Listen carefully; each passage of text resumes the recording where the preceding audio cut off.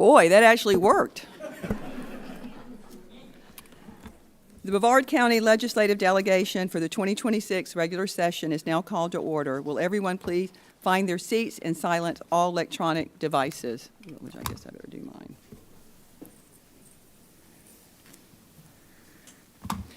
mine. Mr. Gooden, would you please call the roll? Chair Mayfield. Here. Senator Wright. Here. Representative Brackett. Here. Representative Hodgers. Here. Representative Miller. Representative Soroy. Here. Representative Tremont. Here. Madam Chair, quorum is present. Thank you, Mr. Gooden. And Representative Miller is excused from the delegation meeting today. At this time, I'd like to ask Representative Tremont to lead us in the prayer, followed by Senator Wright to lead in the Pledge of Allegiance. Will everyone please stand for the prayer and remain standing for the pledge? Father God, we come to you this morning or this evening, and we thank you for this opportunity to be here. We thank you for this opportunity to congregate together, to discuss ideas, to share our thoughts and our concerns with one another peacefully and respectfully. Lord, we ask your blessing upon this. Keep everybody safe here today. Lord, God bless our law enforcement. Thank you for them being here and their protection that they offer. We ask that your blessing to be upon all of the families here as we're traveling to and from this place. Keep us safe in all of our endeavors and give wisdom to Senator Mayfield as she leads and guides this discussion. In Jesus' name we pray. Amen. Amen. I pledge allegiance to the flag of the United States of America and to the republic for which it stands, one nation, under God, indivisible, with liberty and justice for all. Thank you, Representative Tremont and Senator Wright. It is my distinct honor to preside over the delegation this session, and I want to thank everyone for coming. The meeting is an opportunity for Brevard County citizens, government officials, community organizations to address their state legislative delegation ahead of the interim committee weeks and the 2026 legislative session. Thank you to Brevard County Commissioner and Chairman Feltner for allowing us to use their facility and county staff, particularly Facility Director Skip Bell and Anda Skarbowski. Or no, I'm sorry. Amanda, I just screwed your name up, so I'm sorry. With the communication department for their hospitality. We were here last night for at least an hour and a half trying to make sure we had everything ordered to do, and I really appreciate their time that they did to do it. In addition to Brevard County Sheriff's Office for their support. We have allocated 4 hours today for our delegation to complete our business, including the consideration of 2 local bills and presentation by 85 registered speakers. Each speaker will be allotted 3 minutes to provide the remarks. If you do the math, you will realize that if everyone takes their 3 minutes, we are going to run out of time. If the agenda is not completed on time, it will be up to the delegation to vote to extend the meeting. To that end, please keep your remarks as brief as possible. My aide, Christian Chestnut, to my left, will be our timekeeper for today's meeting. In addition to the clock you see in front of you, he will also hold up a yellow card when you have 30 seconds remaining. If you see that warning, please quickly wrap up your comments. When your time is up, you will hear the beep on the clock. Anyone who is registered to speak, please make sure you have a copy of the printed agenda and make your way to one of the 2 center seats in the front of the room during the presentation immediately before yours. At the end of the agenda, public comments will be heard. If you are not registered to provide comments but would like to fill out a card to do so, please see Kelly Lane or Yvette Campbell, who are sitting in the back of the room. If anyone in the audience feels the time constraints do not permit you to adequately convey your message, please know that you are always welcome to contact the delegation members' offices to schedule individual meetings either here in the district or in Tallahassee. I'd like to take this moment for each member of the delegation to introduce yourself, your staff, and tell us which district and areas you represent. And I would like to start with our newest member, Representative Brian Hodgers, to my left, and then we will just make our way down the dais. So Representative Hodgers, you're recognized. Thank you. Brian Hodgers, District 32, central portion of Brevard, pretty much from 192 on the south end up to about 520 on the north end. I do not see my district aide here. If he is here, David Jackson, I think he's coming in a little bit. And my legislative aide, Ian Kendall, is over here to my left. Thank you. Robert Brackett, District 34, the very southern tip of Brevard County and all of Indian River County. My district aide is not here with us today. My legislative aide is Sonny Agarwal. He's right over here to my left. And I'm Senator Mayfield. I represent District 19, which includes the Barrier Island and the mainland from Indian River County line to the southern line of the city of Titusville, including Kennedy Space Center and the Cape. I am joined today by my team, including William Gooden, sitting to my left, Christian Chestnut, sitting to my left, and Kelly Lane and Yvette Campbell, who is in the back of the room. I'd also like to recognize Representative Miller, who is excused from today's attendance. Representative Miller serves House District 33, including Palm Bay and West Melbourne. Her legislative aide, Brandon Spurlock, and her district aide, Jessica Reeves, are here today. There you are. You're here today. Thank you. Good afternoon, everyone. Senator Tom Wright, District 8, which covers most all of Volusia County and the northern one-third of Brevard County. Always good to be with you here. Charlene is here with me. Diana's here with me. And I'm not sure where Chris went. There he went, right there, over on this side. So thank you all for being here. Good evening, Tyler Soroy. Good to see everybody tonight. Thank you so much for being here. Very pleased to be joined by my legislative assistant, Kelsey Chase. Good afternoon, Chase Tremont, representing northern part of Brevard and southeast Volusia County, and I'm joined here by Duncan DeMarsh, who is recently engaged now. So, very good. That's great. Thank you, members. We will now proceed with the election of the 2026 officers. Senator Wright, I understand you have a nomination for chair of the 2026 delegation meeting. Yes, thank you very much, Madam Chair. I nominate Representative Brackett to serve as chair of the Brevard County Legislative Delegation for this 2026 term. Is there a second? I happily second that motion. Representative Tremont seconds the nomination. Seeing no objection, congratulations, Representative Brackett. Thank you, Madam Chair. Mr. Brackett, or Representative Brackett, I understand you have a nomination for vice chair. I do. Thank you, Madam Chair. I nominate Senator Wright to serve as vice chair of the Brevard County Legislative Delegation in 2026. Second. Seconded by Representative Soroy. Seeing no objections, congratulations, Well done. Senator Wright. Thank you. We'll meet later. We will now proceed with our presentations. The first group of presenters will be the federal, state, and local governments, including special districts. Each speaker, again, in this category will have 3 minutes to speak. Again, to ensure that we are accommodating everyone's remarks, I ask that you please keep your remarks brief as possible and mindful of the time remaining on the clock. As a reminder, follow the agenda and make your way to the front of the room during the presentations immediately before yours. Due to an emergency city meeting conflicting with our meeting, we will begin with Palm Bay Mayor Rob Medina, and then we will hear from Sandy and Michael Stuteville before we continue the schedule that you have on your agenda. So, Mayor Medina, you are recognized. So good afternoon, delegation. First and foremost, I want to thank each and every one of you for rearranging the schedule. As most of you know, we have some issues going on in Palm Bay. Along with me is Dr. Brian Robinson, who's our deputy city manager, and our city manager, Matthew Morton. I just wanted to recognize the hard work that each and every one of you are accomplishing. Representative Tremont, thanks for glorifying God in these chambers. That was a powerful invocation. I'd also like to just share with you my communications with other colleagues throughout our state.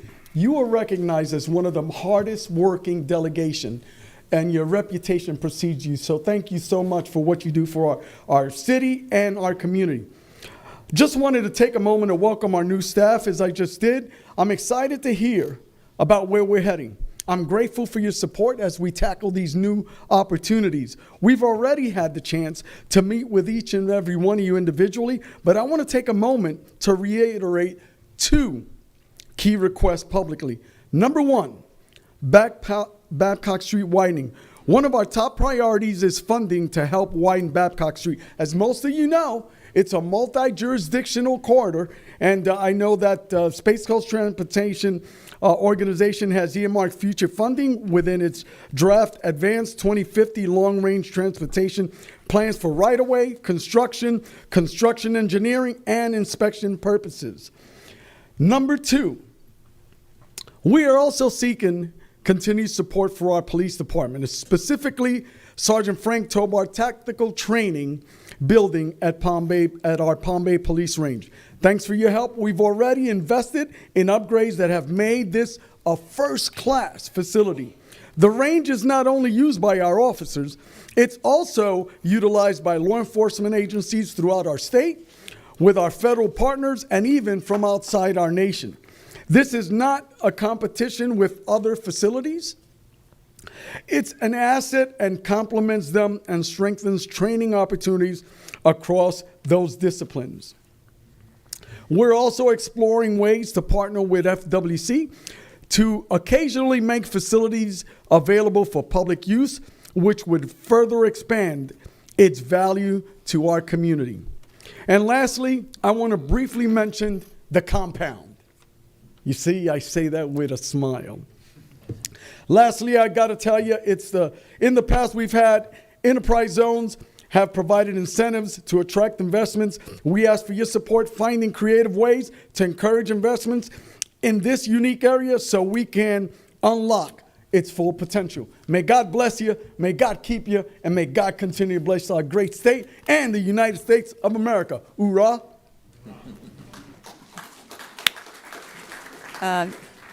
Thank you, Mayor Medina, and that's how it's done, members.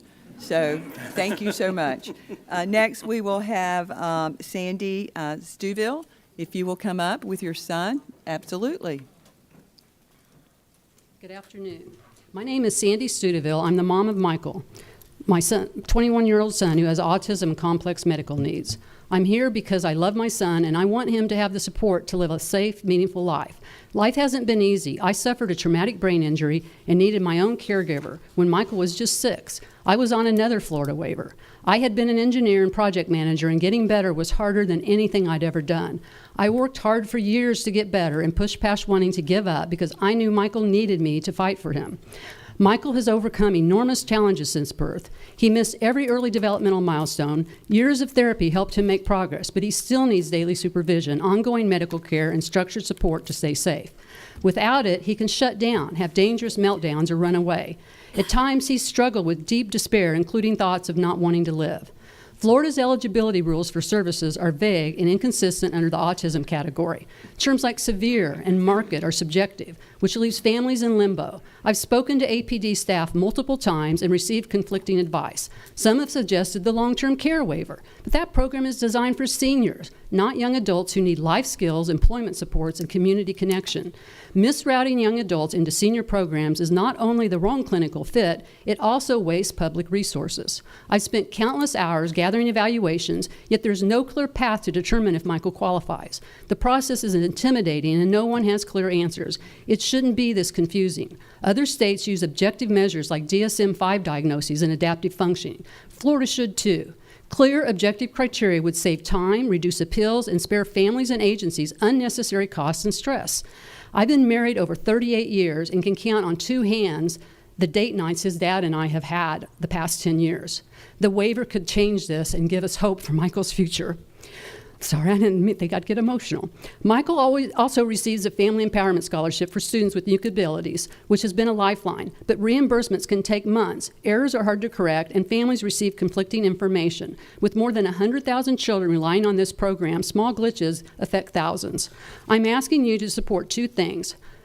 Update APD rules to include objective, transparent eligibility criteria aligned to DSM-5 and adaptive functioning, and get and get APD to publish their criteria in their internal documents, similar to what Social Security used, so something called the Blue Book. I was able to get him disability the first try, which is unheard of, but because they made it clear what was required, I could get the documentation, and it's taken me less time than I've spent so far. The other thing is to improve the FESUA system.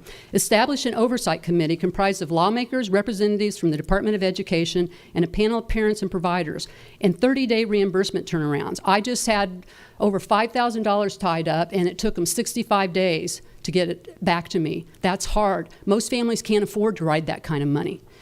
These aren't abstract policy issues. They're about my son's future and the futures of thousands like him. Please help us make the system clear, fair, and workable. Thank you.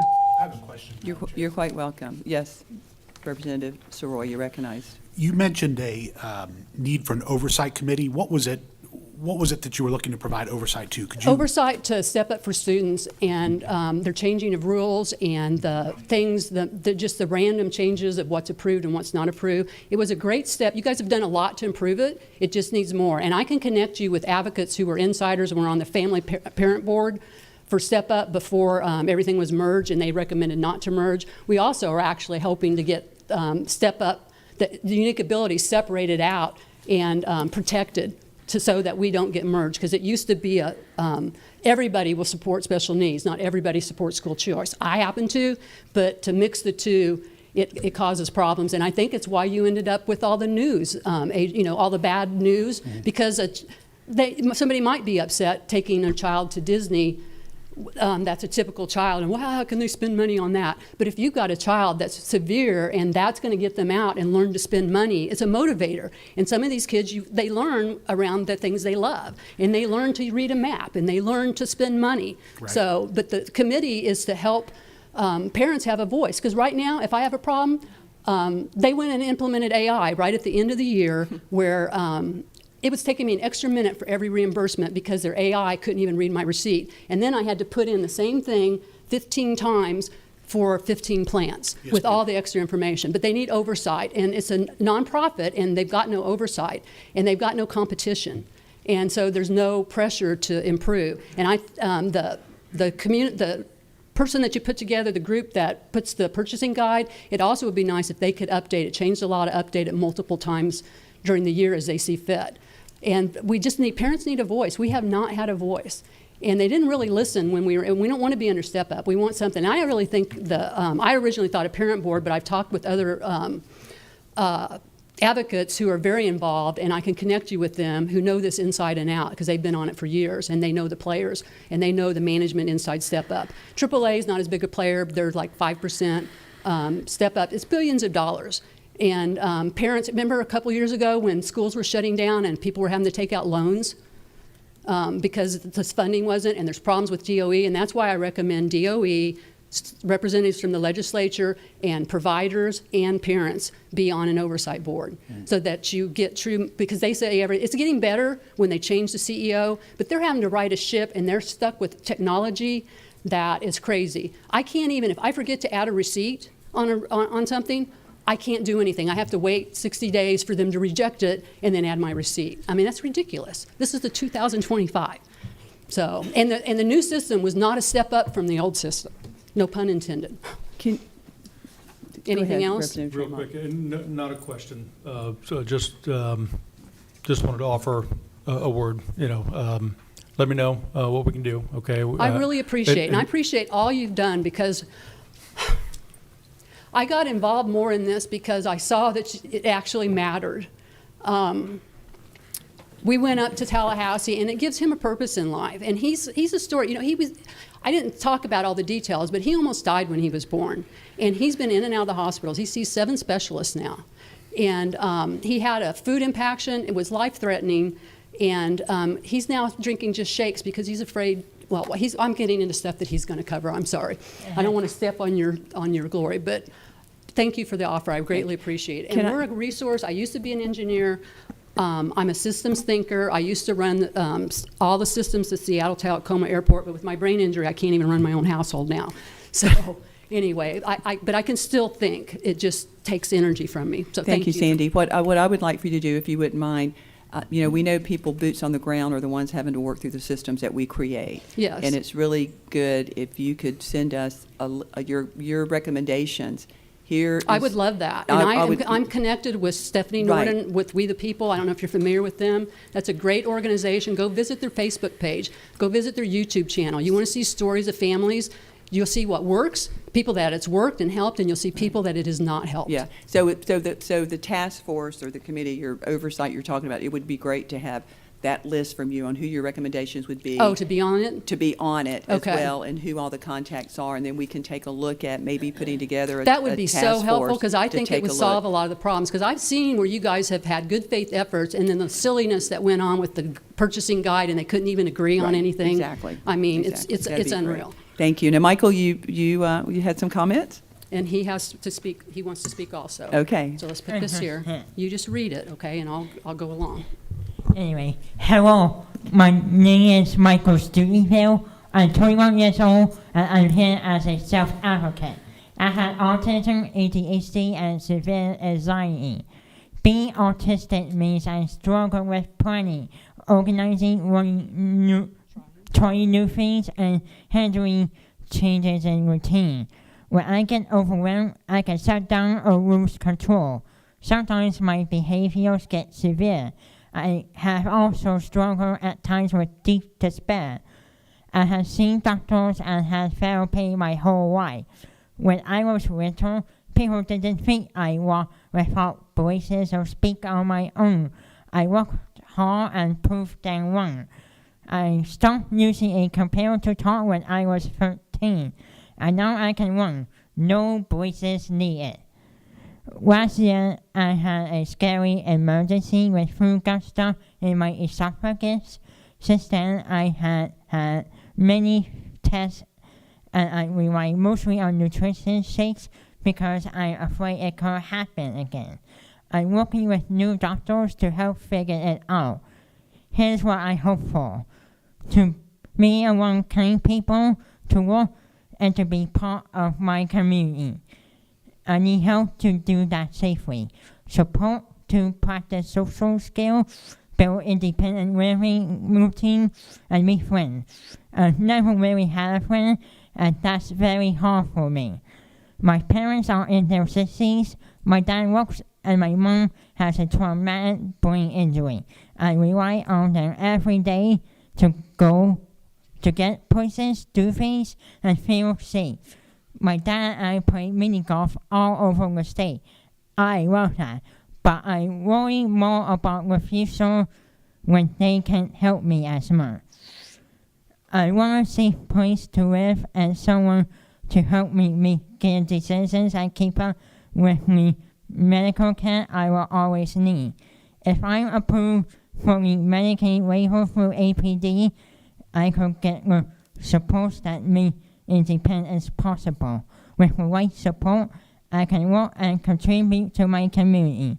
My ask is simple: please make the rules clear and fair so families know when they qualify before they invest months of time and money.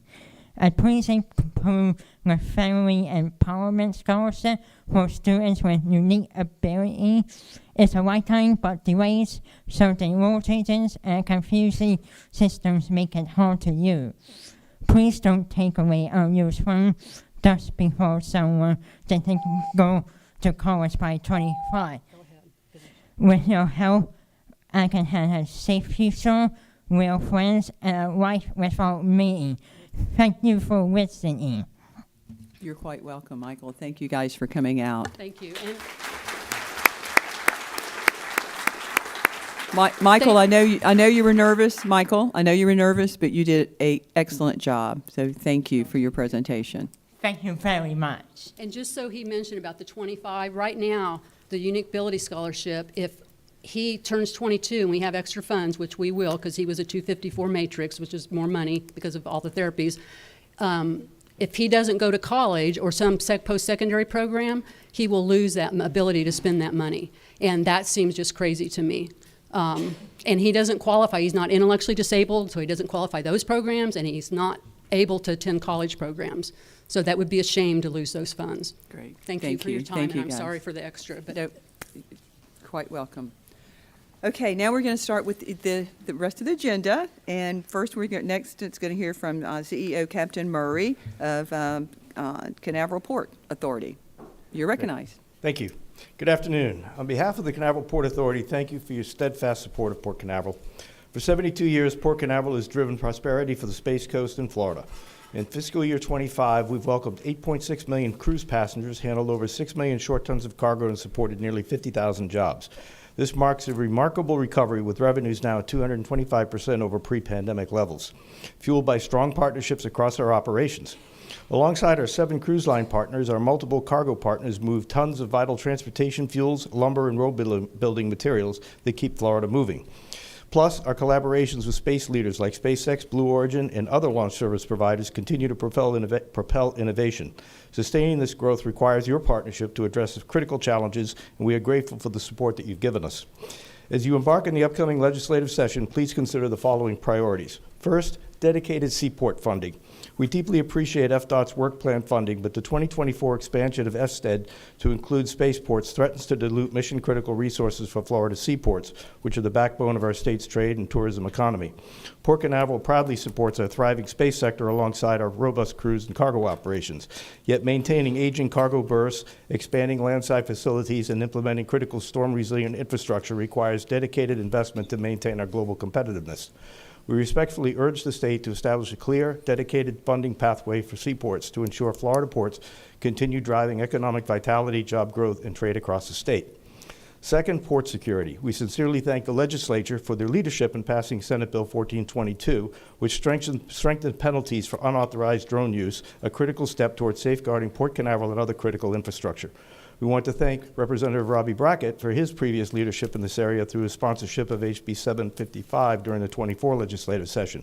However, the commercial use exception in Senate Bill 1422 permits unapproved drone flights over our port and critical infrastructure. With millions of cruise passengers, strategic fuel supplies, and space operations in our port, unauthorized drones threaten public safety, endanger ship operations, and compromise national security-related activities.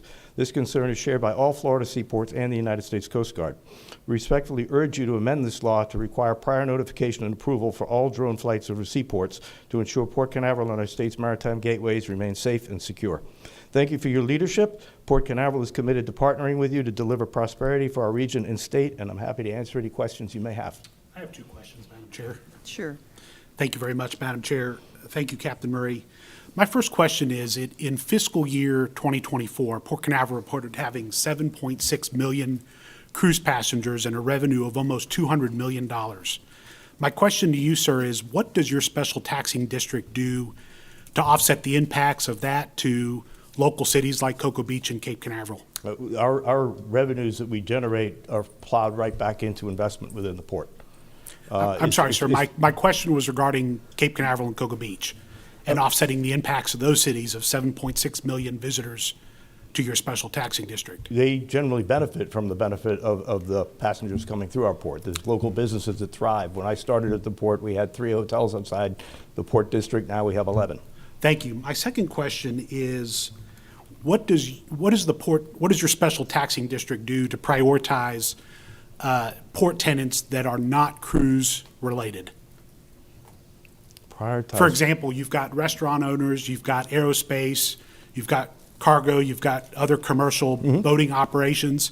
What is your vision of how to prioritize those folks over cruise or along with cruise? What are we doing for the commercial fishermen, for example? We're doing quite a bit with the commercial fishermen right now, and I don't want to get into the fine detail because it's an active discussion that we're having, but we recognize the commercial fishermen.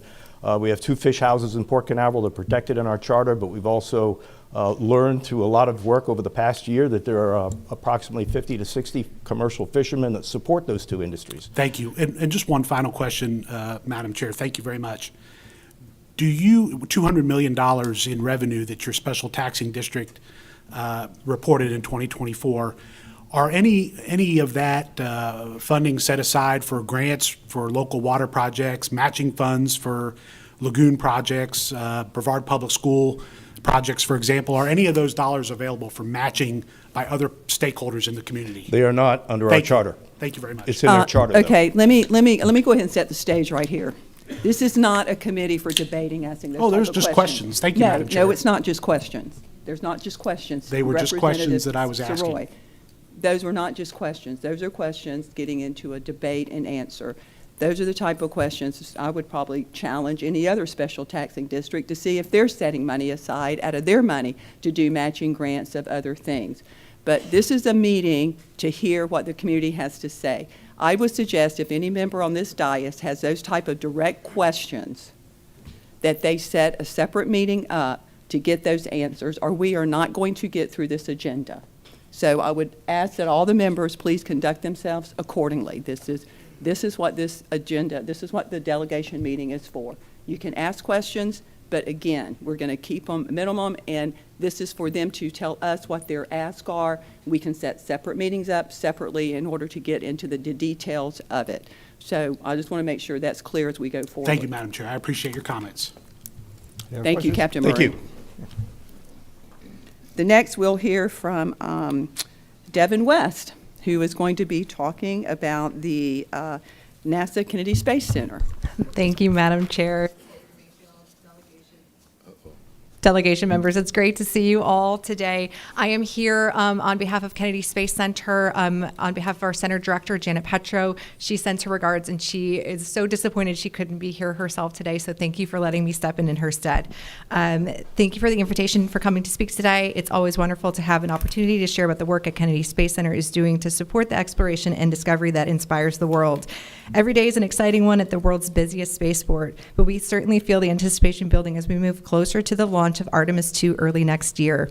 Just last week, the second to last piece of hardware moved to the VAB, bringing us one step closer to completing the fully integrated launch vehicle and spacecraft that will take humans around the moon for the first time in more than 50 years.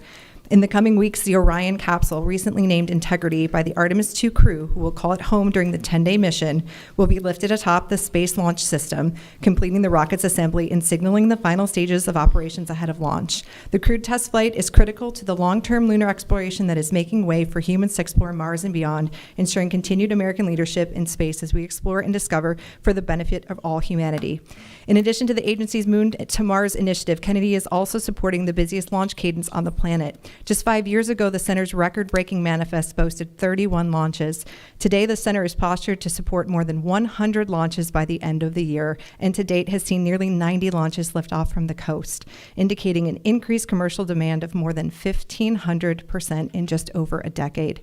This work is a testament to the strong relationship between the center and our neighbors at Cape Canaveral Space Force Station. Through heavy coordination, synchronization, and reciprocal support, Kennedy and the Space Force are working together to deliver on the center's mission to provide a continuous access to space from Earth's premier spaceport. Additionally, Kennedy and the Space Force Station completed master plans for our respective installations, coordinating throughout the process to ensure we are aligned and well postured to continue delivering on our commitments for years to come. I'd like to take a moment to thank our state legislative delegation for the support and partnership that is enabling Kennedy Space Center to support the needs of the nation. Our success and growth would not be possible without the strong relationships we have formed with all of you. Together, we're advancing science, strengthening the economy, and launching humanity's future. Thank you so much for all of your support. We look forward to working with you in this next state legislative session. Thanks, Kevin. Devin. Thank you, ma'am. Now we'll hear from one of our previous colleagues, Mike Miller, who represents he's Vice President of External Affairs and Workforce Integration for Space Florida. You're recognized. Thank you, Chair Mayfield. Yeah, you excused one Miller and you got another. So, yeah, well, thank you. I'm Mike Miller, Vice President of External Affairs and Workforce Integration. Glad to see so many familiar faces on the dais, and congratulations, Representative. I'm here also with my colleague Dale Ketchum, who actually moved here during the first Eisenhower administration. So he's there. And I say that because tomorrow, October 1st, is the 67th anniversary of Eisenhower signing the document that created NASA. So happy anniversary to NASA, 67 years. So I want to just quickly highlight three things, and I'll yield back to Dia since I know you have a very busy day. First, I want to thank you, Senator, for your Bill 1516. The International Aerospace Innovation Fund is the reason that Rob Long is not here with us today. He's in Australia, and I think that's a really great opportunity for us to expand our partnerships not only around the country but around the world. So I think that's a really wonderful bill, and I appreciate you passing that with Representative Kendall. The other great thing to tell you guys is we are doing a lot of great work here, along with our partners at NASA and Space Force, to make sure that aerospace stays in Florida. The state of Florida, and your support of our $17.5 million annual budget, has returned about $5 billion worth of projects that we have underway right now around the state of Florida. 57 of those projects are actually right here on the Space Coast. And I just think it's really important to know that not only do you guys support us for all that international activity and all the national activity, but you also support us through the Department of Transportation. And we have a spaceport improvement program that since 2012 has given back $504 million of state money leveraged against $1.9 billion of private investment. So that's a tremendous leverage. The other thing to highlight today is how many great things we have going on at the spaceport. We have critical infrastructure to expand the launch cadence that Devin just so kindly, just over 100 launches this year is pretty amazing. We're also enabling new manufacturing and assembly with our friends at SpaceX Blue Origin. I see folks here in the room. We're also estimating, as I think Devin highlighted, that by 2035, Florida will need to be able to support the annual transport of 5,000 metric tons to space. So if you realize right now, most of the time we're launching Falcon rockets, and right now that'd be 219 Falcon launches per year to support 5,000 metric tons to space. Quickly, a couple other things just to highlight with Space Florida. Our community engagement, our CEO, Rob Long, is on the board of United Way and really appreciates that opportunity. We really enjoy working with Linda Weatherman and Edgar and their team at the Space Coast EDC. And lastly, I should mention, I know Superintendent Rendell's here, the Space Academy program that we're working on. One of the things that all the folks that come to the space to Florida, they want to know what's the workforce going to look like in the future. And if we're going to support that 2035 number, we're going to need to have a lot of folks get in the aerospace business. So Rachel Rutledge, who runs the CTE programs here in Brevard County, has done a wonderful job incorporating our Space Academy program. It's really been a hit, and we had 6,000 kids graduate last year. I'll tell you about that statewide. Hopefully to double that this year. I'll finish up, Christian. Don't wave me down. So I close with a thank you for you guys, and especially for all your staff. I see not only Christian, but Sonny. Great staff. All of you guys do a great job working with your staff. It would be hard not to. And last but not least, Space Day, February 3rd. Space Day at the Capitol. Please make it. It'll be a fun day. Thank you, Chair. Thank you, Mr. Miller. Next, we have the Managing Attorney, Casey Brascom from the Florida Guardian ad litem. You're Madam recognized. Chair, thank you. Senator, representatives, thank you for having me. My name is Candace Brascom. I'm the managing attorney for the statewide Guardian ad litem office here in the 18th Circuit that covers both Brevard and Seminole counties. The Guardians ad litem that are appointed by our office represent Florida's abused, neglected, and abandoned children in both court and the community. They are appointed by a judge after a child enters the dependency system.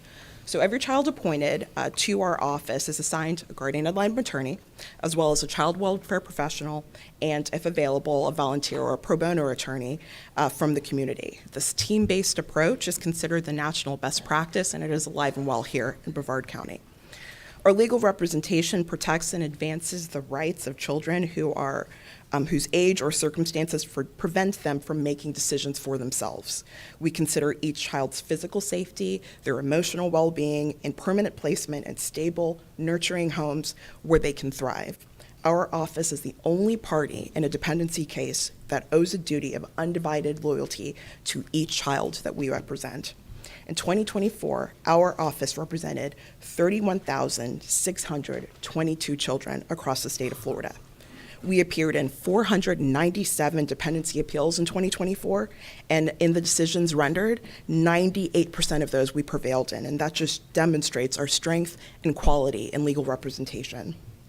Last year, due in no small part to your support of our office, it was the first time in our office's history where we had sufficient resources to represent every single child in dependency cases with a guardian ad litem. We are also really grateful to the governor and the legislature recognizing in statute the critical role of mentors, helping out teens that are aging out of the foster care system and moving into adulthood. Our office works with dependent youth approaching adulthood and making sure that they each have mentors. And that's just helping them navigate the real challenges of independent living, whether that's, getting into a lease for an apartment or getting a driver's license. As of today, we have 1,200 teens in our systems that have an identified mentor. So as we're looking forward, we have just two things that we're asking for. We are anticipating requesting salary adjustments in the upcoming budget. Our staff salaries haven't really kept pace with our counterparts in other state agencies. And the other thing is increased budget authority to allow our office to draw down additional federal Title IV funding. This would allow us to offset state costs and assure we are maximizing available federal resources when they are available for our ongoing work. We are deeply grateful to all of you for everything that you've done and your continued commitment to our office. And again, we thank you so much for your service. Great. Thank you so much. Thank you so much. Next, we will have Rob Feltner, the Brevard County Board of County Commissioners. Welcome. Thank you. And it's a privilege to speak to you today on behalf of the Board of County Commissioners. Madam Chair, members, we greatly appreciate your time. We got two main things that I'll speak about today, and I know brevity is much appreciated. I appreciate being number 7 of 87, I think, so I'll try to return the favor to you. First, I'll just get to what we're looking for in appropriations in the next legislative session. We're looking for support for Scottsmore Mims Area Stormwater Master Drainage Project, stormwater drainage project in Indy Atlantic, Martin Fisk Area Drainage Improvements, North Banana River Drive South Bridge, Newfound Harbor Drive Drainage Improvements, Pelican Creek and Fowler Drive, Newfound Harbor Drive Drainage Improvements, and at Stadium and Cuttington, which is in front of Vera Elementary. I've worked on that project. We're 90% of the way there. We're looking for the last 10% for you to help us with. Second, on the policy end of things, as a board, we'd like to see an end to the state's preemption of short-term rentals, return control to the county and municipalities, support legislation allowing all counties to use tourism development tax revenues for police, fire, EMS, support continued efforts to remove derelict vessels. That's important on our waterways. I think we all agree with that. Continue support of ongoing partnership with the state, St. John's, and DEP to restore the Indian River Lagoon. We could not be a success without all of the help from the state on the river, and greatly appreciate your support there. And then finally, we're looking for support looking for you to support dedicated funding for cost share grants to replenish sand on Florida's beaches. And with that, Madam Chair, I yield my time. Thank you. Short and sweet. Next, we have Superintendent Dr. Mark Rendell, Brevard Public Schools. Thank you, Sorry, Senator. Dr. Rendell. Good afternoon, everyone. First and foremost, thank you. Your continued support of Brevard Public Schools has made a real and lasting impact on the lives of our students, families, and educators. We're deeply grateful for your partnership. Brevard is proud to once again be recognized as an A-rated school district. Our students excel academically, our educators are deeply committed, and our schools offer a wide range of innovative programs that prepare learners for success in college, careers, and life. This level of achievement is only possible with strong community and legislative support. We thank you for being part of that foundation and the journey for these students. For example, during last year's legislative session, you fought to preserve the weighted funding for advanced placement, international baccalaureate, and Cambridge degree courses. To illustrate the importance of that additional funding, Brevard not only increased the number of students taking AP courses to almost 9,000, we also improved our passing rate by 8% to 75%, which is well above the state and national averages. This represents a great investment in our future. Thank you again for supporting that funding. Now, college-level coursework is not our only mission. I believe each of you are well aware of our diverse career and technical education programs. We used to call that vocational education. Well, vocational education is alive and well in Brevard County. We have 49 technical programs. Last year, we issued almost 5,500 vocational certificates. Those are industry-recognized credentials that provide our students with direct access to high-wage careers. This delegation has been a staunch supporter of this segment of our curriculum. You have provided additional funds to support these programs. This year, we have submitted 2 funding requests. First, we seek funding to expand our Career and Technical Education Center at Brevard Adult and Community Education. This expansion will add auto and diesel mechanic programs to create a state-of-the-art innovation space for our new technical college.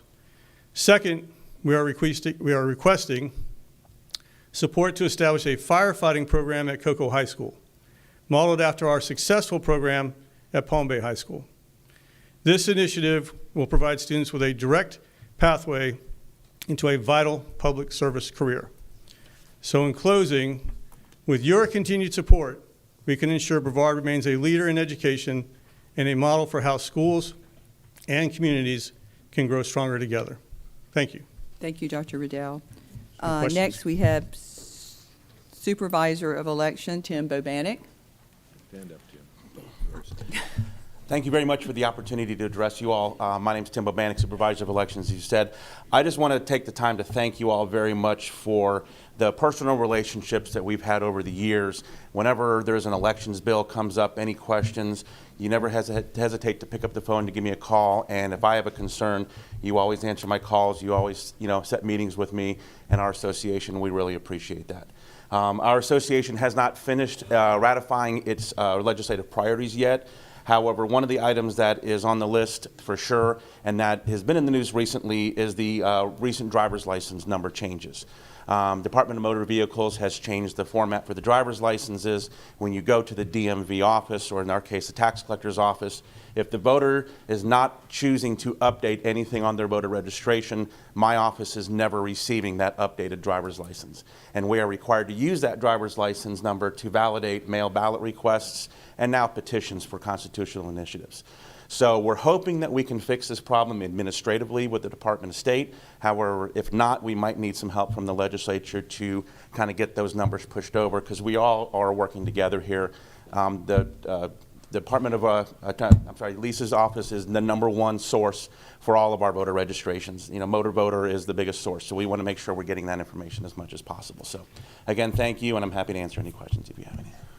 Representative Tremont, you're recognized. I'm sorry. Thank you, Madam Chair. No question, but I know I'm going to be carrying at least filing an elections bill, so I'd like to get with you after this. Absolutely. Thanks. Great.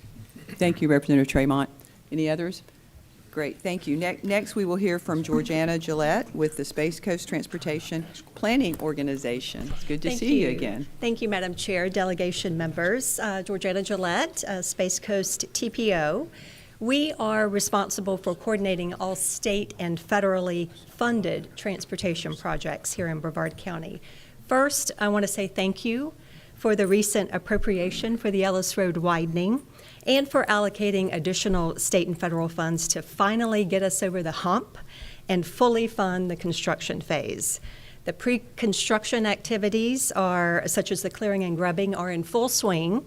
And, they're expected to be finished by November.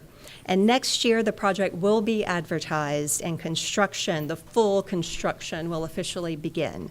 So we would like to thank you and celebrate this major success. Thank you, thank you. You get one project done and you move on to the next one.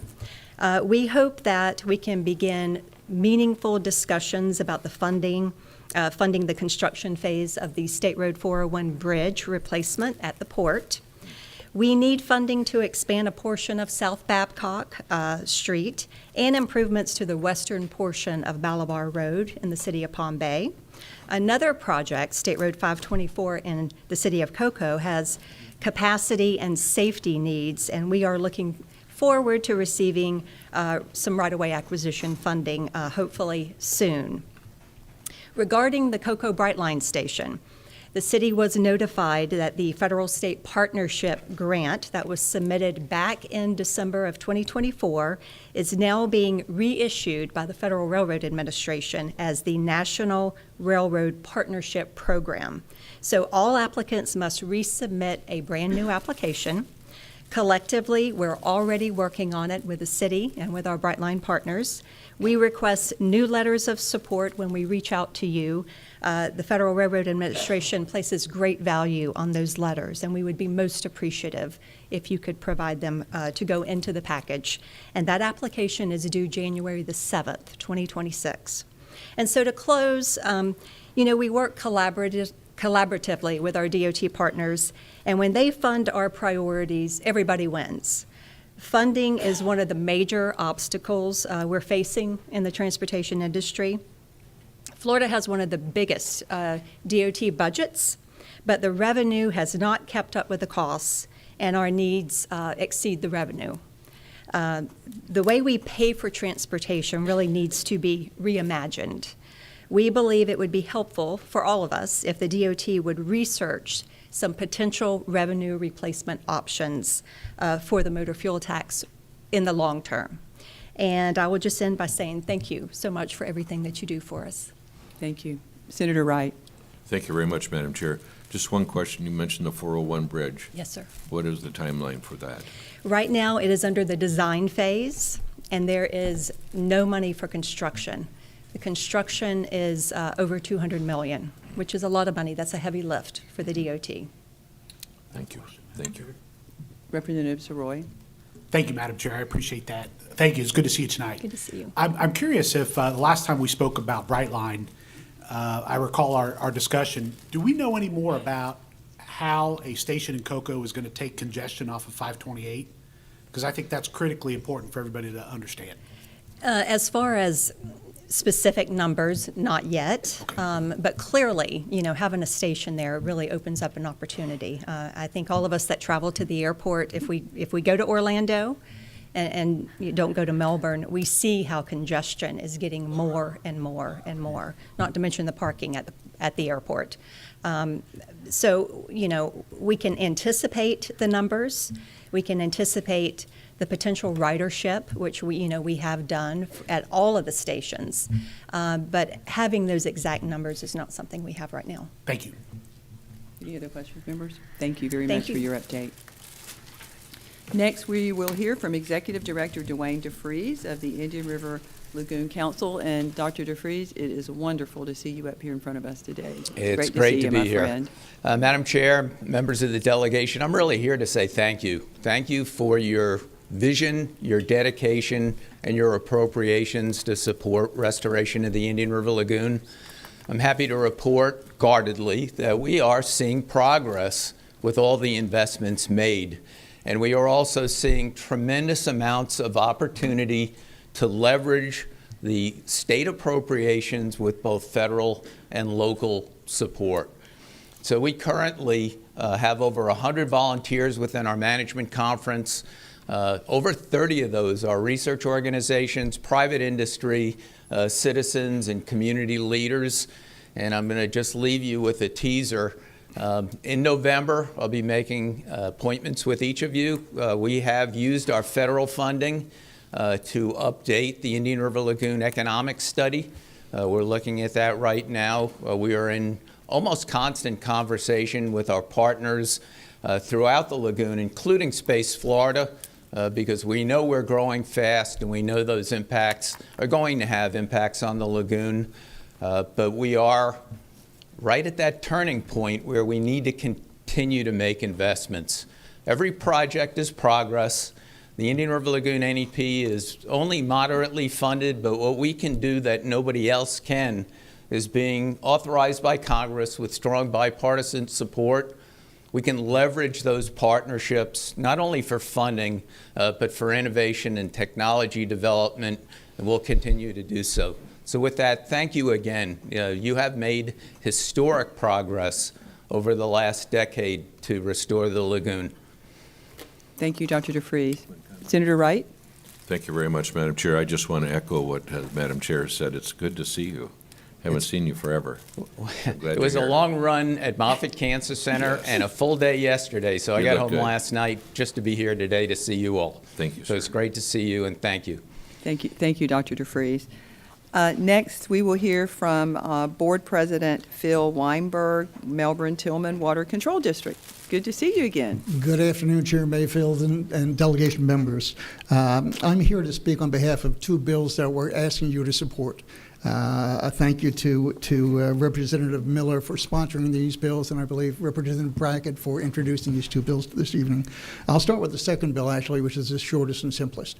It's simply a request for an annexation for a small piece of property that was requested by Health First Palm Bay Hospital into the district, and that does require an act of the legislature in order to annex any land into our district. The second, we feel the most critical part of the bill is our funding issue. We feel that the legislation is absolutely critical to the district to enable us to continue our primary mission, which is to prevent flooding of residences and businesses in our district. And secondarily, to reduce nitrogen phosphorus from entering the Indian River Lagoon. As you know, our fee structure was capped at $25 per year for residences, $50 for businesses, and $8.50 for agricultural property. Those caps were set in place over 30 years ago. Needless to say, our fee structure has nowhere near kept up with the increase in the consumer price index over the 30-year period. That's resulted, unfortunately, in a severe budget crunch to us. We've had to reduce our workforce from 20 employees to 17. We've had to go from mowing the grass in our 2,300 acres of right-of-way from 4 times a year to twice a year. Our equipment is aging and becoming challenging to maintain. This bill will allow us to continue to provide the protection to our constituents that we are tasked with providing by law. On behalf of our Board of Directors, I want to thank you for your consideration. And in addition, our county commission, thank you, has passed a resolution supporting both these bills. And I'll be happy to answer any questions you may have. Great. I think what we'll do is, since we'll be doing a complete bill presentation, we'll wait till that section, and then members can ask all the questions that they want of the sponsor, and then the debate and the presentation. So, okay. Thank you, Chair. Next, we'll have Assistant Vice President Robert Salone with the Florida Institute of Technology. Good afternoon, Chair Mayfield and members of the Brevard County Legislative Delegation. Thank you for your hard work in Tallahassee and the opportunity to share a few words about the Florida Institute of Technology, our hometown STEM university and source of pride for the Space Coast. For more than 60 years, Florida Tech has prepared students to turn potential into skills and skills into STEM careers. From our founding in 1958 at the dawn of the space program by a determined engineer working for a private contractor, Florida Tech has been part of the Space Coast's heritage, educating graduates who monitor lagoon health, pilot aircraft, guide rockets, and defend our nation. That mission continues today. Our students and faculty partner with NASA, the Department of War, and leading companies and local organizations on real-world challenges.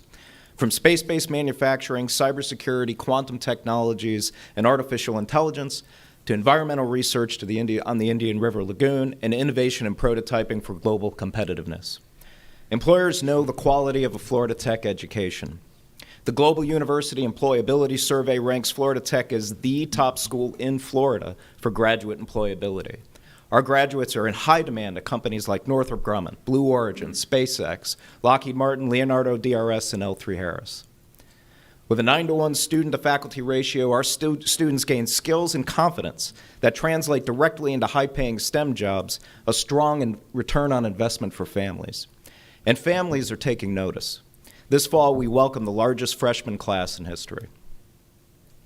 Programs like the Effective Access to Student Education, or EASE, are important to this student's success.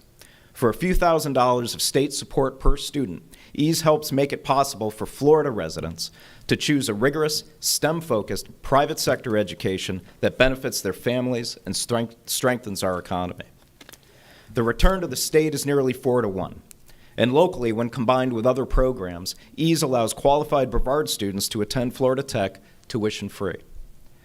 Looking forward, Florida Tech is building on this momentum. The new Vertex Applied Innovation Hub will connect students industry, and private capital to solve real problems. Graduate programs at Patrick Space Force Base are tailored to working space professionals.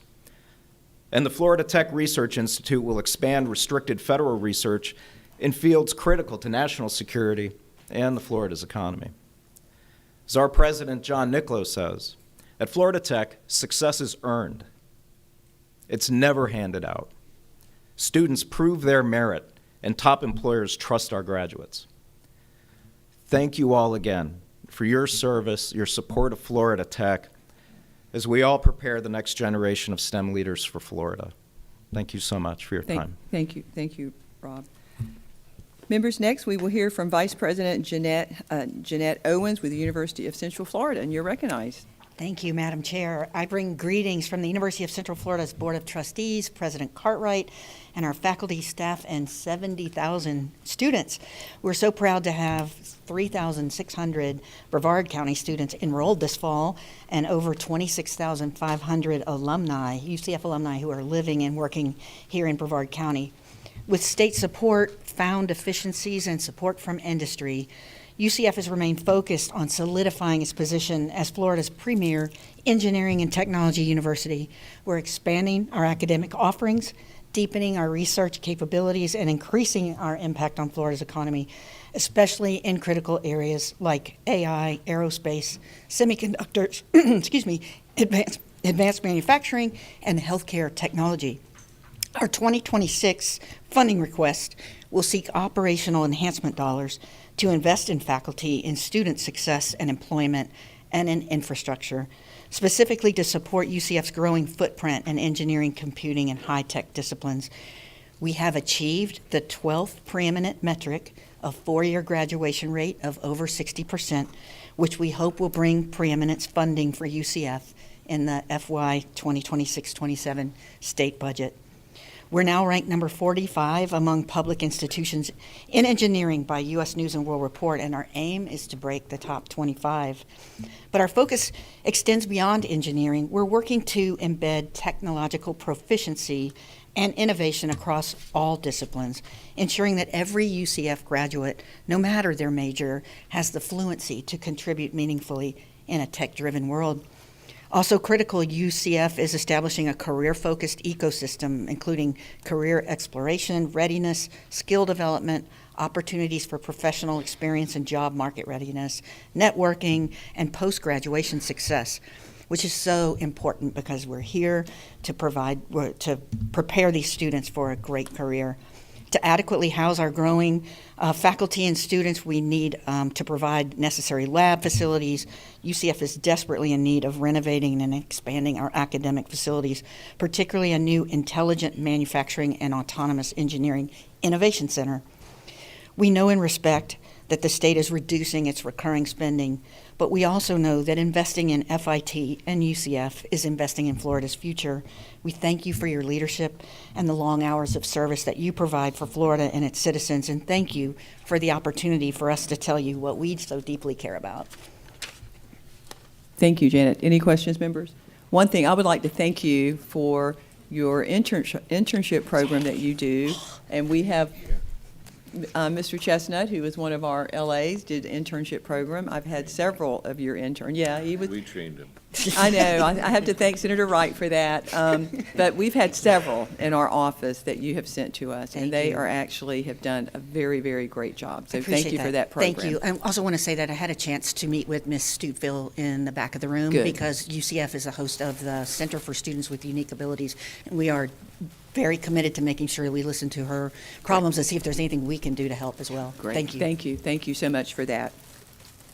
Next, we will hear from Councilwoman Sarah Stokill, and she is with the League. She is going to be presenting on behalf of the League of Cities and Space Coast League of Cities. Yes, I'm kind of double dipping today, so thank you. I think most of you know me. My name is Sarah Stokel. Currently serve as a council member for the city of Titusville, but also serve as the president of our Space Coast League of Cities, and was recently elected in to serve as second vice president for the entire state for Florida League of Cities, which means during the 2027 to 2028 year, I will be president for the Florida League of Cities, which is partially why I'm here and part of my ask today. So First, I do want to say thank you. Thank you so much when we go to Tallahassee for meeting with us during committee weeks, for meeting us when we go during legislative action days.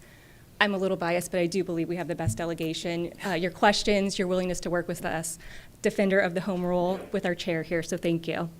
I did want to say a little bit why I started with the Florida League of Cities, and I was elected at the same time as Representative Tremont over here to serve locally.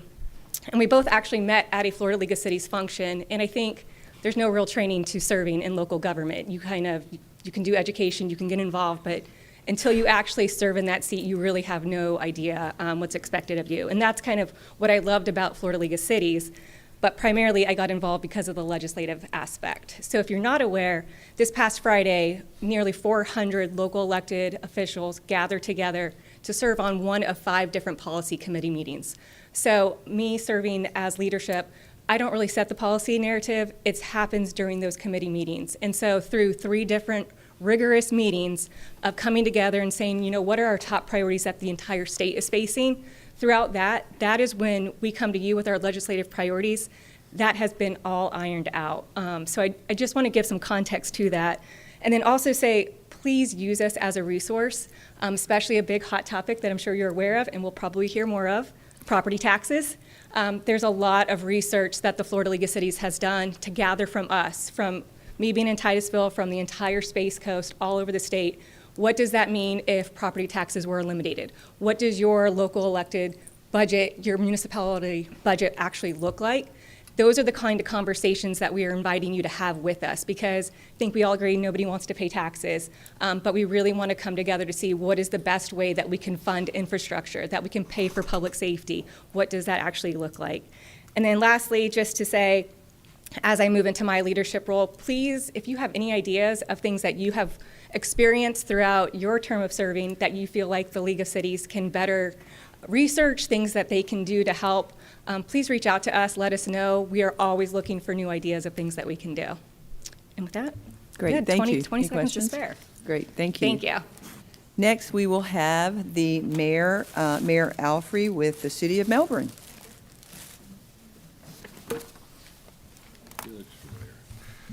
Hey, good afternoon, everyone. It's kind of hard to go after Dr. Stokel because she's got everything ready to go.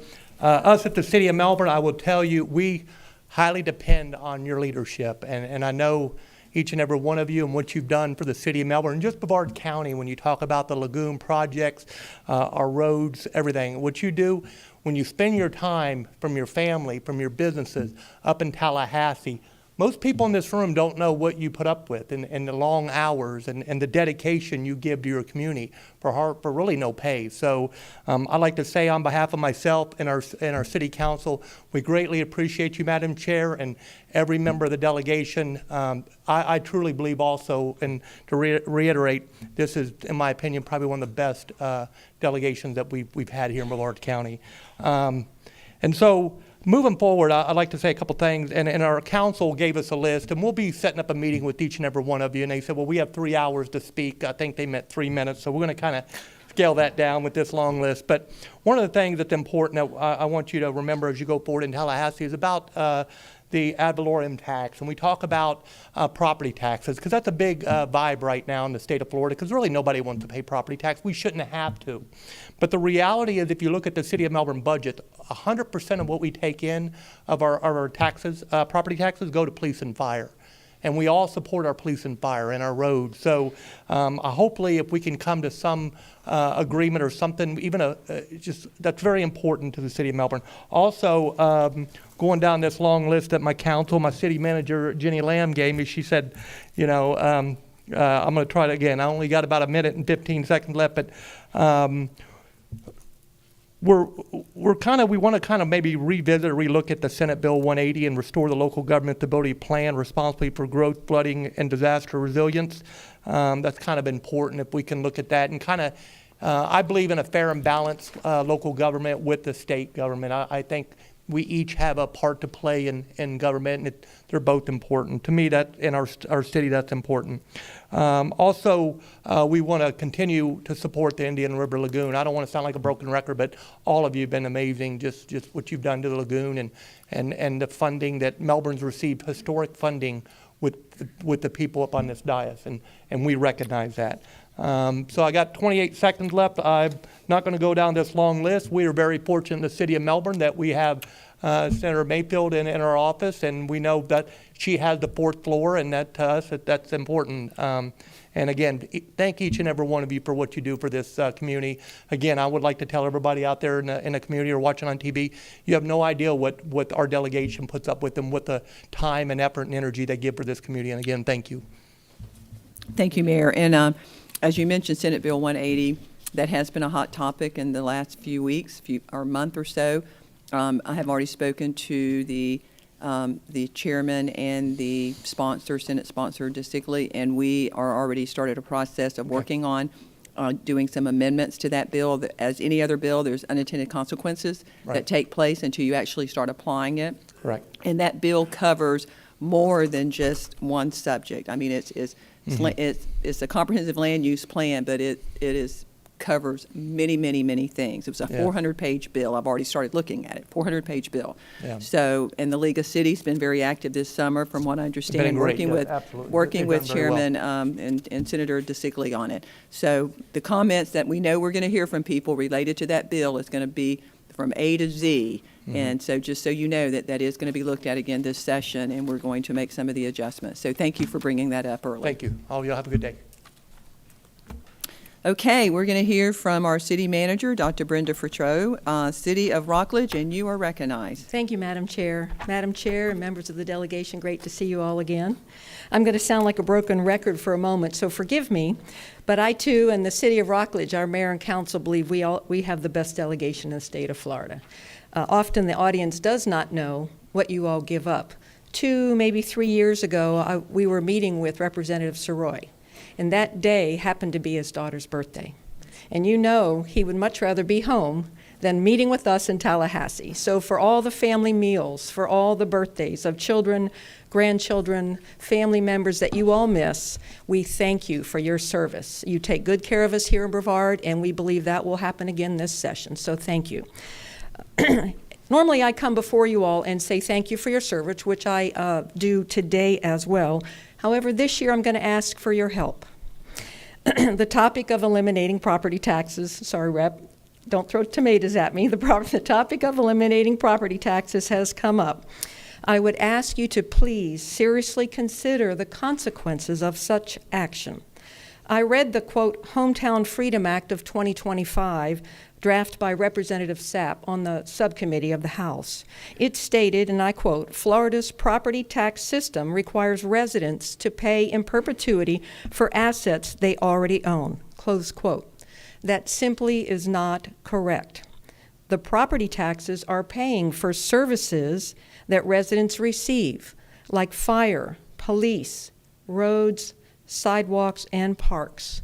In Rockledge, in fact, as you heard in Melbourne, property tax dollars pay for police and fire, and in fact are not enough to pay for those two services entirely. These services are essential to preserve our quality of life. Over 70% of Florida cities have kept property tax millage rates at or below 2020 levels. This demonstrates that local governments in Florida deliver efficient, disciplined spending even in the face of rising costs. In fact, Rockledge has lowered its millage rate for the last 13 years, and this year lowered the millage rate below the rolled back rate, which gave our taxpayers a true tax reduction of negative 1.2%.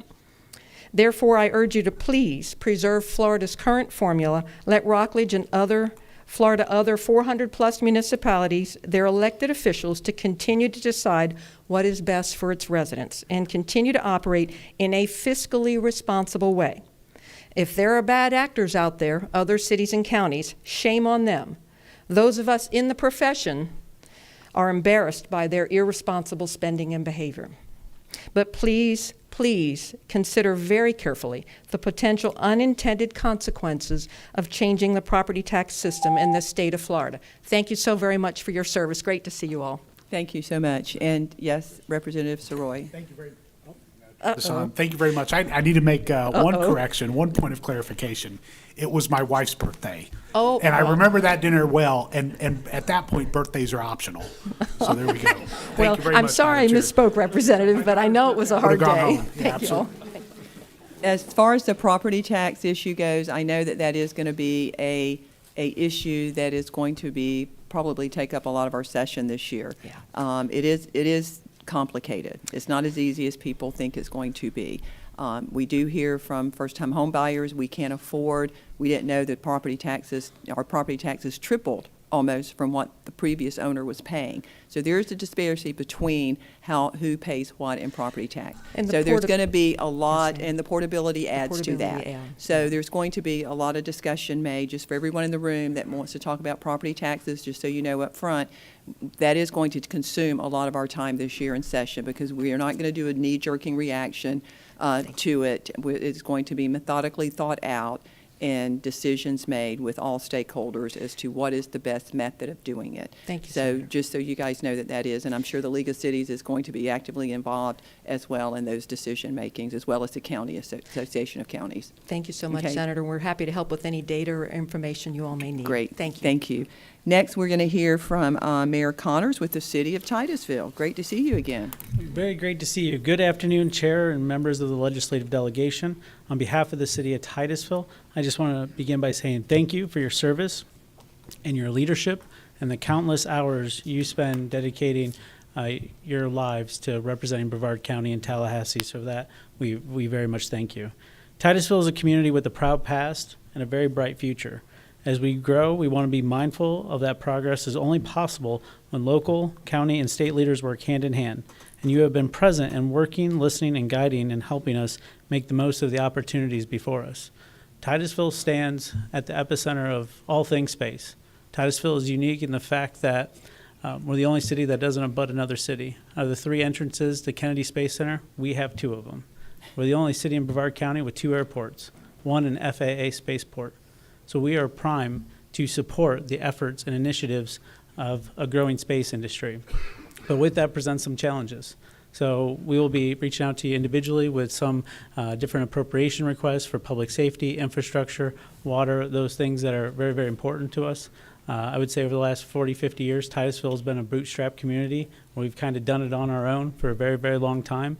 And now I believe it's the right time for us to sit back, have conversations with you, and figure out how we can move forward so that we're not only helping Titusville grow, but the rest of Brevard County, our space partners, and our school district, and everybody involved. So for that, I want to thank you and yield back my time, as I know you have a long day, and I've sat in that chair, so I appreciate it.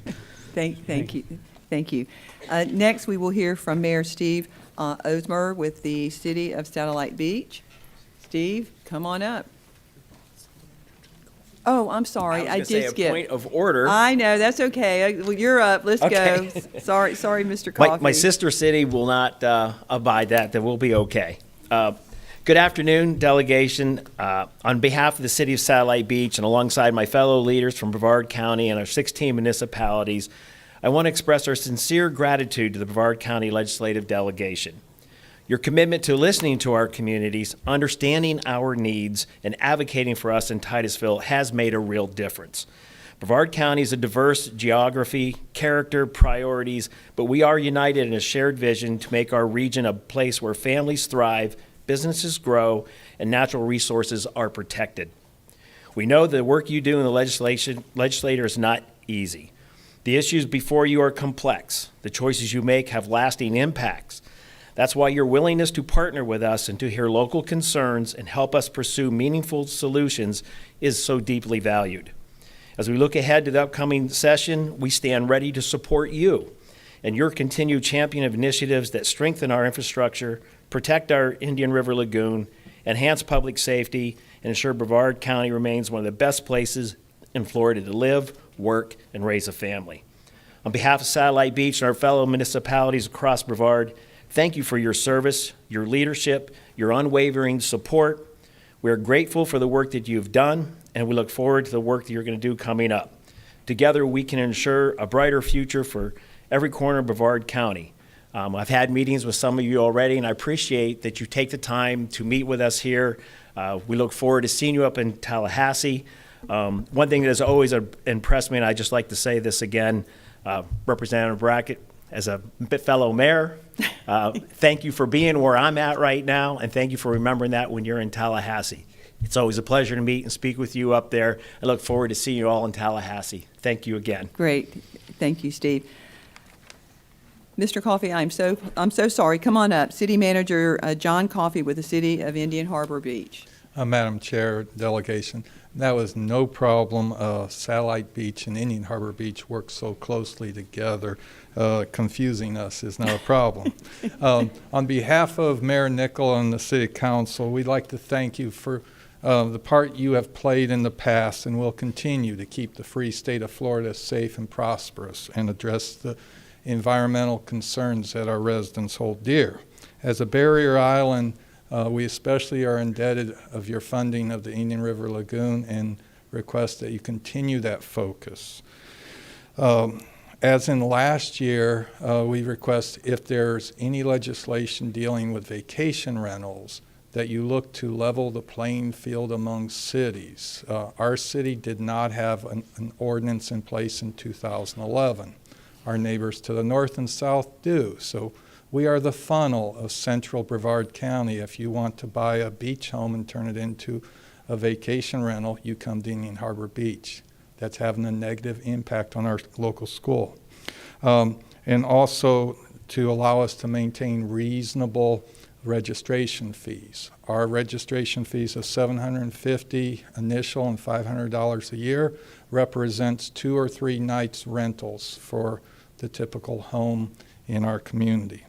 And lastly, as mentioned about as you deliberate property tax relief, the city for the last 4 years has reduced the rate. We have not cut the overall receipts because we are a built-out barrier island.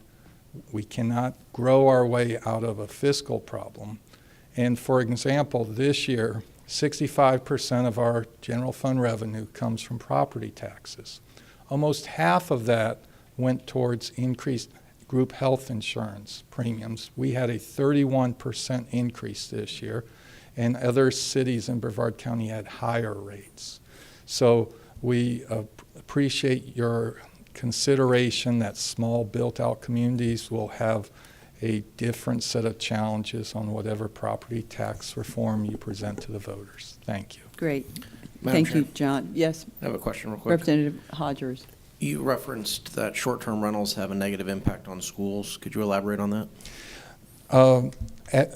As our short-term rentals have increased incrementally over the years, the number of students enrolled in the elementary school in our community has correspondingly gone down. All right, thank you. Thank you. Okay, next we will have Mayor Wes Morrison with the City of Cape Canaveral. Welcome. Thank you. Good afternoon, Chair and the members of the Brevard Delegation. Thank you for your service and for leading our community in Tallahassee. I speak today on behalf of a unanimous City Council vote and the citizens of Cape Canaveral who adopted a resolution just yesterday specifically for this meeting. Our 2-square-mile city is on the front lines of the county, the Space Coast, the great state of Florida, and the edge of our American border. This morning, my wife and I walked on our shoreline after the small tropical storm passed us. It was not a major storm, but it still left its mark, a reminder of the constant challenges we face with the ocean at our doorstep and the rocket launches overhead that bring both pride and an added responsibility. I also remember, well, I better remember, this week last year on October 11th, because it was mine and my wife's 10-year wedding anniversary.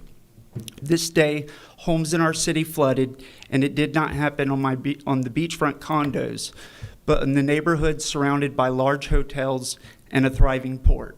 Water stood for days, mosquitoes multiplied, and the power was out. Some of the families with the fewest resources bore the hardest impact. It showed the strain on our wastewater and stormwater systems. Cape Canaveral may be small in size, but our responsibility is large. Our residents, businesses, and visitors, fishermen on the beaches and the Banana River Lagoon, surfers catching waves, retirees, enjoying the sunshine, and families making memories, all make Cape Canaveral a place that matters. Far beyond our borders, the people of Cape Canaveral strengthen Brevard County and the state of Florida every day. We are also proving that small cities can lead with fiscal responsibility. For 2 years in a row, Cape Canaveral has delivered a true tax decrease, reducing property taxes below the rollback rate. We may be the only in this city in Brevard who did that 2 years in a row. And let me briefly share the legislative priorities we have adopted, not in order of importance, but together they reflect our needs. First is protecting our coastlines, wastewater, and stormwater infrastructure, and improving A1A as our main corridor as traffic continues to grow to make a sustainable and resilient community. Stabilizing the property insurance market, preserving the local discretion under the Live Local Act to opt out of the tax exemptions when necessary, restoring local authority to regulate vacation rentals fairly, and supporting property tax reform that reduces reliance without compromising essential services. I want to emphasize that we support that. We stand today on Judge Jamison Parkway, and her husband was the first mayor of Cape Canaveral, and today I stand as the 15th, and just want to thank you to carry this responsibility forward with you. Thank you. You're welcome. I have a question on your wastewater. Yes. Do you have your own wastewater treatment facility, or are you with the county? We have our own. Okay, thank you. Thank you. Anything else? Great, thanks. Thank you. Next, we'll hear from the town manager, Michael Casey of Town of Indialantic. Thank you all for being here and the hard work you all do. I realize that. I've worked with Senator Mayfield several times on some projects and things, and she's always been very, very helpful. And she's even been there in person a few times helping out with some projects. Town of Indialantic is a small barrier island. We're also capped out and built out, so our taxes and stuff, I will bring up a reform that worries us about our public safety is our biggest cost of all of our property taxes. It barely pays for our public safety, police, and fire. We have a full-time, so I want to kind of reiterate that. But I'm also here to ask for some funding for on the pier. We have a pier that's located just south of, or just north of the Melbourne Causeway that goes into the lagoon. It's about 400 feet out into the lagoon. It has built-in seating and lighting and tables, and it's got an observation deck that's covered, and it's got educational areas and stuff. And this area, it serves educational purposes. They have oyster beds installed out there to help with the water quality. And we're asking for funding to help this. The current one is 25 years old. It's unsafe now. It would be approximately about $890,000 to refurbish it, which is more than a quarter of our ad valorem taxes a year. So we don't have the money to fund that. We do have some money set aside to help match some funds and things. But it's looked at by residents, visitors, and everything else. They get to go out and they see the sun setting, you can see the dolphins jumping, and it's an asset to the community, to other cities. We get a lot of people coming in from outside the area, tourists and stuff, and they enjoy that area. It's a very popular area down there watching the sunset. And we're just asking, for any support you all can give us in funding to help us out to take care of this project and rebuild it and make it safe again for everybody. And that's about it. And I do thank you for the job you all do. I understand birthdays and anniversaries and stuff. I always look when our council meetings are to see when I'm which holidays I'm missing. So Thank you. Thank you so much. Okay, next we have, it was a late registration, but we have Mayor Andrea Young with the City of West Melbourne. And Andrea, you're recognized to speak. Thank you. Thank you very much for having me here today. As some of you may know, we are building our own potable water plant in the lovely city of West Melbourne, and one of the projects we need to do with that water plant is we need to the construction of a new high-capacity, resilient industrial injection well to reduce reliance on the city's 40-year-old injection well, As the fastest growing city in Brevard County, you can understand why we are in need of a new injection well. The community environment benefits, enhances long-term wastewater management capacity, and reduces the risk of vertical migration, which of course is sewer spills, and that's something that we're very sensitive to for the Indian River Lagoon. It also prevents system failure during high-flow events and safeguards groundwater sources to continue to protect the Indian River Lagoon. We will keep the old well. This is a 40-year-old injection well. We'll keep that available only for emergencies and for testing. Another thing that we are doing is as you may know, we have a lot of flooding in West Melbourne, and we are putting in a box culvert under the road of Henry and Doherty. That is a $620,000 total project overall. We're asking for $465,000 for that, and that is the existing storm culvert there is undersized. It is a 48-inch pipe, and it was built back in the 70s. We are asking for the funds to build a new culvert to improve conveyance and eliminate bottlenecks, which causes the water to back up and to flood for local flooding. Both of the city's requests today reflect our unwavering commitment for restoring and protecting the Indian River Lagoon, ensuring it thrives for future generations as our regions continue to grow. Thank you very much for having me today. Great. Thank you. Thank you, Mayor. Members, we will now go into our presentation of local bills, and we will take up a bill related to the Melbourne-Tillman Water Control District by Representative Miller, and in her absence, Representative Brackett has agreed to present the bill. So you are recognized to explain the bill. Thank you, Madam Chair. And as mentioned, I'll be presenting this bill to the delegation for Representative Miller. Okay, will you wait just 1 second? We'll let everyone get out of the room that's leaving so everyone else can hear.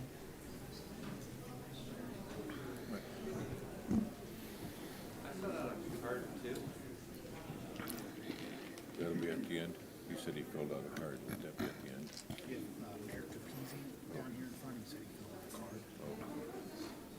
Did he get it in? I'm just relaying what you just said. Did you fill it out today? Did you fill it out in the back of the room? Okay. Okay, we'll get it up here and have you after the local bills. You're recognized now. Thank you, Madam Chair. This local bill is an act relating to the Melbourne-Tillman Water Control District, Brevard County, amending Chapter 2001-336, Laws of Florida, and amended removing obsolete language, revising maximum stormwater management user fees for residential, agriculture, and commercial parcels. Members, if you actually look at the bill that's in your packet, beginning on line 58 is where we take out some obsolete information about when this bill was enacted back in 1990 and 91. And then starting line 72 talks about the fees for the 25-26 year will be the same as they were in the previous year. And then starting in the year 26-27, they will be able to be increased by a consumer price index adjustment if needed. And that is the bill. Great. Members, are there any questions on the bill? Seeing no questions, is there anyone in the audience that would wish to comment on the bill? Are we good? Okay. Great. And is there any debate on the bill, members? Okay, seeing no debate, Representative Brackett, you're recognized to close on the bill. Waive close. Great. Mr. Gooden, would you please call the roll on the Melbourne-Tillman Water Control District? Senator Wright? Yes. Representative Brackett? Yes. Representative Hodgers? Yes. Representative Soroy? No. Representative Tremont? Yes. Chair Mayfield? Yes, and by your vote, Melbourne-Tillman Water Control District local bill will be reported favorably.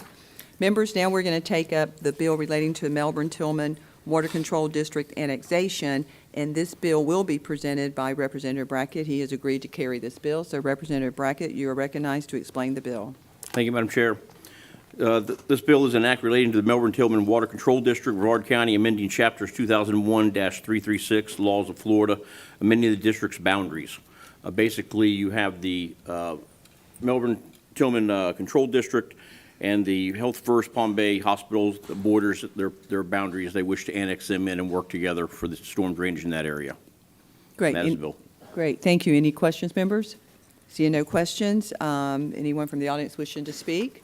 Seeing none, is there any debate, members? Seeing no debate, Representative Brackett, you're recognized to close on your bill. Waive close. Great. Mr. Gooden, will you please call the roll on the Melbourne-Tillman Water Control District annexation bill?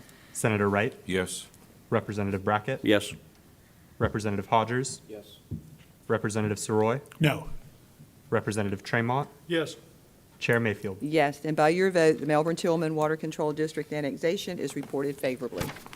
Okay, members, we are now going to come back to our city officials, and we're going to speak with Mayor Keith Caprese with the Cocoa Beach, and you are recognized. Thank you very much. Mayor Keith Caprese, Cocoa Beach. I just want to say on behalf of our city and our residents, we appreciate your representation.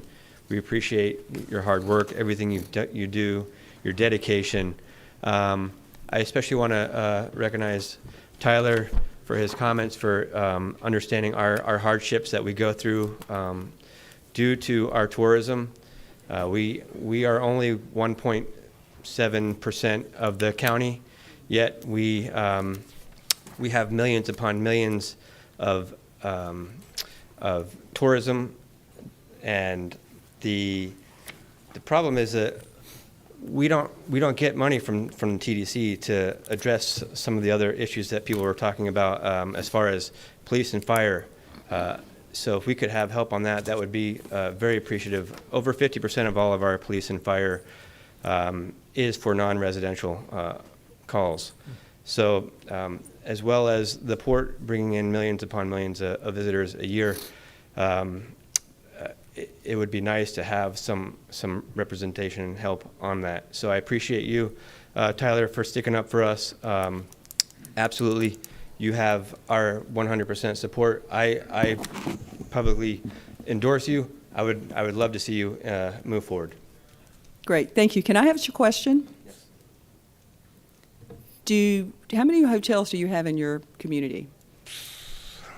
I would say probably at least around, at least 10 larger ones probably, or somewhere around there. Okay. The difference is Canaveral, obviously they're able to bring their tax rate down because they had room to grow and add to their tax base.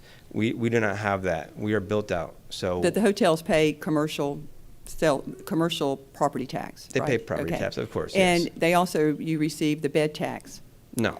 You receive a percentage of the bed tax. We're from only what's collected. 1.8% of the county, so the TDC takes it. We generate the highest revenue of bed tax, us and Canaveral, and we do not receive proportionate How amounts. about sales tax from tourism? Yeah, I mean, in the area, there's that too, but like I said, proportionate amount, we don't receive when it comes Okay. to the. What I would suggest that you do, this is not a forum for us to get into debates Yeah. about your revenue and where your revenue comes from. What I would suggest is that you get with the members, and I would get with more than one member, and explain what your issues are. I would also get with Port Canaveral and ask them what some of their suggestions are, instead of coming up here and blasting them on what the problems are that you're having. So with that, I will welcome, we've met several times, I'll welcome to meet with you. I know you guys have a lot of activity going on in Cape Canaveral. You celebrated your, what was your 100th anniversary of being in existence just recently? In Cocoa Beach, yes. So, right, so which was a great celebration that you guys had downtown, and you guys are doing a great job promoting yourselves there to bring people to your community, which you guys have done a great job on. So I would welcome it. Let's talk, let's figure out where the issues are. So that we can help make your community as successful as the other city communities are if you don't feel that that's happening. Thank you very much. You're welcome. Okay, now we're going to go into our business community organizations, and we're going to start with Susan Brose with the VFW Auxiliary Post 4534, and you are recognized to speak. Thank you. Good afternoon, distinguished guests, elected officials, fellow citizens, and most importantly, our veterans. Thank you for the opportunity to speak with you today. I stand before you not only as a proud member of the President to the Veteran of Foreign Wars Auxiliary Post 4534, but as someone who has had the privilege of serving and spending time with the men and women who have worn the uniform of the United States of America, many of whom have made Brevard County their home. And in my experience, I've found that veterans want one simple, powerful thing: to matter. They want to know that their service meant something, that their sacrifices are not forgotten, that the country they served, whether by draft or by choice, honors them, not just in word but in deed. Some joined to defend our freedoms, others enlisted or commissioned for the opportunity to learn a trade or secure employment. Whatever their reason, each one made a commitment, a sacred promise to stand for this nation. And for that, we owe them far more than a thank you. We owe them action. Our veterans are young and old. Some recently have returned from overseas. Others have served decades in conflicts that are now part of our history. But regardless of where or when they served, they all deserve our support. We must ensure that they receive the benefits, care, and the resources that they have earned, not just because it's the right thing to do, but because it sends a clear message to future generations. A message that says, if you serve our country, your country will stand with you. You will not be forgotten. You matter. In Brevard County alone, we are home to nearly 66,000 veterans. These men and women are our neighbors, our friends, our family, and your constituents. I urge each of you, especially in those positions of leadership, to be fierce, unwavering advocates for our veterans. Let us show our young people what it means to honor service. Let us show them that we revere those who defend our freedoms. And let us build a future where every veteran feels seen, supported, and valued always, because veterans matter. Thank you. Thank you for being here. Next, we have Rodney DeFlumeri from the Disabled American Veteran, and Rodney cannot be here today, but his information is under tab 25. If you can look at what his needs are that he's already requested from the delegation. Next, we're going to have Stephanie Palacio with the Second Harvest Food Bank of Central Florida. Good afternoon. My name is Stephanie Palacios, and I am the Director of Advocacy and Government Relations at Second Harvest Food Bank of Central Florida. Second Harvest has the pleasure of serving 7 counties in Central Florida. We are the largest hunger relief organization in Central Florida, and we work with over 800 feeding partners to address the growing problem of food insecurity in our community. 1 in 7 Central Floridians is food insecure. To help address this problem, last year we distributed over 82 million meals to Central Floridians. And this work is significant in Brevard County. With the help of our 89 partner agencies, we distributed over 8.9 million meals to Brevard County residents. I want to thank the Florida Legislature for your support. In 2024, the Food Cost Mitigation Project was funded, allowing us to distribute an additional 3.5 million meals to Central Floridians. With the support of Senator Trunow and Representative Placencia, we were able to secure additional funding for 2025, and we anticipate that we will distribute about 1 million more pounds of food. Our statewide network of food banks, Feeding Florida, has been working hand in hand with Senator Albritton and Commissioner Simpson to expand the Farmers Feeding Florida program. This is allowing us to source food from Florida agriculture to support working families throughout Central Florida. And not only are we supporting Florida agriculture, we are supporting by purchasing proteins and milk from Florida producers. Last year, Second Harvest Food Bank distributed 36 million pounds of produce, and 75% of that was Florida grown. With the legislature's backing, this is allowing us to expand our network's investment into Florida producers, and it is allowing us to respond to the growing demand that we are seeing at food pantries throughout Central Florida. We would ask that you continue to support the Farmers Feeding Florida in the upcoming session. We will be asking for additional investments in that program. I want to thank you for your support and your leadership, and I look forward to speaking with you all during upcoming committee weeks and in session. Thank you all and have a great day. Great, thank you, Stephanie. Next, we will have Tom Cammerdinner with the Aging Matters in Brevard County. Tom, it's good to see you up here again. Great to see you. Good afternoon. This year we celebrate 60 years of service to the seniors of Brevard County. Since joining the agency in 2012 and serving as CEO for the past 3 years, I've had to make some very difficult decisions. Funding for the Older Americans Act and private donations simply aren't keeping up with the pace of rising costs of food, transportation, and wages. For the first time in our history, we have had to place clients with the highest level of critical need on a Meals on Wheels wait list. Today, people like Heather from Indian Harbor Beach, John from Palm Bay, Kathleen from Indy Atlantic, June from Melbourne, George from Cape Canaveral, Janet from Titusville, Brenda from Miko, Nettie from Cocoa, Thomas from Malabar, Carlson from Rockledge, Joe from West Melbourne, Tom from Merritt Island, and Alan from Satellite Beach will not receive a safety check and a nutritious Meals on Wheels delivery from a Meals on Wheels driver tomorrow. And in front of you is a list of 310 Brevard seniors waiting for help, seniors who need nutritious food and dignity of aging to age in place. Of these 310 individuals, over 75 are level 4 or 5s, the highest of nutritional risk. They are homebound, many with serious medical conditions or disabilities, unable to cook for themselves, and often forced to choose between buying medications and eating a meal. I want to thank two of our champions, Debbie Mayfield and Tom Wright, for their advocacy for our local service project last year. Although we didn't reach our goal, we're not stopping, and this work is simply too important. We stand at a critical tipping point. The silver tsunami, the rapid growth of our senior population, is hitting Brevard harder than ever. While federal Older Americans Act funds remain flat, our mission remains the same: to support our aging neighbors, maintaining independence, health, safety, and quality of life. But we cannot do it alone. Numbers are clear: $2,000 per year, the cost of keeping one senior nourished and independent in their home, versus $350 per day, the cost of someone in a nursing home and an assisted living facility.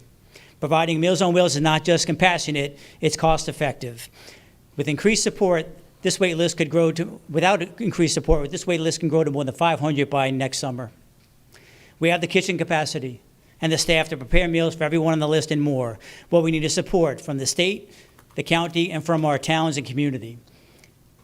These are not just names on a page. These are our neighbors, they're our family, and together we can ensure no senior Brevard has to wonder where their next meal will come from. On October 30th, we celebrate our 2025 to 2025 Champions Breakfast, and if you'd like to attend, we'd love to have you. Thank you. Great, thank you, Tom. Next, we'll have Bruce Bateman with the Vero East Golf Course. Thank you. Good to see you again, Bruce. Good to see you too, Senator, and thank you for inviting us today.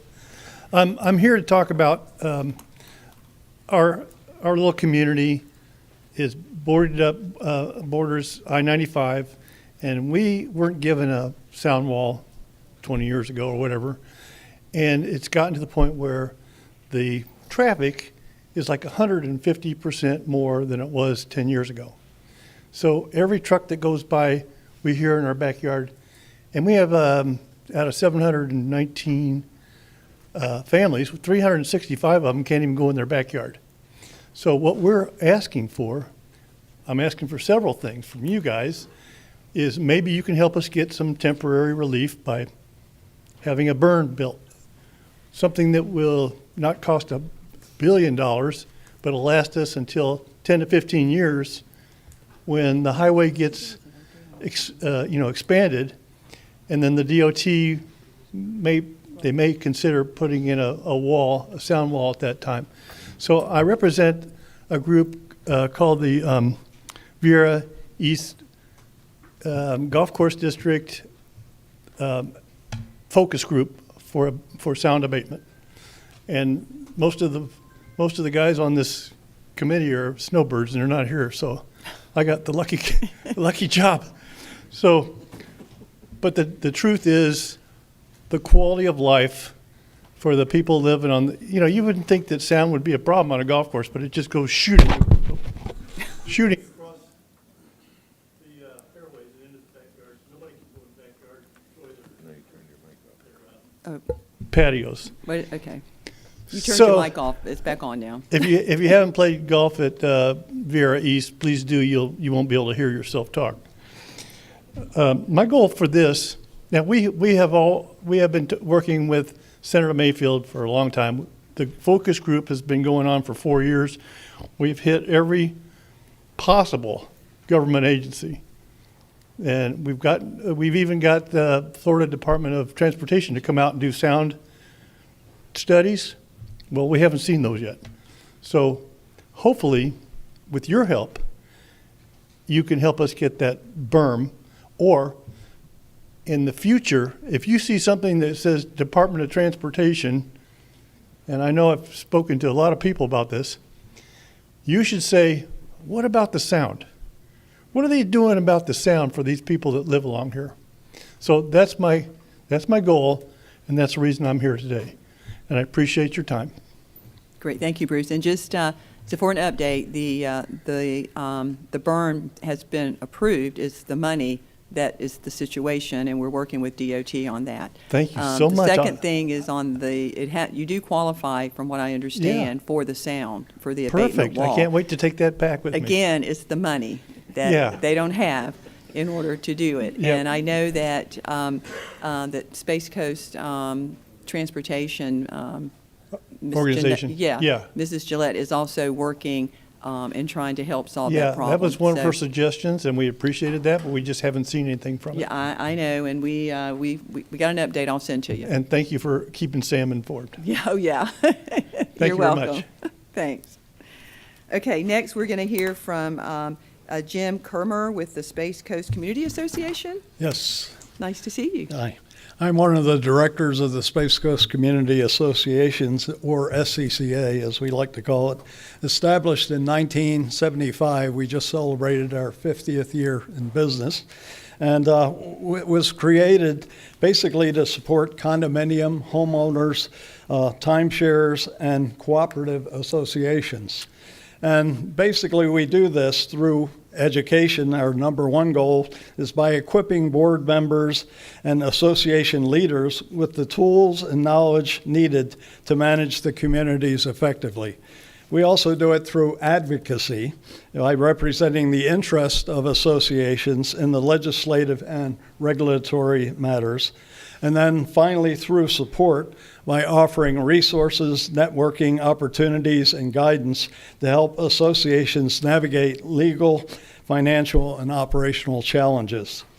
SCCA has grown to represent just over 200 associations consisting of 20,000 residential units. So we have quite a bit of across Brevard County, also a little bit into Volusia County, and also in Indian River County. And we continue to be a vital resource for community association leadership. On the legislative front, we are concerned about the adverse impact that we've had from House Bill 913 is having on our communities, particularly on some of the smaller ones. And mostly due to new meeting requirements with respect to video conferencing and archiving, which frequently goes against the previous guidance that these associations have received from their attorneys. So that is one other. And the other issue that we have is the growing extent that we've had from looking at particularly statutes 718 and 720. These things keep growing every year by many, many pages. And what we'd like to see, or at least what I'd like to see, is to use AI or some other tools to see if you can compress those pages down to something much smaller, because it's making it basically more cumbersome and less useful for the communities that they serve. And so both items are making it also more difficult, that I mentioned, making it more difficult for associations to get volunteers needed to serve on their communities. So what I'm really asking the legislative body to do is for less and not more. Thank you. Thank you, Jim. Next, we have Ronald Ecker with the Cape Canaveral Lighthouse Foundation. It's good to see you. Thank you. I'm not here asking for money this year. Okay. Maybe next year. Okay. Okay? We started reconstruction in 2018 by building a cottage and a restroom. Completed 1 year later in 2019. We opened our gift shop and museum December 2019. In 2023, Senator Mayfield submitted a request for $650,000 to the state. It was approved all the way up to the governor, who vetoed that last minute. Luckily, we had enough time to put in a grant for this county. We put in a grant of $775,000 to TCD. They approved it. The county commissioners approved it. Right now, and it was approved September 2024. We have till March 2026 to break ground. Right now, we have raised over $200,000 through fundraising to supplement the grants.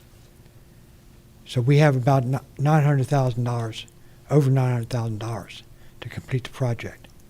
The drawings have been updated to reflect the current code requirements. Stormwater permit renewal is in last phase. And we've awarded a contract to the contractor who did phase 1 to do phase 2, since he knows working on Kennedy Space Center. We are ready to go. Hopefully we'll start construction the end of this month, end of October, or the beginning of November. And it'll take a year. I invite all you legislators and your staff to come out and visit the lighthouse. I think you've been out before. Yes, sir. And Debbie's been out. The rest of you, I'd like to come out. Okay? Any questions? Thank you. No, and I encourage you. I know Senator Wright said he's been out there as well, but it is anyone in the audience that hasn't been out there, I would certainly call and make an appointment to go see, because it is something remarkable in its history. Yes, ma'am. Right there. So it's a beautiful piece of property and facility that you guys have created. So thank you for coming out and sharing it with us. Well, thank you. Thanks. Okay, next we will have Rick Mariana with the St. Patrick Shores Residents Association. That's South Patrick Residents Association. Good afternoon, ladies and gentlemen. We, the citizens of South Patrick Shores, we need your help. We have a golf cart traffic problem. More and more golf carts are everywhere. They're on our streets, they're on our roads, they're on our highways, and illegally competing for space on our narrow sidewalks and paths designed for pedestrian traffic. The obvious clue is in the name golf cart. Golf carts, originally intended solely for golf course or golf course communities, now drive everywhere. The recent fatal crash on Highway A1A in unincorporated Floridana between a golf cart and a pickup truck shows what we can expect more of if we delay taking action. Golf cart accidents result in approximately 15,000 injuries annually in the U.S., while Florida has the highest golf cart fatality rate in the nation. The golf cart traffic ordinances of our neighboring beachside communities are not in sync with each other, and this creates confusion for citizens and frustrates law enforcement. Some municipalities comply with Florida traffic law. Others have neither a golf cart ordinance nor golf cart traffic enforcement. And yet others register and encourage golf carts but do not comply or enforce state traffic law or county ordinance and do not make the infrastructure changes required by law, risking the life and limb of residents and visitors alike. The South Patrick Residents Association coordinated with District 4 County Commissioner to have no motor vehicles signs placed at key locations along sidewalks to keep golf carts off our sidewalks along State Road 513. We coordinated with the Brevard County Sheriff's Office and obtained a focused traffic enforcement and information campaign during the summer months. We approached County Parks and Rec for no golf cart parking signs in our parks, and we wrote the National Committee on Uniform Traffic Control Devices, NCUTCD, for guidance on signs. On behalf of the citizens of Brevard and South Patrick Shores, it is requested that the Brevard Legislative Delegation please take the following 5 steps. Initiate a statewide and countywide education campaign on golf cart and LSV law and safety. Request guidance from NCUTCD, since currently there are no golf cart signs of any kind in their manual. Coordinate with FDOT District 5 to install no motorized vehicle signs along the sidewalks adjacent to A1A and South Patrick Shores. Install no golf carts beyond this point signs on the border with Satellite Beach. Follow up with County Parks and Rec to install no golf cart parking signs in South Patrick Shores. The South Patrick Resident Association requests your affirmation of support in response to our continued efforts to protect our citizens. Thank you. Thank you. Any questions, members? Any Okay. questions? Thank you for coming. Next, we will hear from Alex Redkin with the Charter Communications Spectrum.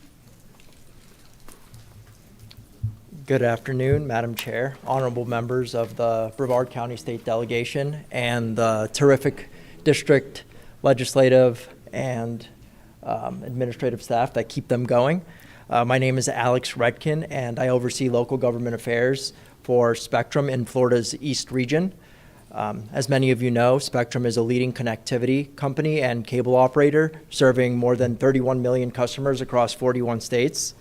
And here in Florida, we're honored to serve 185 communities supported by our dedicated workforce of 10,000 employees who work and live here in the Sunshine State.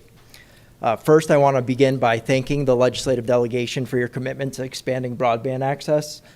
State initiatives like the Broadband Opportunity Program and Infrastructure Program have empowered Spectrum to connect thousands of Floridians and small businesses to high-speed internet, TV, voice, and mobile services. And because of your strong support in Florida, we also reached 139,000 new homes and small businesses in 2024 alone, including 26,000 new locations in rural pockets of the state. Next, I also want to thank you for your focus on practical, common sense solutions. The passage of House Bill 703, Utility Relocation, sponsored by Representative Will Robinson and State Senator Stan McLean, is a prime example.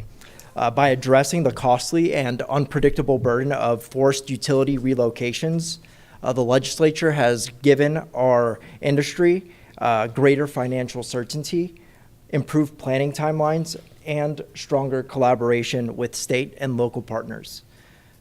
In closing, thank you for your leadership.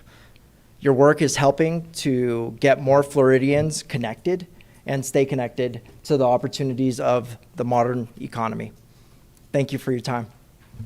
Great. Thank you. Thank you for being here. Next, we will hear from Jeff Ebel with the Hubs SeaWorld Research Institution. Yes, thank you very much for the opportunity.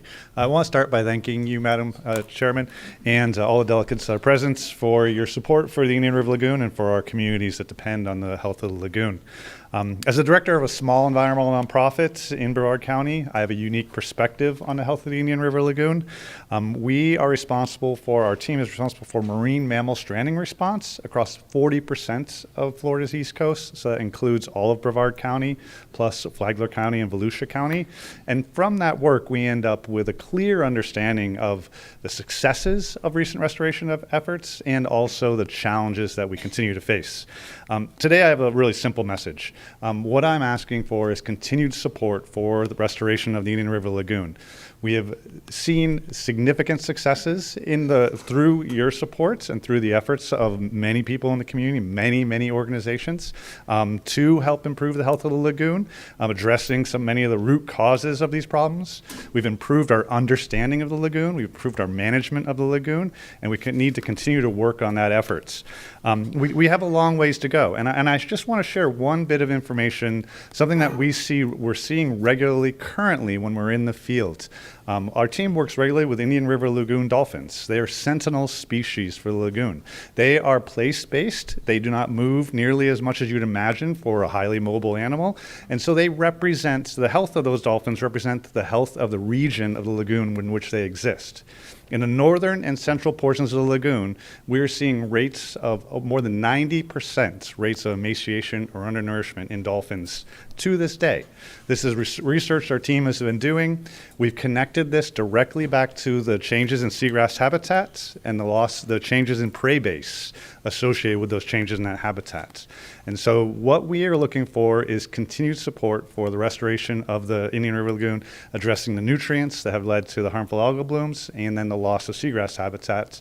In this particularly, we're having difficulty with recovering of that seagrass habitat in the central and northern portions of the lagoon, and we need to continue to invest in understanding those causes and then addressing them. And with that, we're working closely with our partners at DEP and FWC and many local organizations to address these causes and these problems, because it's a collaborative effort. We're all in it. We each bring our own particular expertise. And likewise, we're looking for continued support from you all, and we really do appreciate the support you've provided. And thank you very much for your time. Great, thank you. Okay, next we will hear from Paul Owens, Thousand Friends of Florida. Thank you, Chair Mayfield and delegation members, for this opportunity and for your service. I'm Paul Owens, president of 1,000 Friends of Florida. We're a nonprofit, nonpartisan organization that advocates planning to protect our environment, quality of life, and the economy that depends on both of those. We have members across Florida, including in Brevard County. We have a list of legislative priorities for the 2026 session, which I've shared with your staff. Given the time limits, I'm just going to highlight our top priority, and that is to fix Senate Bill 180. I am hopeful to hear that adjustments are under consideration.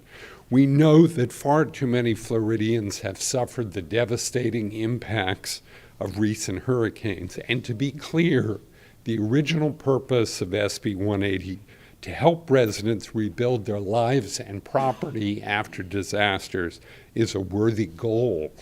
But SB 180 didn't stop there. Two provisions, sections 18 and 28, go far beyond disaster recovery to limit local government's ability to plan responsibly for future storms, strengthen environmental protections, or adjust to population growth. These sections have imposed a 3-year freeze on community planning and would extend that freeze after any future hurricane within 100 miles. They prohibit local updates to comprehensive plans or land development regulations that might be considered more restrictive or burdensome. This is undefined language already being used to rule out resilience measures, environmental protections, and adjustments to impact fees for inflation.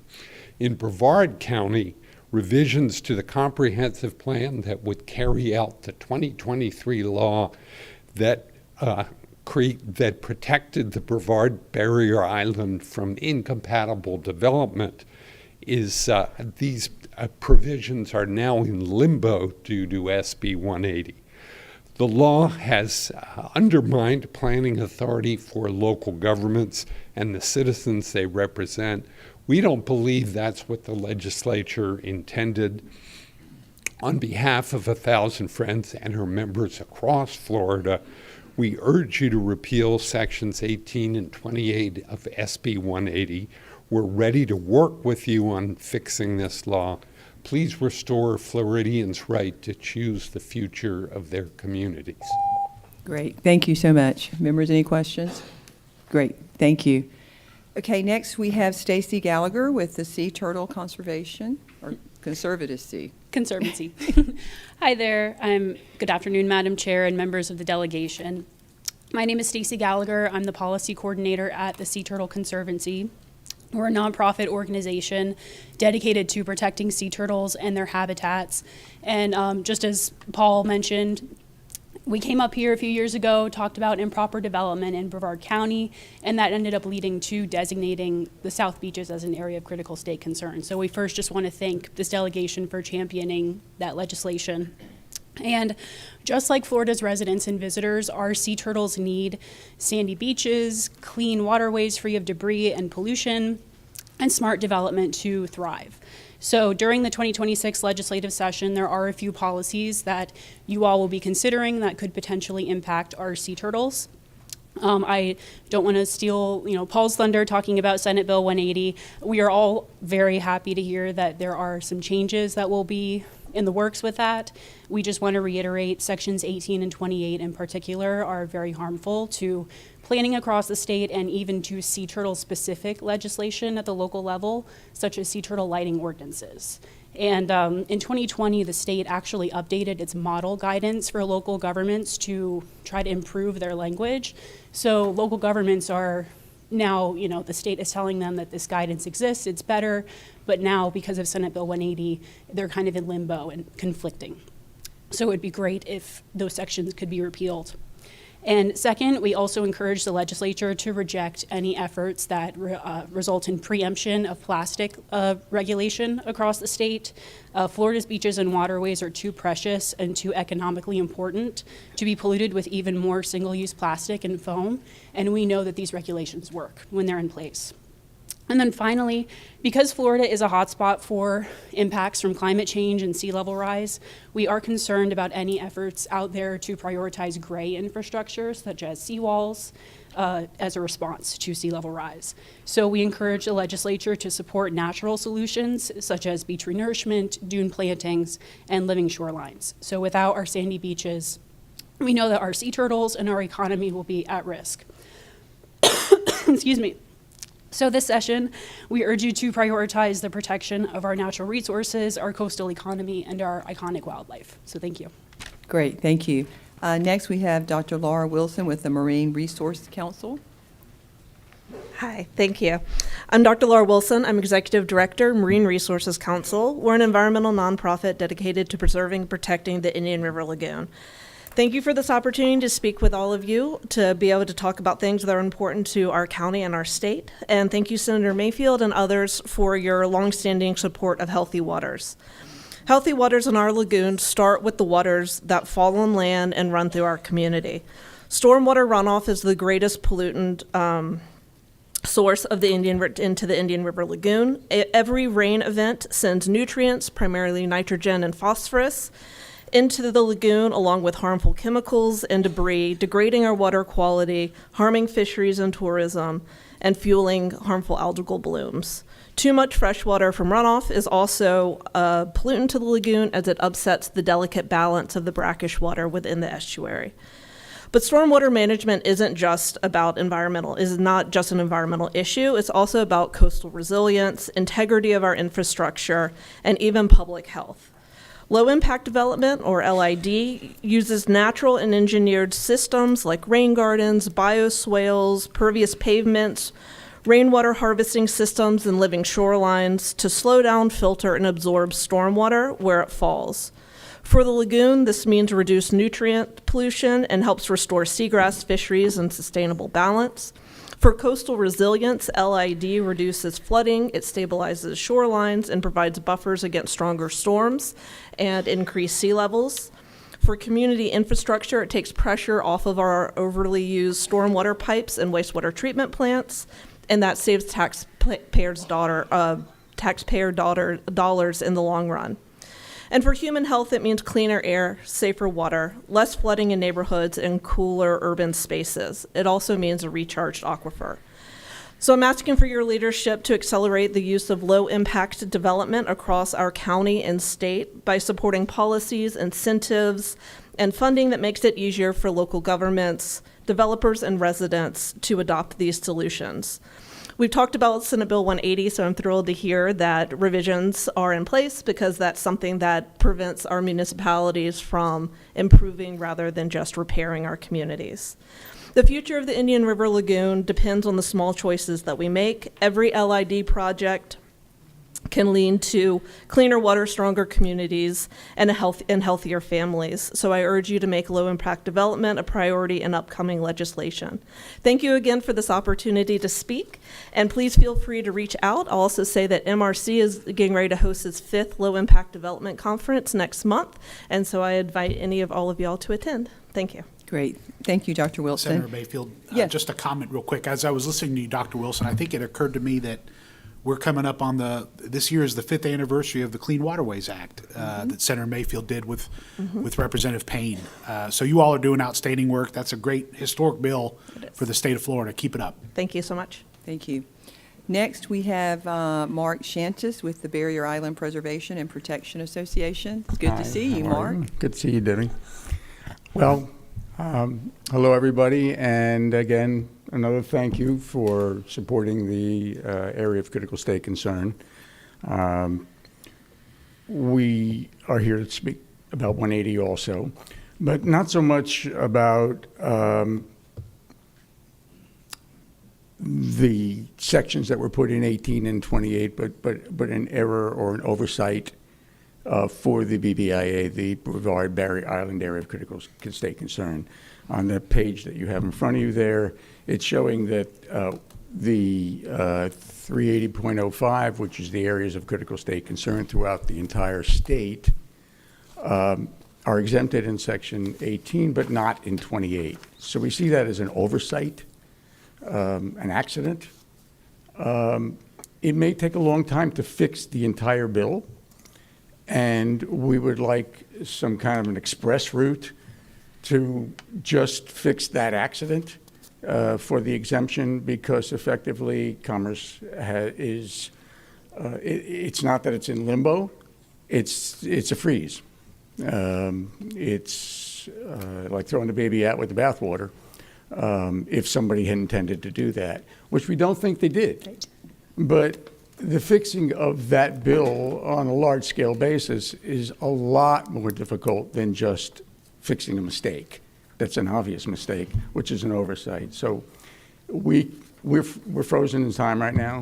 We'd like to get on with the protections that the state has, that you have all done for us, the amount of resources that you have spent, the state has spent, and that all of the residents, the 7,000 residents of the area have spent, are now, they're not being used. People are coming to me and saying, what do we do? I go, I don't know what we do. So we're coming to you again to ask you if you would please, at the very least, on an immediate basis, get us an amendment that fixes that 28th, and then work on the bigger picture, obviously, right. of when I was growing up in my whole life, I always had this feeling, this saying that I would tell people, and that is, fix the right problem. Okay? Someone went in there to fix a problem, but it wasn't the right problem. And now we're all going to be suffering from it, including yourselves. The amount of resources you're spending on this Right. is amazing. Yeah. So that's all I have to say. Thank you Great. again. You're doing great. Area of critical state concern is doing great. Everybody loves it. And keep it up.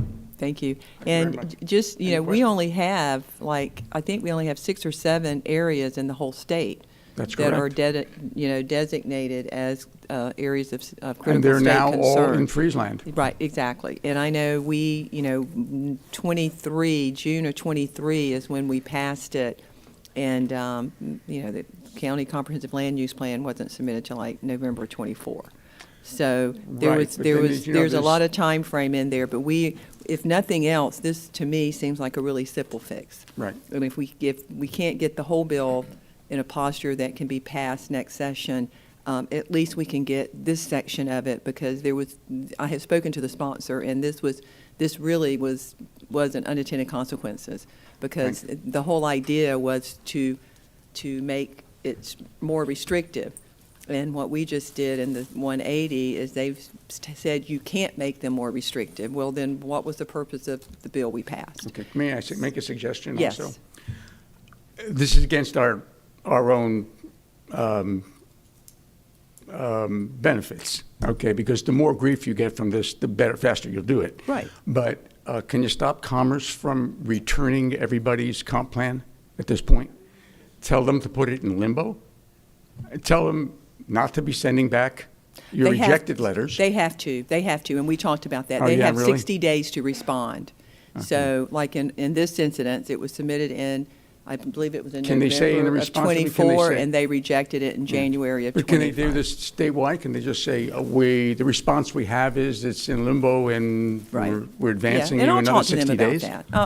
I'll talk to the Commerce Because about what that. happens is, once they do that, everyone goes into action to respond to that. And so Right. you've got thousands of people throughout the state that are now moving around based on a rejection of things that probably will get reinstated. Right. But in the meantime, everybody's Just franticing. I get it. I get it. Yeah. We'll talk to Commerce and ask them if there's a way that we can Yeah. rephrase the letter. Okay, so we're backing off everybody attacking Commerce and y'all Yeah. with the That would be nice. with the trust with the trust that you know.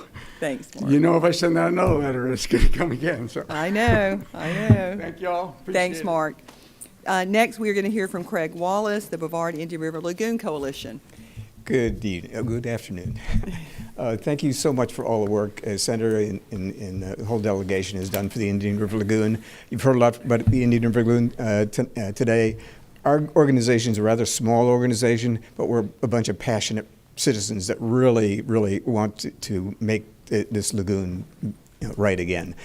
So we are, coming, always asking for more funding, but it's in we try to focus these things on things that we think will be the most effective. So, the Indian River Lagoon is, we know it's like worth over $6 billion to the local economy.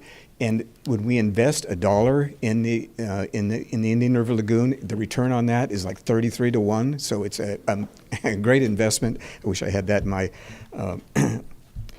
So what I'm going to ask for today is just a small subset of all the things we've tried to do. In 2023, there was a HB 1739 was passed, which basically required all the septic tanks to be converted, either removed from the system or converted over to advanced septic before 2030. So what we're asking for is to continue the funding to help the county in that project. They've done a tremendous job. Virginia Barker and her team has done a great job. They've got over 1,000 septic tanks replaced already. But there's a lot more to go. We have over 60,000 septic tanks just in Brevard County alone, which is kind of crazy when you think about it, but it's happened over 50, 60 years. So what the governor has, graciously, and you folks have, helped us with this $100 million a year commitment to try to help the lagoon. We do anything we can do to help continue that on, but. When you have an opportunity to focus on things like septic tank removal, sewage plants, and things like that, we'd request your special attention on those efforts. Those are very impactful in the lagoon. So thank you very much for all the efforts you make, and if you have any questions that we can help you with, we'd be glad to meet with you. Thank you. Great. Thank you, Mr. Wilson. Next, we have Elizabeth Blackford with the Florida Native Plant Society. Good afternoon, delegation members. I'm Elizabeth Blackford, a Palm Bay resident and a representative of the Conradina chapter of the Florida Native Plant Society. Conradina offers monthly educational meetings and an annual native plant yard tour, as well as volunteering for projects in public spaces. Our newsletter has a readership of over 1,000 countywide, and we collaborate with other county environmental organizations. I'll start by reminding you that tomorrow marks the beginning of Florida's Native Plant Month. I have 3 areas of concern and no money asked. First, please persuade the University of Florida Institute of Food and Agricultural Sciences, or IFAS, to add all Florida native plants to its official Florida-friendly landscaping plant list. Right now, ornamentals, non-natives like crepe myrtle are listed and protected, while Florida natives are left off the list. True natives are so important because they support pollinators and wildlife and require little to no fertilizer, maintenance, or supplemental watering once established. In contrast, lawns and non-native plants are mostly ornamental and require chemicals that not only pollute runoff into the lagoon, but are carried into the atmosphere and rain down on us indiscriminately, leaching into groundwater, onto food sources, and our bodies. Many homeowner communities still discourage or disallow the use of native plants not on the Florida-friendly plant list.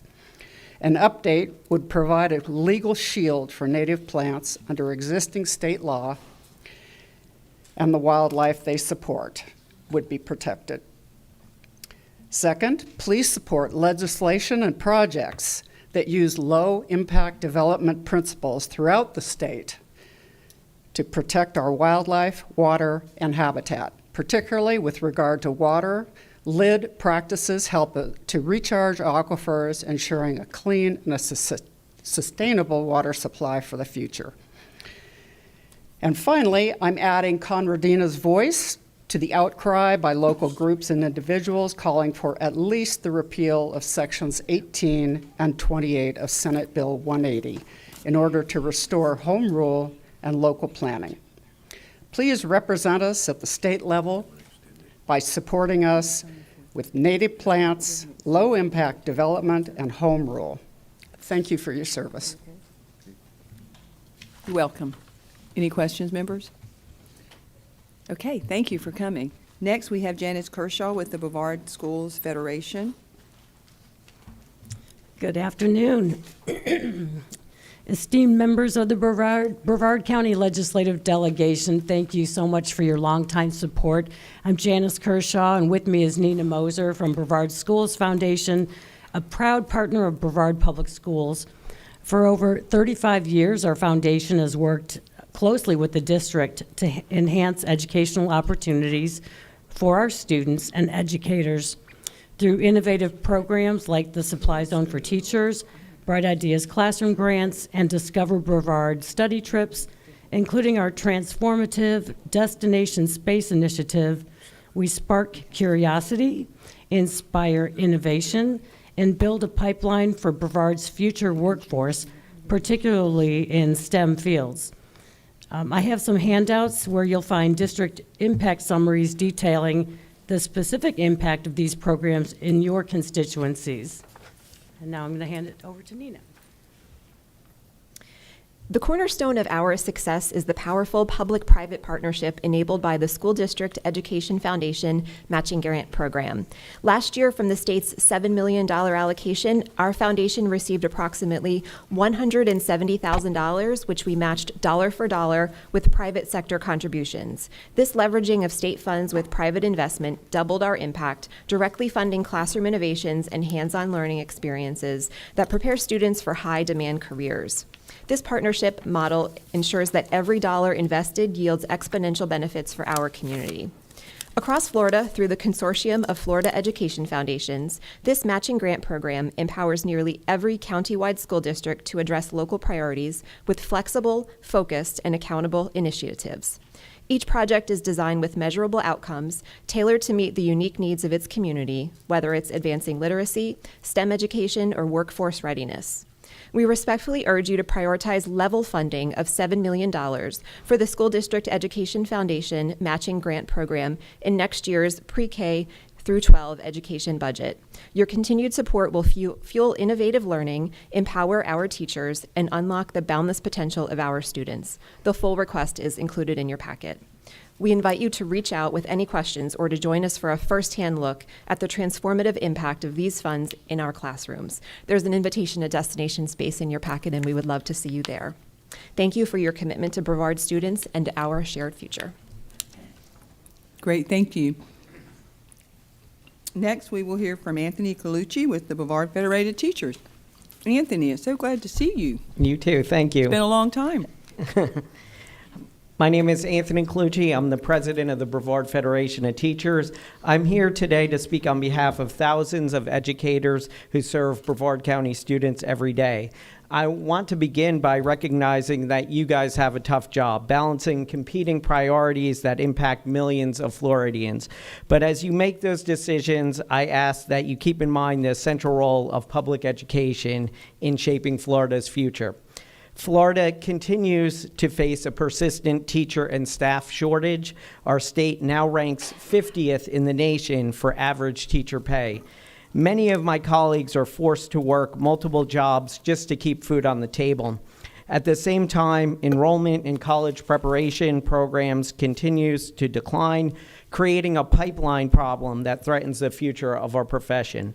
On top of that, year after year, the statutes governing public schools grow longer and more complex, adding burdens to teachers and students alike. These challenges are not abstract, they are real, they are urgent, and they impact the children we all serve. As you prepare for the upcoming session, we urge you to consider the following recommendations. Expand financial investments in our public schools. By investing $1,000 more per student each year into the Florida Education Finance Program, we can give students access to world-class education while moving Florida's teacher pay from the bottom to the top 10 in the nation. Assign every student a universal state ID number. Whether a child attends public, charter, private, or is homeschooled, this ensures accurate enrollment counts and that state funds truly follow the student. Last year, nearly 22,000 students were double counted. Prioritize teacher retention. That means giving districts the authority to offer contracts to proven, experienced teachers, restoring local control over salary schedules, and addressing compression so that years of service and dedication are fairly recognized. Reduce unnecessary regulation. Public schools are drowning in red tape while other school sectors operate with fewer restrictions. Leveling the playing field will let educators do their best. I also want to make one point clear. Teacher unions are not the enemy. We deserve the same rights and respect you extend to firefighter and police unions. Like them, we are dedicated public servants committed to protecting our community. Only our work is in classrooms rather than fire stations or patrol cars. Finally, I'll note Senator Mayfield was once a strong proponent of returning to an elected commissioner of education. I believe that idea is needed now more than ever. Florida must ensure decisions are made in the best interest of students. Thank you. Thank you, Anthony. Next, we will hear from Laura Gabbiani. Gambino, my favorite Sorry. wine, Gambino. How can I forget that? Sorry. Following Colucci. Thank you. Thank you. Colucci. I've known Colucci for a long time. Thank you, and delegation, appreciate being here. I first have to recognize and thank Representative Tremont for last year's passing of House Bill 1255 that ensured our families were getting the additional eligibility allowances that they have, and also for recognizing Duncan serving on in your behalf last month. You were right. He was fantastic at our briefing. Thank you and congratulations. I'm here for the Early Learning Coalition of Brevard County, ELCs, and I want to recognize James Box, who's also one of our board members and a provider with 6 centers in Brevard County. Early Learning Coalition Brevard's mission is to ensure every Brevard child will start school prepared to succeed. The strength of any community is the value of education offered to all. Florida is consistently ranked as a national leader in education, and strengthening Florida's early learning system ensures this extends to the earliest and foundational years of education. The School Readiness Program, which many of you might have heard about already from last year's session, is linking as the link that strengthens our economy by keeping families in the workforce and providing access to quality early learning opportunities for their children. This is not just an education issue, it is an economic strategy that keeps Florida competitive. 2 challenges that we ask you consider going into next session. One is the lack of a compression factor, which is the variability of population and the full-time equivalence that is used to judge our funding every year. Every year we go through a funding element. We ask that you pay attention to that and learn from that going into next session.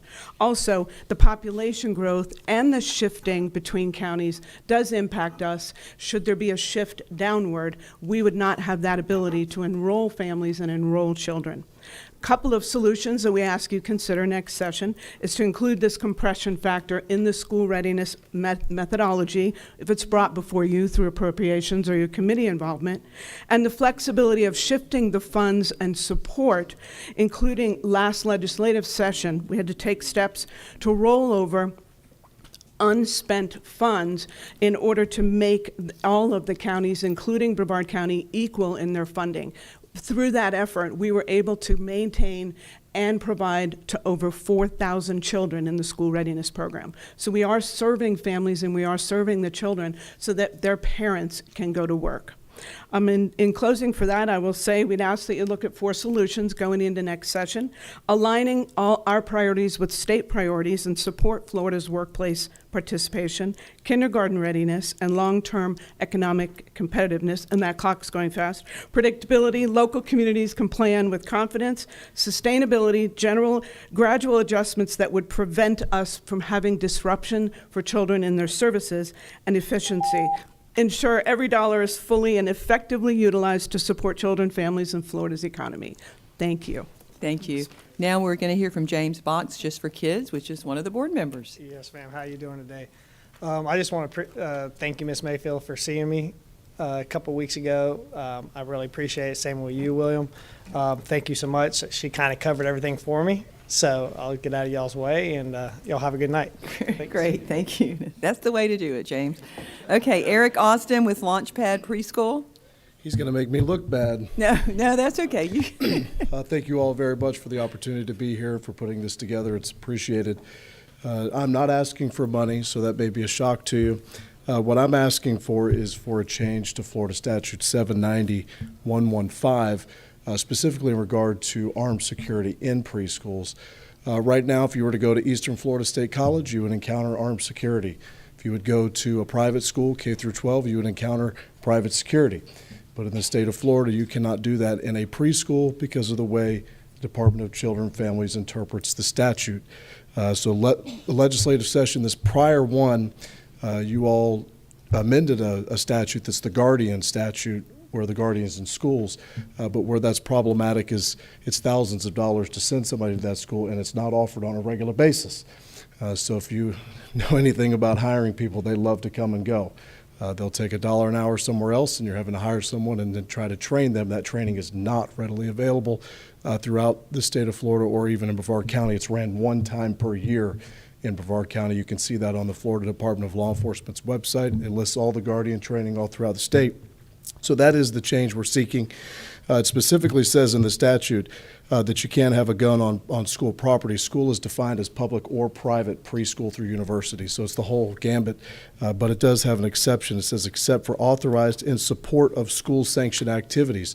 A legal opinion authored by Pam Bondi, our former Attorney General, said that includes armed security.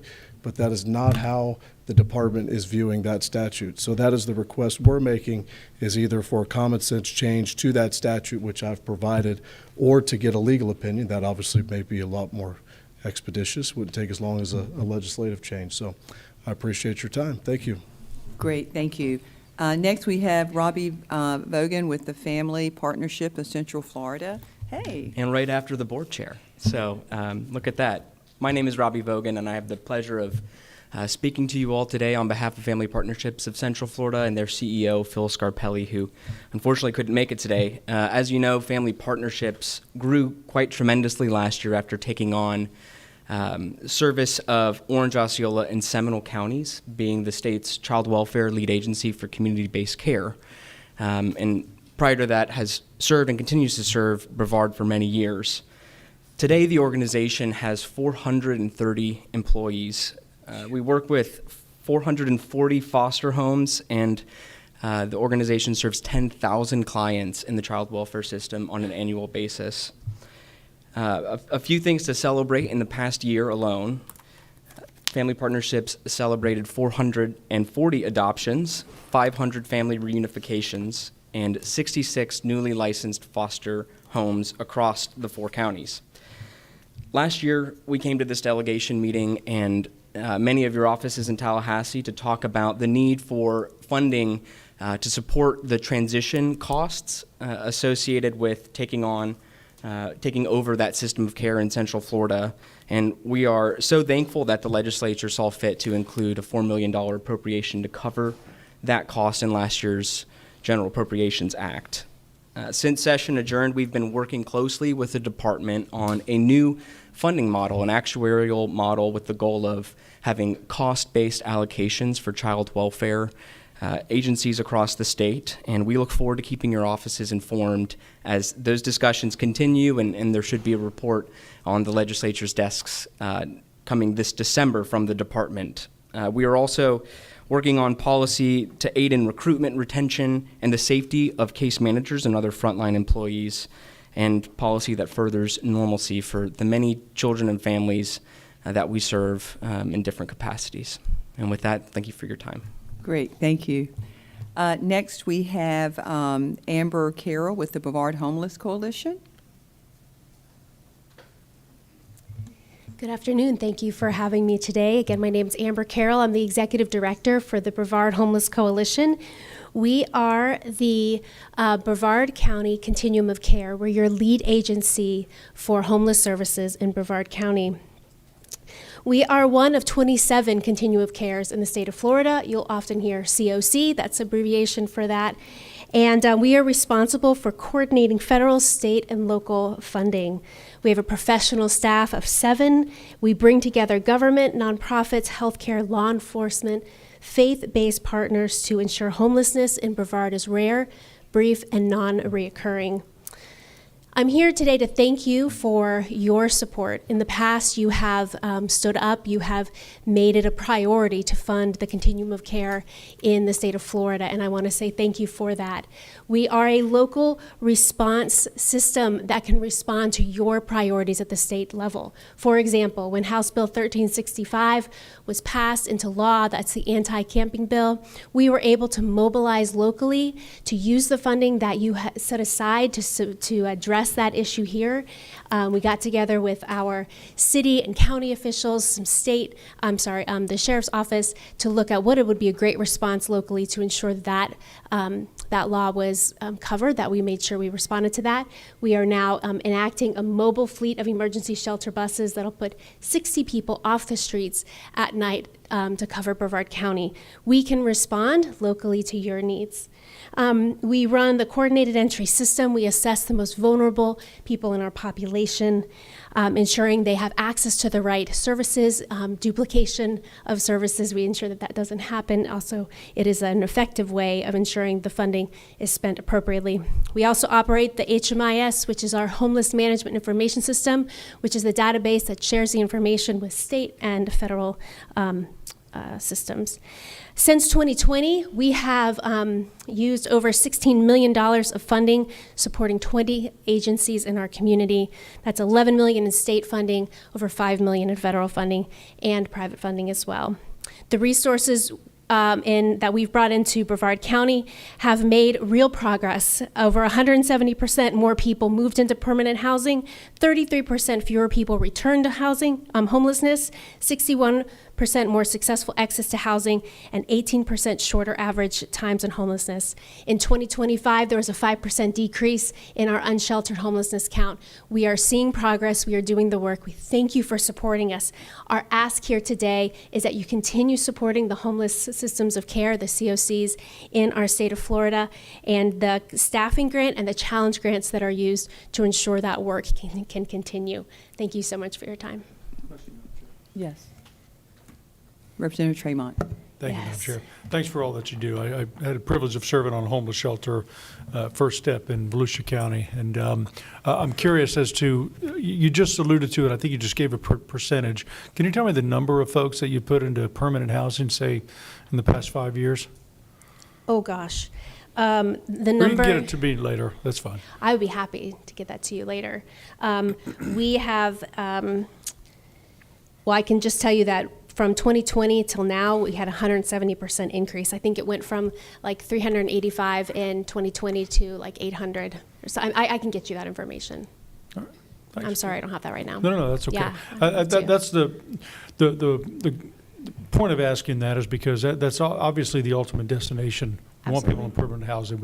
I see a lot of programs out there and a lot of push for people to get these come-as-you-are shelters so you can stay for a night and whatnot, and I just think that's the wrong approach. I think, I believe come as you are, but you don't stay as you are. There should be a program that enables people to become productive members of society. Again, I firmly believe in offering a hand up versus a handout. So I'm glad to see that's a major push to get them in permanent housing. We do believe we're going to house people out of homelessness. We're not going to shelter them out of it. And so pouring our resources into permanent housing, which is actually in trouble at the federal level with the COC funding at risk right now. And so really having you support us in that effort on permanent housing, to helping people with getting housed and staying housed is going to be critical this year. Thank you, Chair. You're welcome. Okay, great. Thank you. Next, we have Leanne Cicino with the Florida Coalition to End Homelessness. Hi, everybody. You're lucky to have me. Local Brevard County State Representative of the 27 Continuums of Care. First, I want to thank you. Thank you for supporting us in the past, and thank you for supporting us with this ask. Again, Backbone Agency doing the work on the ground. They are required annually to provide an annual plan to end homelessness. That is due to the state every year, and it directs the funding from the state. So annual plan comes together. The continuums of care have to work to address whatever the issues are in the community.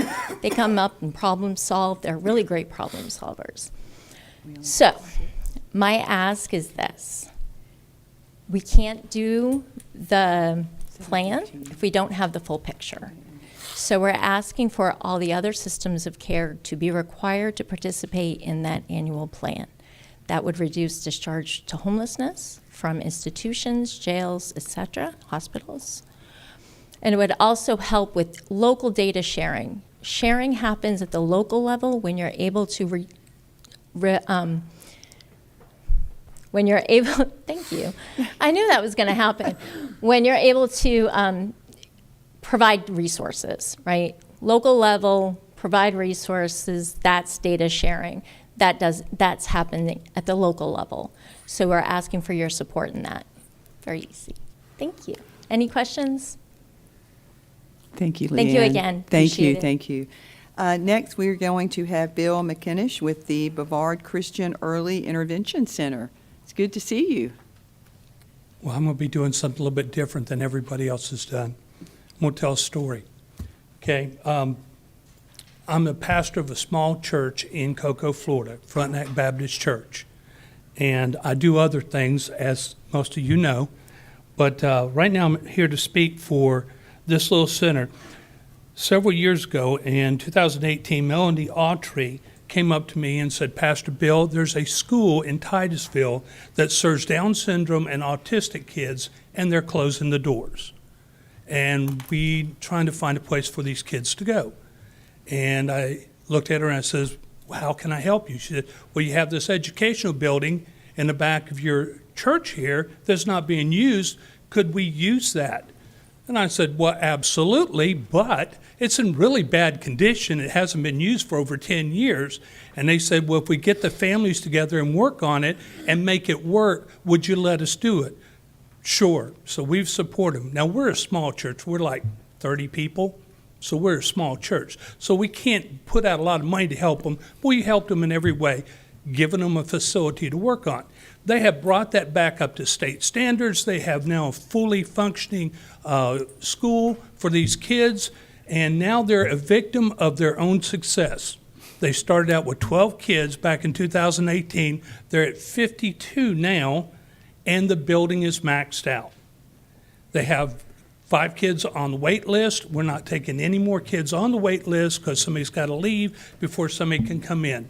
So I have an ask is, not asking the legislature for anything, but if you know somebody that would be willing to help these Down syndrome and autistic kids and the means of helping us build a facility just for them to have additional classrooms, maybe a good eating area, and also a place for them to do therapy in, it would be appreciated. So I'm asking you to use your influence of people you know to help these kids. And the name of the place, once again, is Brevard Christian Early Intervention Center. It's on Highway 1. We have beautiful property right on the Indian River, so the kids have beautiful place to be. It's just we need more facility now, and it's not something, because it is a private school, I can come to the legislature and ask for money, so I need some help if you know somebody. So, thank you, Senator Mayfield, just for giving me the time to come up here. And what a wonderful thing. This lady mortgaged her house to start this school, and the families put it together. Thank you for your time. Thank you, Pastor McInnish. And this is your service is a true service of love for the people and God's people. And so you have done a tremendous job putting together what you did and offering your building to these families. So you guys are doing an awesome job. Thank you. Okay, next we have Anita Killen with the Justice Transitions. Yes, thank you. My name is Anita Killen, and I am from Orange County, but I have been for the last 15 years working throughout the state of Florida with families of youthful offenders, young adults that have been placed on the sex offense registry. I entitled my speech Youth at Risk because of the growing number of young adults, juveniles, and young adults that are being placed on the sex offense registry. My ask today, I want to get this straight. Okay, my ask today is that you consider a rational pathway for removal from the sex offense registry for juveniles, youthful offenders, and young adults. Let's just take youthful offenders as an example. This is a legal status within the criminal justice system granted by the judge, and in Florida, a youthful offender is under the age of 21 with no previous criminal behavior. This designation indicates that the judge recognized the unique needs and vulnerabilities of the young offender. The designation aims to balance accountability with rehabilitation, while also protecting their future opportunities. A judge granted this to them in a court of law, but the Florida Sex Offense Registry takes that away. In Florida, the maximum sentence for a youthful offender is 6 years probation. But if the young person is placed on the sex offense registry, they have to wait 25 years after they complete their probation to even petition a court to be removed from the registry. So imagine that. You have a 19-year-old who is charged as a youthful offender, who gets 6 years probation, finishes at the age of 25, and has to wait until he or she is 50 years old before she can petition the court to be removed from the registry. And what happens in those 25 years? They are bound by more than 60 restrictions, and that limit where they can live, where they can work, where they can attend school, where they can travel. And it only takes one misstep, one missed registration appointment, or forgetting to register a roommate's vehicle, or staying 1 day extra at a temporary address on a vacation. These are third-degree felonies for an individual on the registry. And leads, of course, to arrest and possible incarceration, much longer than the 6 years probation that was originally assigned by a judge. A judge gave them the opportunity at the age of 19 to address the underlying causes of their delinquent behavior, but a lifetime on the registry denies them of the opportunities. I ask that you let these first-time, low-risk offenders have the opportunity for their future. Thank you. Great, thank you. Next, we will have Amanda Walker with the Alzheimer's Association. Amanda, I heard you guys had an awesome walk on Saturday. Yes, and you got money. We did. We had over 800 Brevard residents out there with us on Saturday. It's our largest walk to date. It was quite phenomenal. And thank you to those who were able to join us. And we missed those of you who couldn't make it. It was a heavy check, and I needed her there. It was a very heavy check. We missed having you there. Distinguished members of the Brevard County Legislative Delegation, I appreciate the opportunity to address you today. As we've already said, I'm Amanda Walker. I am one of the many faces of Alzheimer's. Florida is at the epicenter of this health crisis, with the second highest number of individuals living with Alzheimer's in the country. Over 580,000 Floridians are living with Alzheimer's disease, including an estimated 17,800 here in Brevard County. That equates to 11.8% of our 65 and over population. Due to your commitment, Florida has proven to be a leader in dementia care and support with our ever-aging population. It is critical that we can continue this momentum. Raising awareness about what to look for and when to seek medical advice is essential. We are advocating for $1.5 million to fund a comprehensive statewide public health awareness campaign that leverages multiple media platforms. It's time to break the stigma surrounding this disease. We now have FDA-approved blood test aid in diagnosis and treatments that can slow the progression of Alzheimer's by reducing amyloid plaque in the brain. Yet, Florida remains one of the few states that has not invested in a public awareness campaign. The time to act is now. Second, we must do more for our Florida caregivers. We have over 870,000 dementia caregivers, and over 66% of these individuals are managing their chronic conditions. Dementia care navigation and respite services are critical programs that help caregivers get desperately needed support throughout the journey. These services also work to allow the individual living with Alzheimer's or dementia to stay at home within their community. We are asking the Florida legislature to codify the Florida Alzheimer's Center of Excellence, the FACE program. We are also seeking an increase in funding for the Alzheimer's Disease Initiative, ADI, to provide caregivers with respite services. Currently, there are over 17,000 individuals on the wait list for respite services through ADI. Additional funding to eliminate the wait list is vital. Finally, we ask the legislature to continue to support the Alzheimer's Brain Bus. This mobile outreach program travels the state providing information on brain health, warning signs, and caregiver resources. Through support and funding from the legislature, the Brain Bus has been able to travel to all 67 counties every single year. On behalf of the Alzheimer's Association and the over 500,000 Floridians living with this disease, I thank you for the opportunity and for your continued support. Thank you so much. Thank you, Amanda, for being here. We'll see you next year, Senator Mayfield. Okay. You promise you'll be there? Next up, we have John Potonsky with the Brevard Yes, I'm actually here representing the Brevard County Commission on Aging. And even though I played Santa Claus, the lead role in the first grade play, I still get nervous when I do this public speaking, so you'll excuse me. Well, I'm privileged again to serve as chairman of the Brevard County Commission on Aging. I've practiced geriatric medicine in Brevard County now for over 42 years. And I would like to thank Senator Mayfield and the rest of the Brevard legislative delegation for allowing me to speak on behalf of Brevard County's senior citizens. In addition, I'm also president of the Brevard County Medical Directors Association, the Brevard District 16 of the Florida Osteopathic Medical Association, and the founder of the Florida Medical Directors Association. So if there's any other senior health care issues that you may want input on, please feel out to reach to me in addition to what I'm talking about today. And I'm really happy and privileged to live in Brevard County. And some of you may know that Senator Mayfield's son-in-law, R.J. Scaringe, is the owner of Rivian Automobile Company. But what you may not know is that he went to school with my daughter from pre-K 4 all the way through high school, and they're still friends to this day. And I was also president at our church when Senator Mayfield was confirmed into our church several years ago.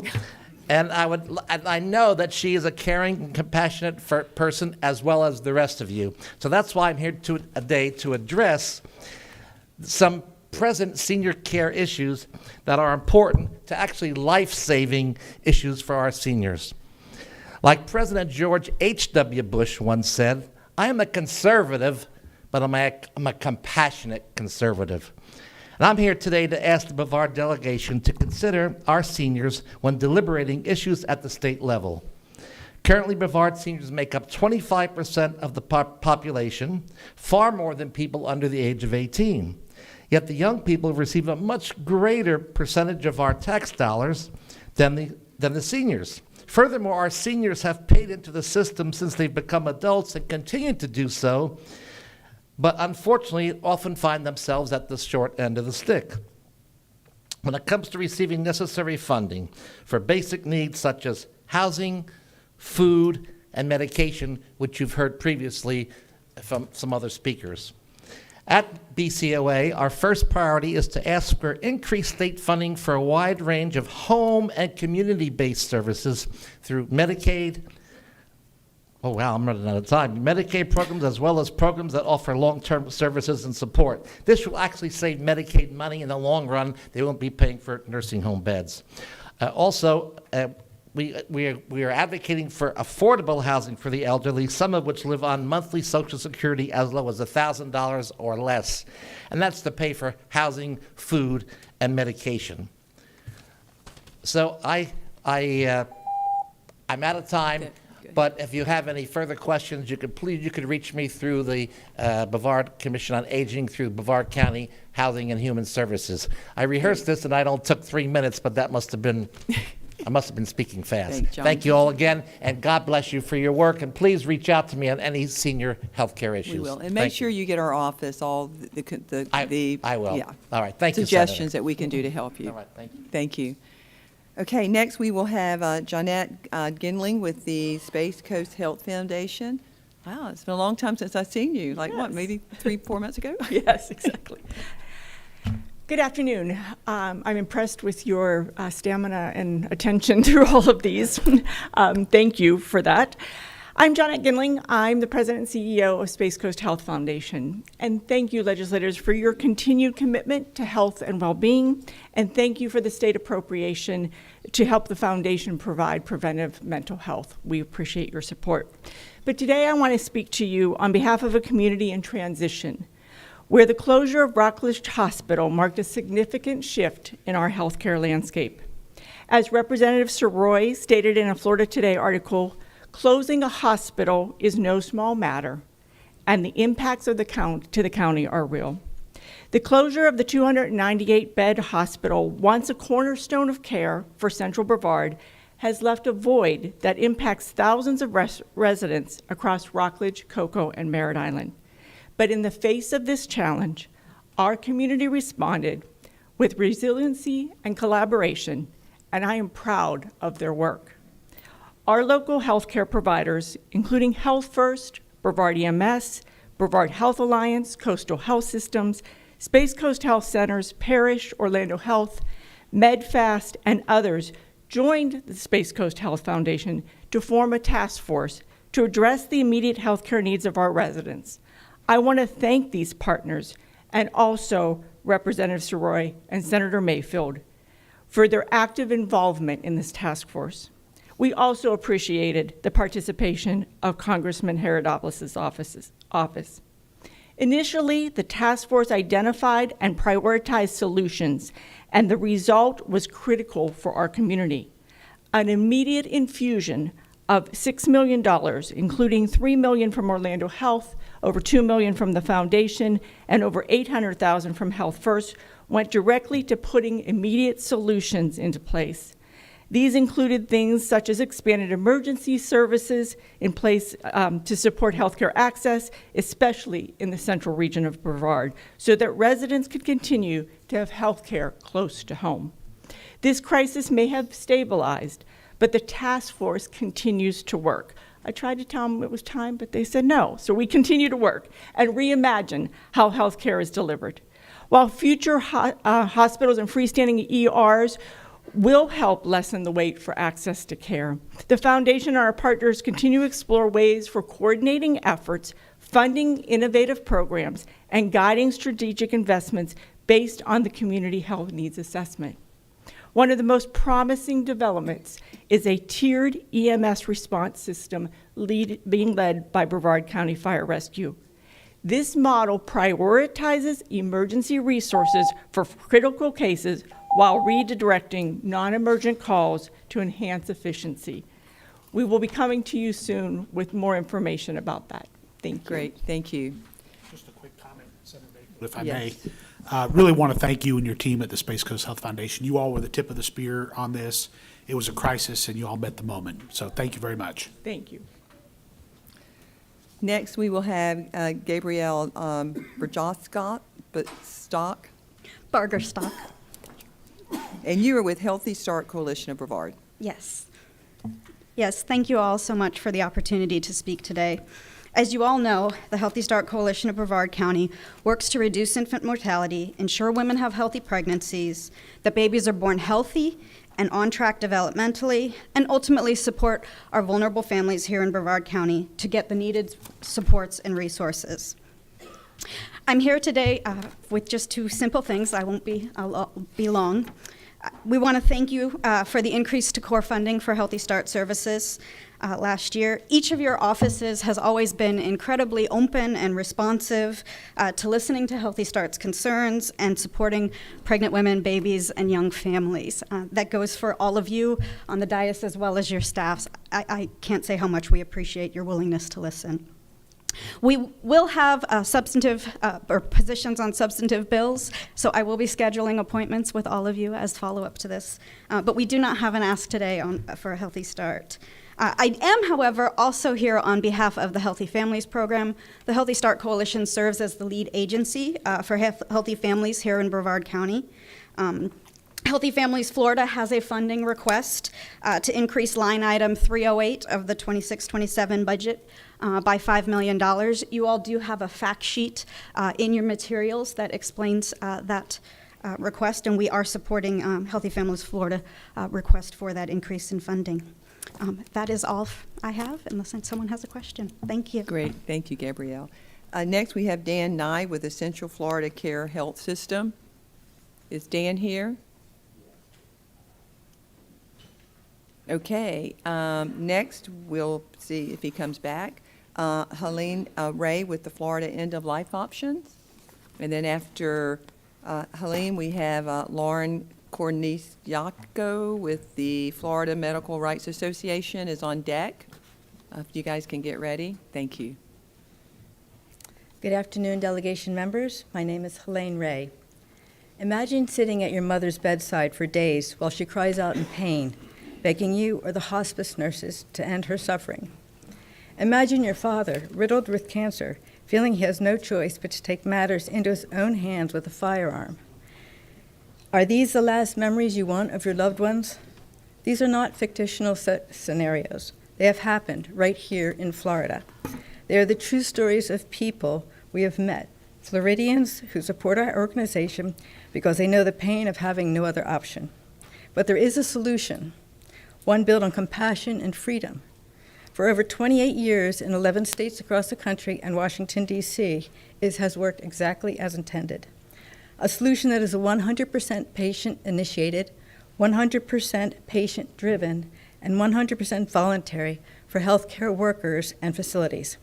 That solution is medical aid in dying. It is simple. If you do not believe in medical aid in dying, you do not have to use it. But would you deny another person this freedom, someone already in the dying process? Medical aid in dying is a procedure where a mentally capable adult who has been diagnosed with a terminal illness with less than 6 months to live can choose to ask their doctor for a prescription of medication that the patient will self-administer to end their suffering and die peacefully in their sleep. The proposed legislation, titled Medical Freedom for Floridians with a Terminal Illness, has safeguards to protect the patient, physician, healthcare workers, and facilities. There are waiting periods and counseling about all end-of-life options. 2 physicians provide the diagnosis. A mental health expert will ensure mental capacity. 2 witnesses ensure the patient is not being coerced into signing the request. It is voluntary to participate, and as long as all those involved follow the law's content, they are protected from lawsuits. In the past 28 years, when it was first legal in Oregon, there have been no documented cases of abuse or coercion. Florida's proposed legislation was based upon all the other states' laws, which all have the same strict eligibility requirements and safeguards. The 2020 Gallup poll showed that 74% of Americans want medical aid in dying to be an additional end-of-life option. A July 2025 University of North Florida poll of active registered Republican voters showed 65% supported this legislation and 66% said it was important to know where their legislators stood. In a couple of weeks, the University of North Florida is taking another poll, but this time of all Florida voters who plan to vote in the 2026 election. This question will be asked again, and I will send the results to you. I ask that you read the overview of the bill, which is in your packet. We are currently in talks with legislators to get sponsors for this session. Thank you. Thank you. Okay, Lauren? Lauren, there she is. Next, we have Maya Hahn with the Children's Health Defense Fund, or Florida, if you will get ready, and Karen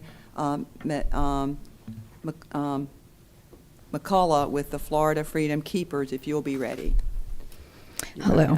My name is Lauren Kornienko, and I'm the Executive Director of the Florida Medical Rights Association. I want to thank all of you on the Brevard County delegation that are here today. Every one of you who served last session voted in favor of repealing the so-called Florida Free Kill Law. Our own representative, now Senator Mayfield, co-sponsored the House repeal bill after hearing my family's story. Thank you so much for that, ma'am. You're welcome. In all, 93% of legislators who voted in favor of repealing this unjust law. For those who may not know, Florida's free kill law says that if an unmarried patient dies from medical negligence and is at least 25 years old without children under 25, their family has no legal right to hold the provider accountable in court for their wrongful death. Florida is the only state in the country with this law. Like most people, I only heard about this law after my mother died due to documented medical negligence. Because she was in the free kill category, my family had no legal recourse. This law has blocked justice for countless seniors, members of the special needs community, unmarried military veterans, and even single young adults just starting their lives. The free kill law doesn't just deny families their constitutional rights, it's a public safety issue. When negligence is covered up, unsafe providers face no legal consequences and there's no incentive to change. That makes healthcare less safe for everyone. Even worse, healthcare lobbyists admitted that repealing this law could allow as many as 1,500 additional malpractice wrongful death cases every year. If that's true, that is a public safety crisis. Yet despite the overwhelming bipartisan support to repeal this law, Governor DeSantis vetoed this bill at the urging of lobbyists seeking to protect industry profits. Now, the good news is that Representative Trabulsi has refiled her repeal bill as House Bill 6003. This session, I urge all of our representatives here to co-sponsor her bill, and I ask our senators here to file a Senate companion, please. Finally, I must caution that healthcare lobbyists will again try to hijack this repeal effort by pushing for caps or limits on non-economic damages for malpractice. What they never tell you is that Florida's Supreme Court has already ruled these caps unconstitutional, not once, but twice. This session, families like mine are asking for something very simple, a clean repeal, and the courage to override a governor's veto. Thank you very much. Thank you, Lauren, for being here and sharing your stories. Okay, we have Maya Hahn, Children's Health Defense, Florida. Yes, thank you, Madam Chair and members of the delegation. My name is Maya Hahn, and I serve as the Florida chapter lead for Children's Health Defense, the organization that Secretary Kennedy founded before he became HHS Secretary. I'm here to present the Sudden Deaths in Infants, Children, and Young Adults Reporting Act. Florida's 24 medical examiner districts do important work investigating unexpected deaths, but there are serious gaps in our system. Reporting practices vary widely across districts, and vaccine history is rarely reviewed unless a vaccine is already suspected as the cause of death. A correlation is often overlooked and difficult to prove causation. Medical examiners themselves have told us that they only request medical history and report sudden unexpected death for infants under 12 months. For toddlers and children and adolescents, they are not even reporting sudden deaths, let alone temporal vaccination administration. To make matters worse, the Department of Health SIDS reporting forms do not even provide a place to document recent immunizations. That means critical information is being overlooked. We all know that correlation is not causation, but causation is often difficult to determine without comprehensive data. Collecting consistent information allows us to see patterns. Large data studies have shown temporal associations between sudden infant deaths and recent vaccinations, highlighting the importance of standardized reporting. Without this data, we cannot identify trends, and families are left without answers. This bill provides a simple, common-sense solution. It requires medical examiners to, 1, review and document any immunizations or emergency countermeasures given in 90 days prior to death in cases of sudden or unexpected deaths among infants, children, and young adults. 2, requiring medical examiners to report these cases to the sudden death in the youth registry, ensuring consistent statewide data collection. And 3, to comply fully with privacy laws that make this information available for research and prevention. Other states contribute to the CDC NIH's Sudden Deaths in Youth Registry and are already using the data to guide preventative strategies and save lives. Florida families deserve the same transparency and accountability.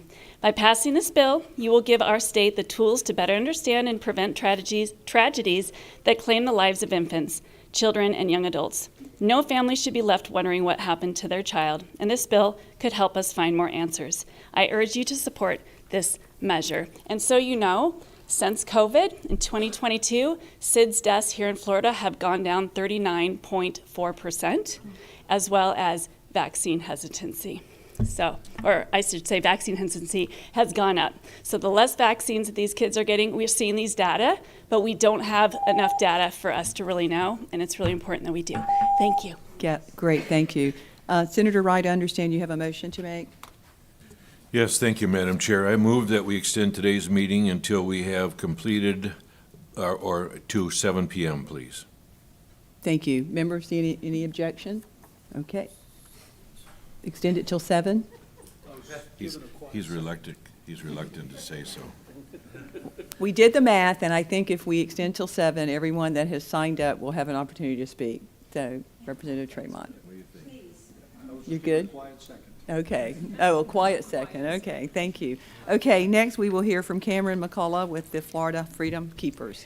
Hello, and thank you all for your time. My name is Karen McCullough, and I started speaking years ago at these meetings because of medical freedom, but I also advocate for all parental rights and the preborn.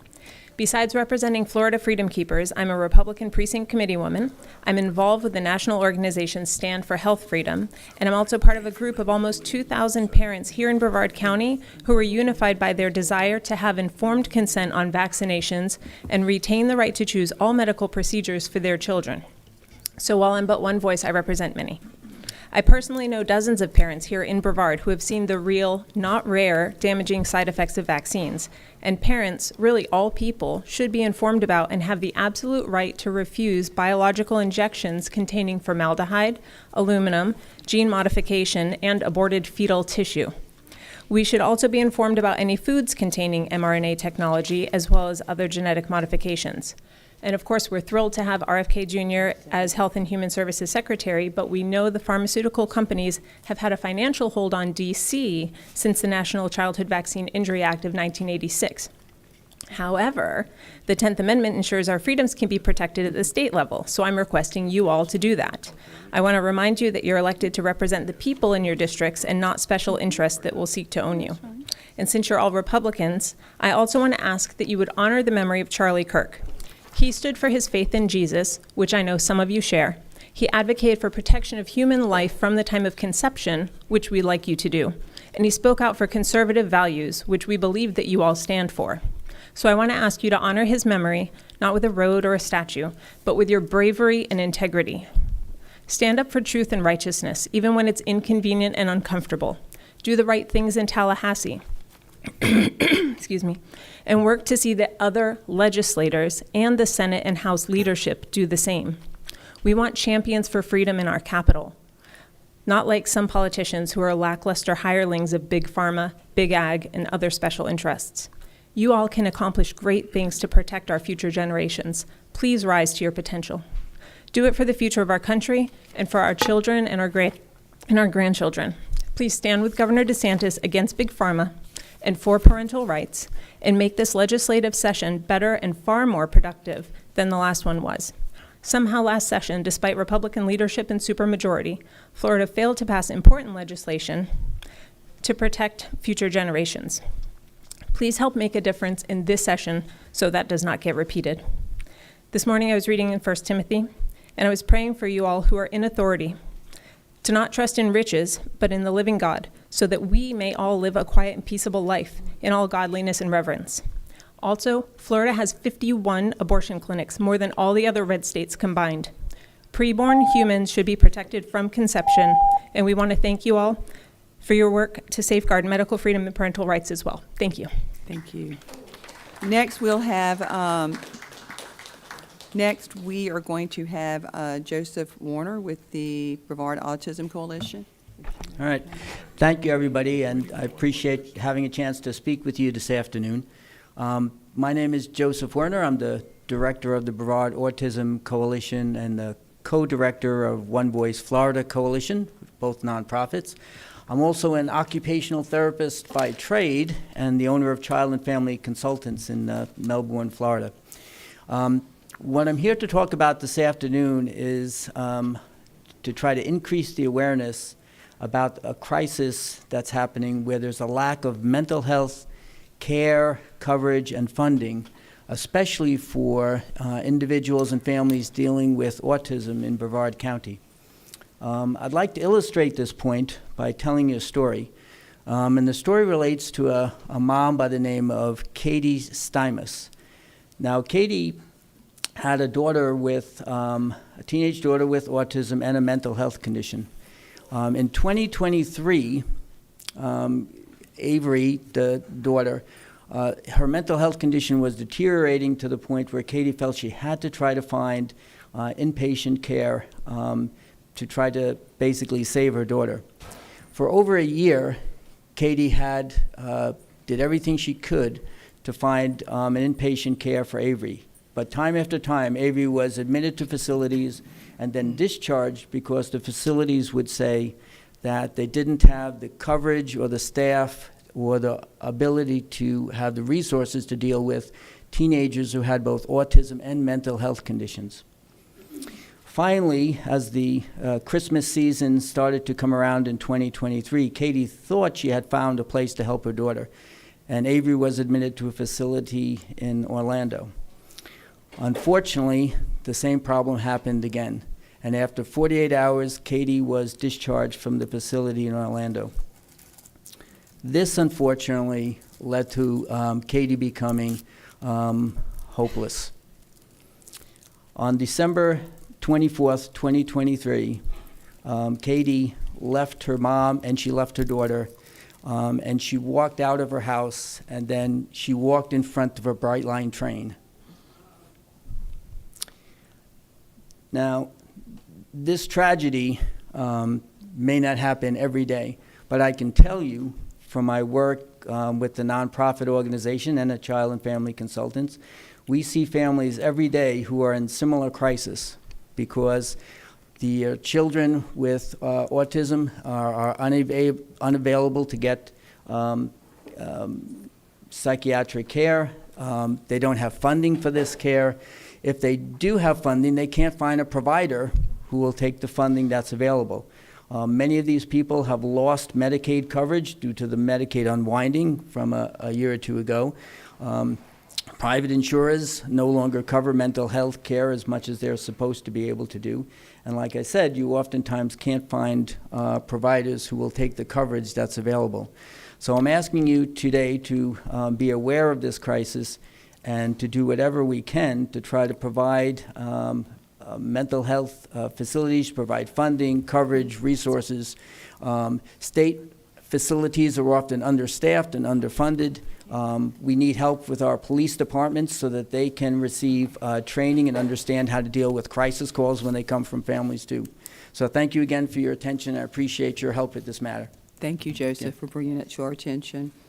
Members, next we'll have Renee Ledford with the National Association of Social Workers, the Space Coast Unit. Good afternoon. I'm Renee Ledford, a member of the National Association of Social Workers, the Space Coast Unit. And I want to thank you so much for taking the time to listen to your constituents. I want to recognize the House first for its unanimous support the past session for House Bill 27, which was the Social Work Licensure Compact. Unfortunately, it did not advance in the Senate, so we're back here again. 30 states have already passed the compact, however, and Florida is the only southeastern state that has not participated. Social workers are the largest providers of mental health services in the United States, and essentially the compact will eliminate barriers to practice and increase access to care, especially in rural and underserved communities, streamlines licensure across state lines, eliminating a time-consuming barrier that can discourage social workers from practicing in Florida, and it encourages cooperation between states and also strengthens our existing state licensure system. Currently, Florida risks being perceived as less attractive to incoming professionals. The National Social Work Profession strongly supports the compact because it provides a seamless way to become licensed in multiple states. Without it, seasoned social workers may choose not to undergo Florida's lengthy endorsement process and associated cost. Instead, they may relocate to a compact state where they can maintain their multi-state license with minimal barriers. This has real consequences for communities like us. Florida currently ranks 43rd in the nation in access to mental health providers. The compact would help change that. Each year, social work students graduate from the University of Central Florida in nearby Orange County, for example, many of whom have already completed internships in our communities. With the compact in place, these new professionals could remain in Brevard County, putting down roots and building their careers. Instead, students among the most vocal advocates for the compact face limited options. Many may decide to leave the state they call home to pursue opportunities elsewhere. We also recognize that no single policy is a cure-all. The legislature has taken essential steps in recent years, including mobile, in establishing endorsement pathways, and we are very grateful for those efforts. This year, we are asking the House to support HB 13 and also the Senate to support Social Work Interstate Licensure Compact during the 2026 session, and doing so will strengthen our workforce. Great, thank you, Renee. Any questions? Has there been a Senate I was lost on, I know you said there's a House sponsor? Yes, and how it's about this? new HB 13. Okay. I just learned about it, so I can let you know who is sponsoring that. Okay, who's the Senate sponsor? Is there a Senate sponsor? There is nothing yet so far. Okay. So give your information to Charlene. She's sitting right there, Okay. and I'll work on it. Okay, I'll connect with her. Thank How's you that? so Great. much for Thank your you. interest. Yep, just what you want. Next, we have Nicole Gaviner with One Voice Brevard, and then Jeff Neal with Promise in Brevard, and then Maya Hahn with REACT, Research and Education. If you guys can all get ready. Hey. Hi. Good evening. And happy National Non-Speakers Awareness Day. I want to thank the Brevard County Delegation for your time this evening, as well as your staff, for all the hard work, not only in putting this event together, but for everything that they do to help our community and families. Thank you. My name is Nicole Grabner. I'm a disabled veteran and a mother of 2 autistic children. I'm the founder of One Voice Brevard and a board member of the One Voice Coalition, as well as the Autism Society of Florida. There have been a lot of national conversations surrounding autism lately, and I'm grateful if this interest can help spur advances which are desperately needed. My children represent both sides of the spectrum, but I often refer to them as opposites of the same coin. The reason this is important to know is because while many people have heard about autism, understanding the spectrum of differences and supports needed for each varies from one child to another, which can cause understandable confusion for a disability that isn't visible and presents differently in each person. I'm not generally a person comfortable with sharing my personal struggles. But in an effort to give you context, just this morning my son attacked me. I'm so sorry, excuse me. My oldest struggles with extreme social anxiety and task management. They both require extreme amounts of co-regulation. We need help. Families like mine need help. While these differences may be complex, the overall definition of this disorder is not. Autism spectrum disorder, as defined by the DSM, which is the Diagnostic and Statistical Manual of Mental Disorders, is a neurodevelopmental condition characterized by persistent challenges in social communication interaction, along with restricted repetitive behaviors, interests, or sensory sensitivities that appear early in development. The definition of autism has evolved because our understanding of the condition has evolved significantly through research, clinical observation, better diagnostic tools, and the voices of autistic people themselves. Currently, there are at least 3 different definitions of autism in Florida statutes that I was able to find. My request today is that the delegation help me and families like mine with standardizing the legal definition of autism across the various state statutes. Some of these definitions have not been updated in over 30 years. I would like your help to bring these definitions current to match the DSM. I feel this is important for our rules to reflect the actual diagnosis. Doctors diagnose, agencies do not.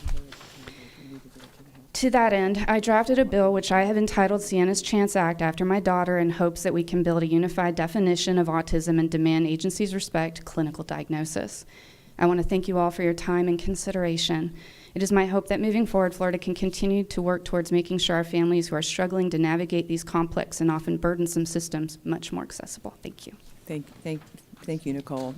Yeah, Representative Tremont has a question. Nicole, good to see you. Hi, sir. You know, thank you, Madam Chair. We've heard a lot of a number of folks from our autism community come up here, and it grips me every time. And of course, you know our family story as well. I just wanted to let you know and everybody else know you're not alone out there. And for you parents that have, autistic children, I'm fully aware of how difficult school days are when there is no school that day, or spring break, or the weekends, or summertime, when they're supposed to be exciting when the kids are off at school, but it becomes the most challenging for parents to have to figure out what are they going to do with their child all day. Yes, so I say that to say there's enough people up in the House that do share your experience and do understand what's going on. So your voices are not just heard, your lives are felt, and your challenges are felt by so many. And I can speak for this entire delegation as well, and so many others in the House. It doesn't mean we're going to resolve and solve everything right away, but so often you think to yourself when you're dealing with this on a day-to-day basis that everybody else, it just must be out of sight, out of mind. And it typically is for a lot of folks that don't have to deal with it on a regular basis. But I can assure you, for the Florida House's perspective and the Senate, it's not out of sight, out of mind. Okay. Yes, sir. Thank you, Madam Chair. Thank you. Well said, Representative Tremont, and thank you for your time you spent with my office and with me bringing all of this around. So, and I know Nicole's just one person, but I can tell you she's going all around the state to meet with the other senators and House members, not just Brevard County, but all the way across the state to meet with members that have an interest in this. So thank you for your efforts and what you're doing, and for all the other parents that do not have the ability or the time to do what you do. Thank you, Nicole. Thank you all. I really do appreciate it. Thank you. Should I ask you if you'll do no jump ahead? They're here. Are they here? Yeah. Who was Jeff? Do you mind if we have J.J. Holmes and his family's here? And we said once she was able to get him here that we would bring him forward. So thank you for understanding. J.J., it's good to see you again. Hey, J.J.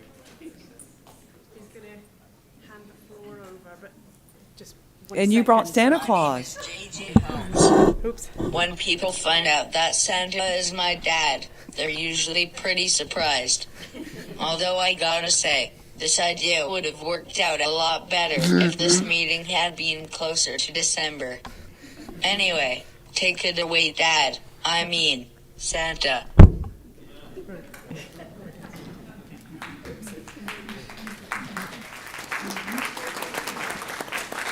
Well, well, well, what do we have here? A room full of legislators who's been naughty this year. That's right, boys and girls, I checked my list twice, and you're all on it. Because of this managed care scheme you're cooking up for Florida's odd budget waiver program. Let me tell you something. Even the other reindeer, yes, the ones who laughed and called Rudolph names, will draw a line at this one-size-fits-all managed care plan. This idea is colder than Frosty the Snowman. And I've already heard all your excuses.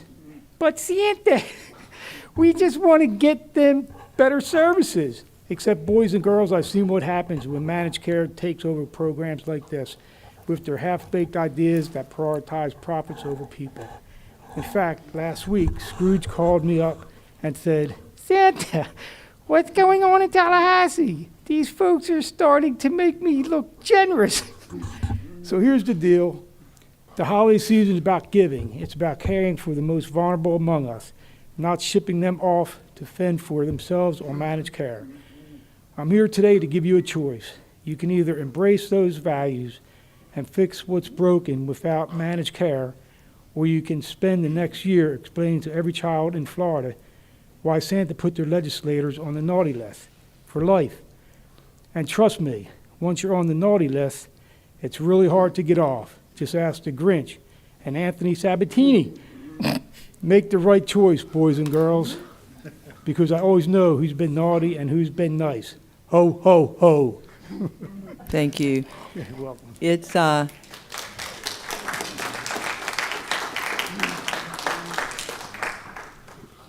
it's a very, very, very serious issue that you guys bring forward, especially in the managed care area.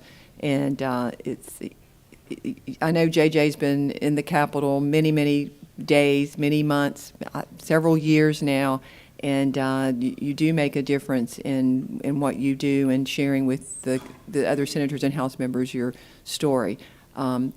We're working toward helping. And I know that's not the answer that most people want to hear in this room on any of these issues. But we do hear you, and we are working on it. And I understand there is an issue with our managed care program, and we are addressing those issues. So thank you for coming. Thank you for making this trip. I know this was a haul for you guys to come. Thank you for doing that. Thank you for letting us go. Thanks very much. Thank you. And I'm sure I'll see you in Tallahassee. Okay, Jeff, thank you for that consideration. Thank all of you for your support of those with disabilities in the state. And Senator Mayfield and Representative Soroy, thank you for your specific support of Promise in Brevard. Promise in Brevard is an affordable housing community that provides housing for 125 individuals with disabilities. The Promise campus was opened in 2017 and 18 and is situated just north of Palm Bay Road, adjacent to the west side of I-95. The location of the Promise campus is ideal for our population as it is conveniently located near the Hammock Landing shopping area. Most residents do not drive, so this location ensures that they can conveniently meet their daily living needs. However, there is one downside to the location, the proximity to I-95 and the noise level from traffic that poses a challenge for many of our residents with disabilities, especially those who are sensitive to noise levels, especially during regular sleeping hours. A group of resident advocates approached me and expressed their concern about the noise level and asked if there was anything we could do about it. I can personally attest to this challenge, as I made it a point to spend a few nights in an apartment when I subbed for an RA who was out of town.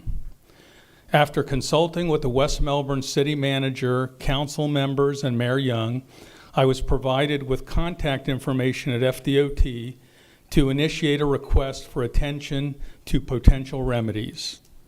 Several weeks ago, I submitted a letter along with a petition signed by over 100 Promise residents requesting FDOT's support in this matter. I'm bringing this to your attention and would greatly appreciate any guidance and support as we begin to pursue this issue on behalf of individuals with disabilities living at Promise in Brevard. And I thank you for your attention to this matter. I'd like to leave behind a copy of the letter that I sent to the FDOT, and thank you for all you do. Thank you, Jeff. If you would just give it to Representative Tremont, and he will pass them down. Thank you. Okay, Maya. Okay, I'm putting on my other hat now. Thank you for hearing me twice. I, too, am a mother of a son with autism, and I'm also a licensed speech-language pathologist for the last 30 years, and I serve as vice president of an autism charity called REACT. I work with individuals with non-speakers, so today, being National Non-Speakers Day, it's a perfect time for me to present this bill I wrote.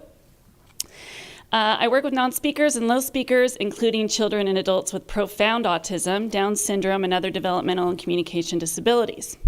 Communication is a fundamental right. It's essential to safety, health, and meaningful participations in our communities. Yet far too often, individuals with communication disabilities are denied access to the tools they need. This happens in schools, group homes, healthcare facilities, nursing homes, and even during encounters with law enforcement, leaving people isolated, underestimated, and unable to self-advocate. Across Florida, non-speakers are being denied access to their much-needed AAC, augmentative and alternative communication. Many stroke victims in nursing homes lack consistent access to communication aids, leaving them unable to express pain, make choices, or communicate with staff and family. Young, non-speaking adults with autism, Down syndrome, and cerebral palsy are often denied their primary way to interact in adult care facilities, detention centers, and medical settings. Non-speaking students are frequently denied access to the AAC methods they successfully use at home, silencing them and limiting their participation in classrooms. These barriers increase stress, cause miscommunication, deprive participation, and can even have tragic consequences. Over my career, I have seen the transformative power of AAC, a person with autism typing to fully express himself, revealing brilliance that most people never have the chance to see. I cannot stay silent about it. We must protect these individuals and ensure their rights are recognized, just as we have for people in wheelchairs. Denying access to AAC limits potential, deprives our communities of contributions these individuals can make, and in some cases can result in real harm. Florida law provides a Bill of Rights for persons with developmental disabilities, but does not explicitly guarantee the right to communicate. This amendment closes that gap. It ensures the state agencies, group homes, healthcare providers, and law enforcement cannot restrict or deny an individual the ability to use their AAC or other preferred communication methods. Supporting this amendment is a moral imperative. Every person deserves the right to be heard, to engage with their community, and self-advocate. By passing the Communication Bill of Rights, Florida will lead the nation in protecting people with communication disabilities. You would empower thousands of Floridians to participate in society, prevent unnecessary harm, and give them the most fundamental gift of all, a voice. I urge you to support this amendment. Thank you. And I just want to point out that, both of those bills that I submitted to you early have been updated a little bit, so Kelly has the updated forms for you. Okay? Great. Thank you so much. Next, we'll hear from Laura Mohinsky with the J&M Support Coalition. Hello. First of all, thank you for this opportunity to speak. My name is Laura Mahesky, and I'm a Medicaid waiver support coordinator under the Home and Community-Based Program waiver that is funded under the Agency with Persons with Disabilities. And I work for J&M Support Coordination here in Brevard County. I've had this job for 25 years and been here in Brevard County as a coordinator for 25 years. I find it to be very rewarding, at the same time, very demanding. As a coordinator, I'm on call 24/7 to the individuals that I serve. We serve folks who reside in group homes, in supported living on their own, as well as in their family home. We also help families who want to be on the Consumer Directed Care Program, and that's the CDC Plus program. That allows families to have flexibility, so where their budget is taken and they're led to hire their own workers and use their budget as they want to. It's a very successful program, and I recommend it often to families. But that's not why I'm here to talk about the waiver. I'm here to talk about the concerns I have for the future of the iBudget waiver and the proposal of moving our program over to managed care. And as I think about this, I think about examples that we have seen so far with managed care, and I think of adult dental. And years ago, for years, the waiver covered people on the waiver. We covered their dental services. And a couple years ago, what they did was they gave dental to 2 managed care. Actually, at the time, it was 3 managed care companies. And so adult dental for people on the waiver was under managed care. And it became all of a sudden, it became very, very difficult for folks to find providers. It became even harder if somebody needed sedation and had to go to a specialty dentist. And it was almost, I hate to say this pun, it was like pulling teeth trying to get managed care to give us money to provide care for these individuals. So I use that as an example, and families and consumers ask me all the time, Laura, what will it mean if we go to managed care? And I'm like, I'm not sure, but let me give you the best example I can think of.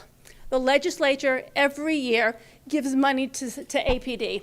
Here's your money, and that money is then given to all the individuals who need services under the waiver. Every penny is used to help people under the waiver. And people get the services. They get the services that are medically necessary. It's hard for me to get services approved. I got to jump through a hoop of fire with APD and make sure everything is justified to get it. So there is no waste. And as a coordinator, I'm a good steward of your money. So here under managed care, what happens? That same pile of money is handed to managed care. Well, managed care, we all know, is a profit. They're going to make money, and they're going to make money off of the people that are here that we serve, the most vulnerable folks. So I ask you, fund the waiver. Don't try to reinvent it. It works. It really works. Please fund it.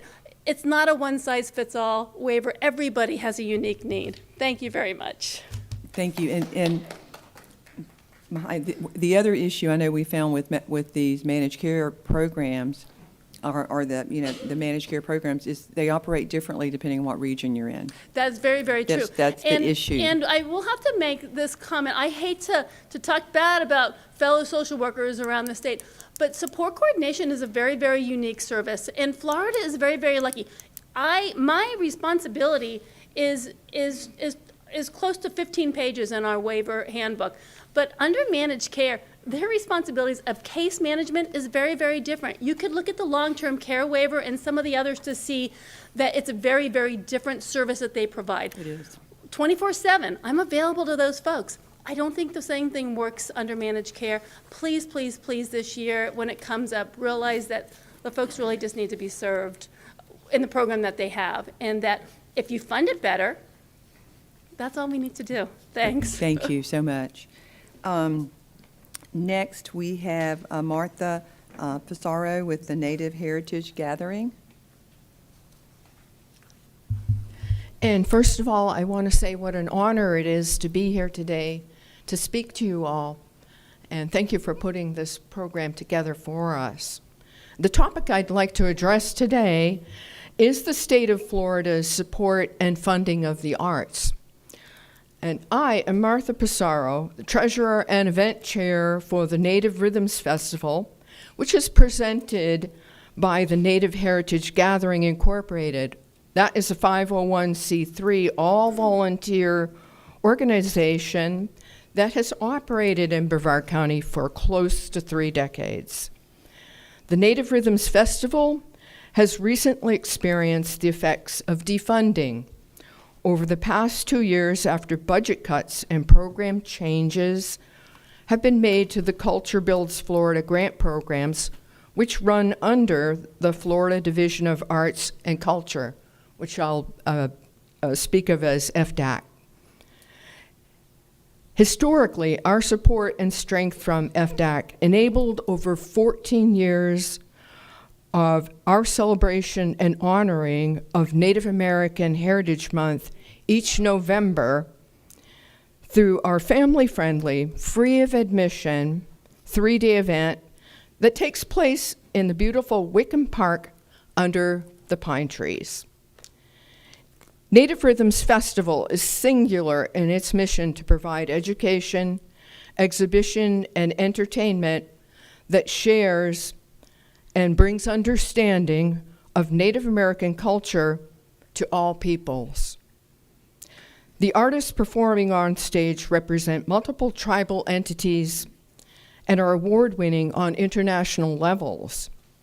The educational cultural presentations are provided by museum-quality exhibits and educators that provide an immersive experience for all peoples.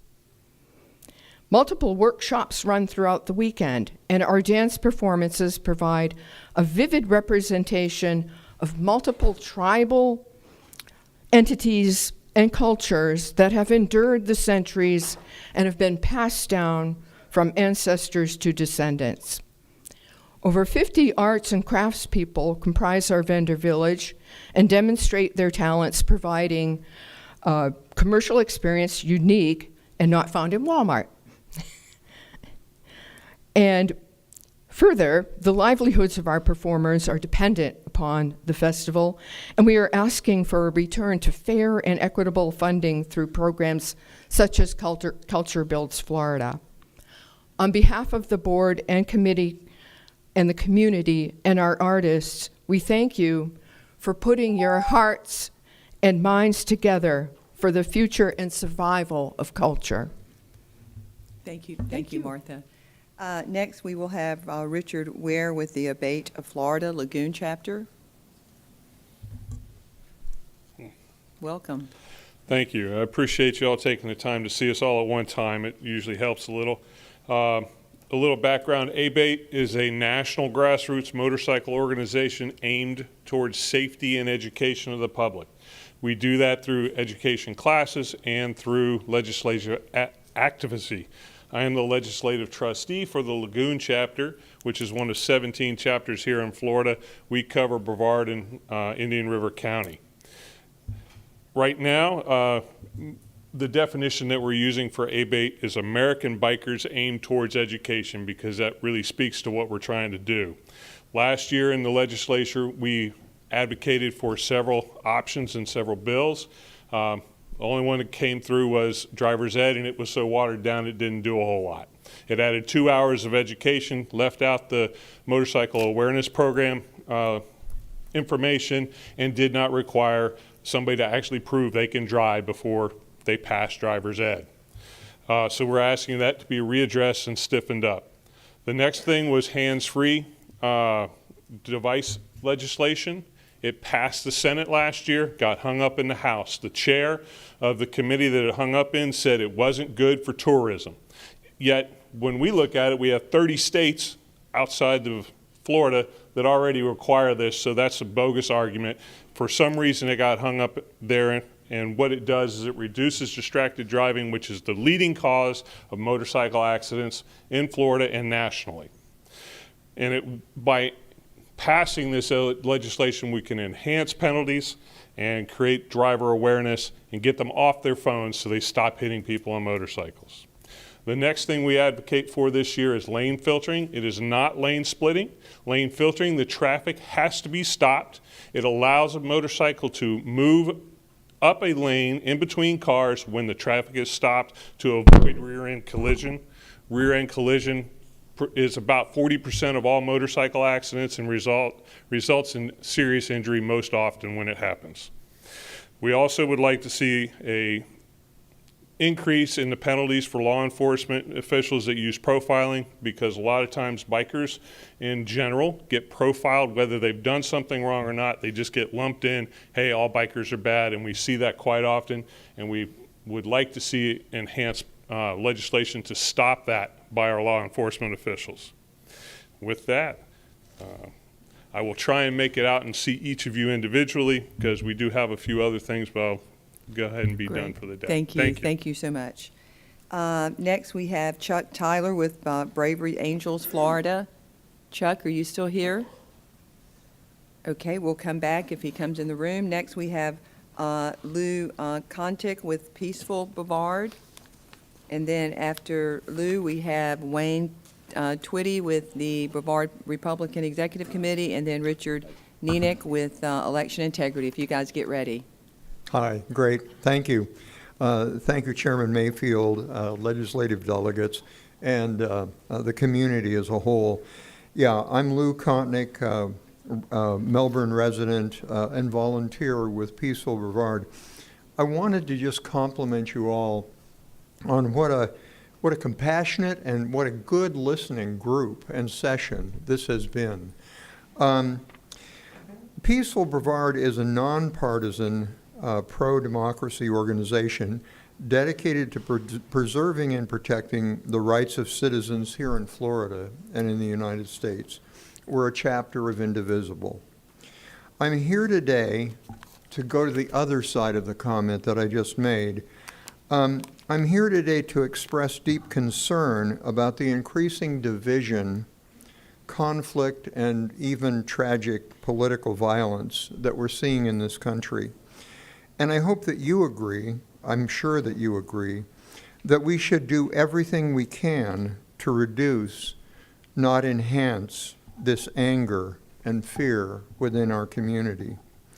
I urge you, as our elected leaders, and invite our community as a whole to focus on building bridges, not stoking division.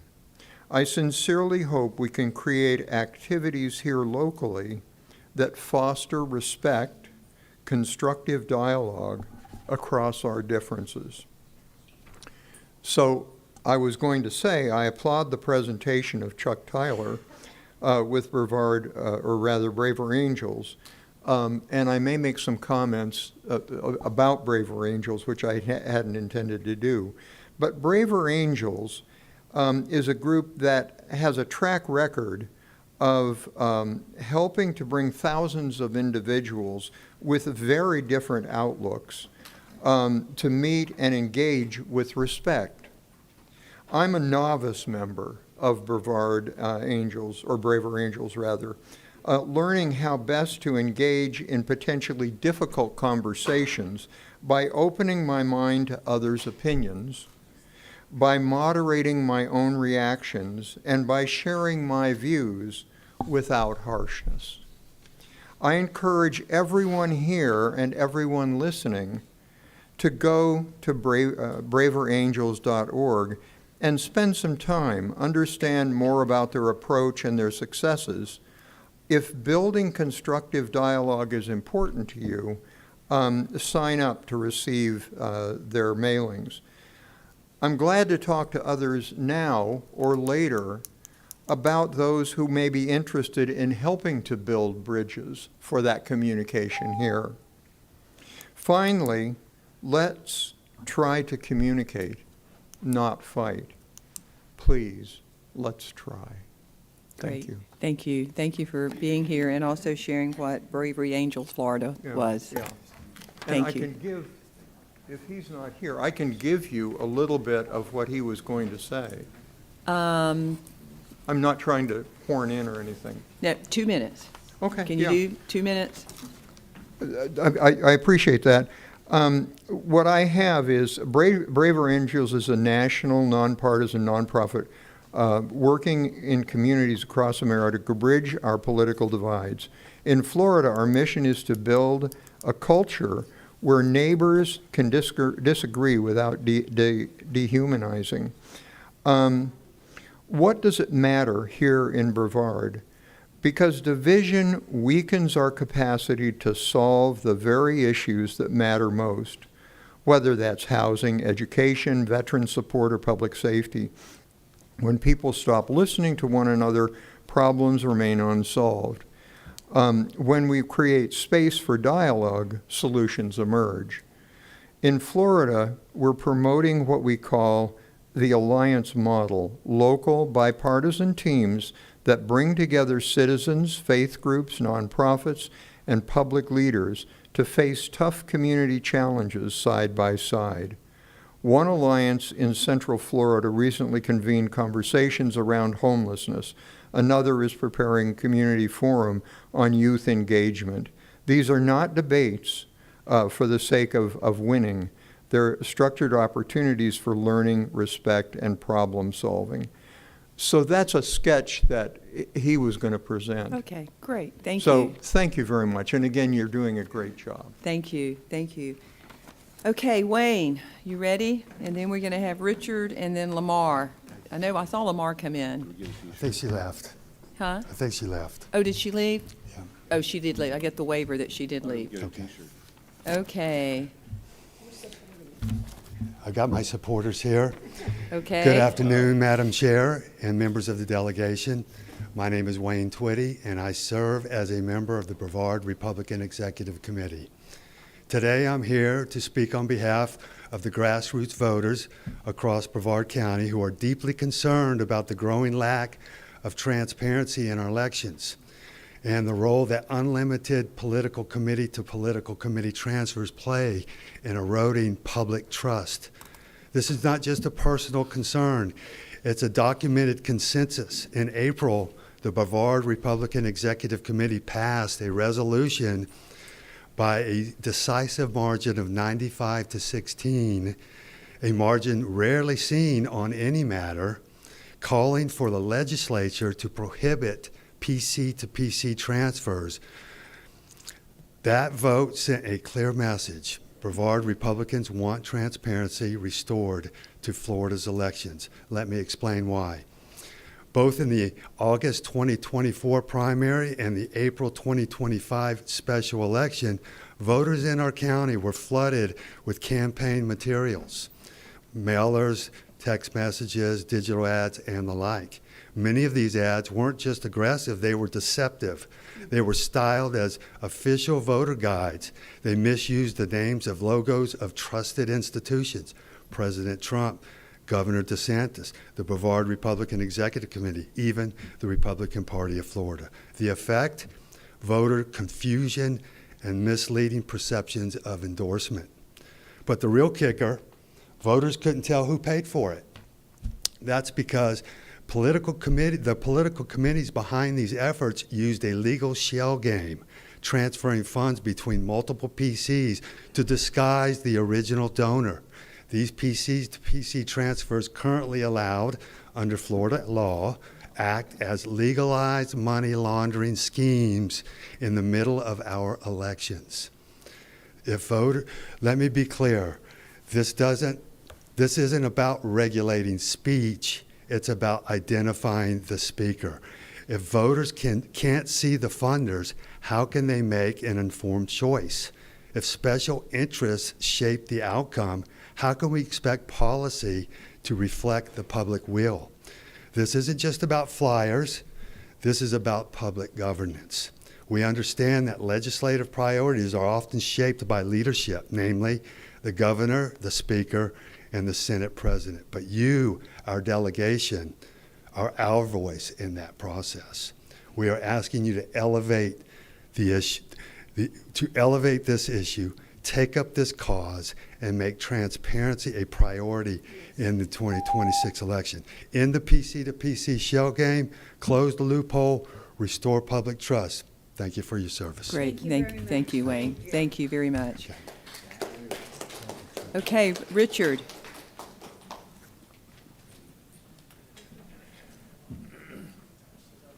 Is Wayne, is Richard here? Yes. Oh, there you are. Okay, good evening now. Good evening. My name is Richard Nink. I'm the chair of the Election Integrity Committee, and election integrity keeps going. It never stops. After successful elections, we're still here. We still got to keep our eye on the ball.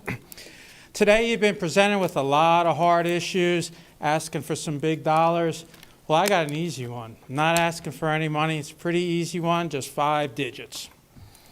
I'm asking to require 9 digits versus 4 digits for Social Security numbers during registrations to voter registrations to verify citizenship verification.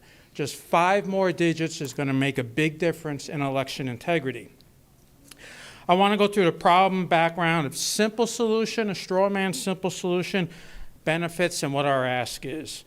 The SAVE database has been made available to all of Florida supervisors of elections. This helps verify U.S. citizenship. But a 9-digit Social Security number is what's needed to access the data. When the SOEs register in Florida, register voters, they only ask for the last 4. So I spoke to SOE Bobanek, how's that SAVE database going? He goes, it's going great. Everybody's trained, and my staff, but we can't access the data. And he told us why, our committee why, and I'm like, we got to be able to solve that. That sounds like an easy one to solve, just 5 digits. Just ask for the 9 digits. So it's actually a two-part problem here. The driver's licenses are also asked as an option for voter registration. And you heard SOE Bobanek talk about the problem of that changing, the driver's license numbers changing, where that's a problem. This solution that we have here can solve that. So what we're looking to do is have a solution that moves away from asking for the driver's license and asks for the 9 digits. As you can see on the voter registration, there's a field for your driver's license or the last 4 social or nothing. So we're asking for the 9 digits. And if people provide the form directly to the SOE in the office, that shouldn't be a problem. If it's being handed off, we're also asking that the state statutes specify that the SOE will contact you for that 9-digit via a phone number, so it's a more secure method. So the ask here is, hey, there's a problem. Our SOE can't access the data to verify citizenship. Verifying citizenship is important. The ask is to help here in Brevard, help come up with a solution to modify the state statutes. And our committee will be meeting with each of your offices and each of you to look for a solution to this problem. Great. Madam Chair, I have a question. Yes. Okay, thanks. I have a question. Richard. Representative Soroy has a question. Thank you. Thank you, Madam Chair. I'm curious, how do you envision, I agree wholeheartedly in the interest here, how do you envision it being implemented?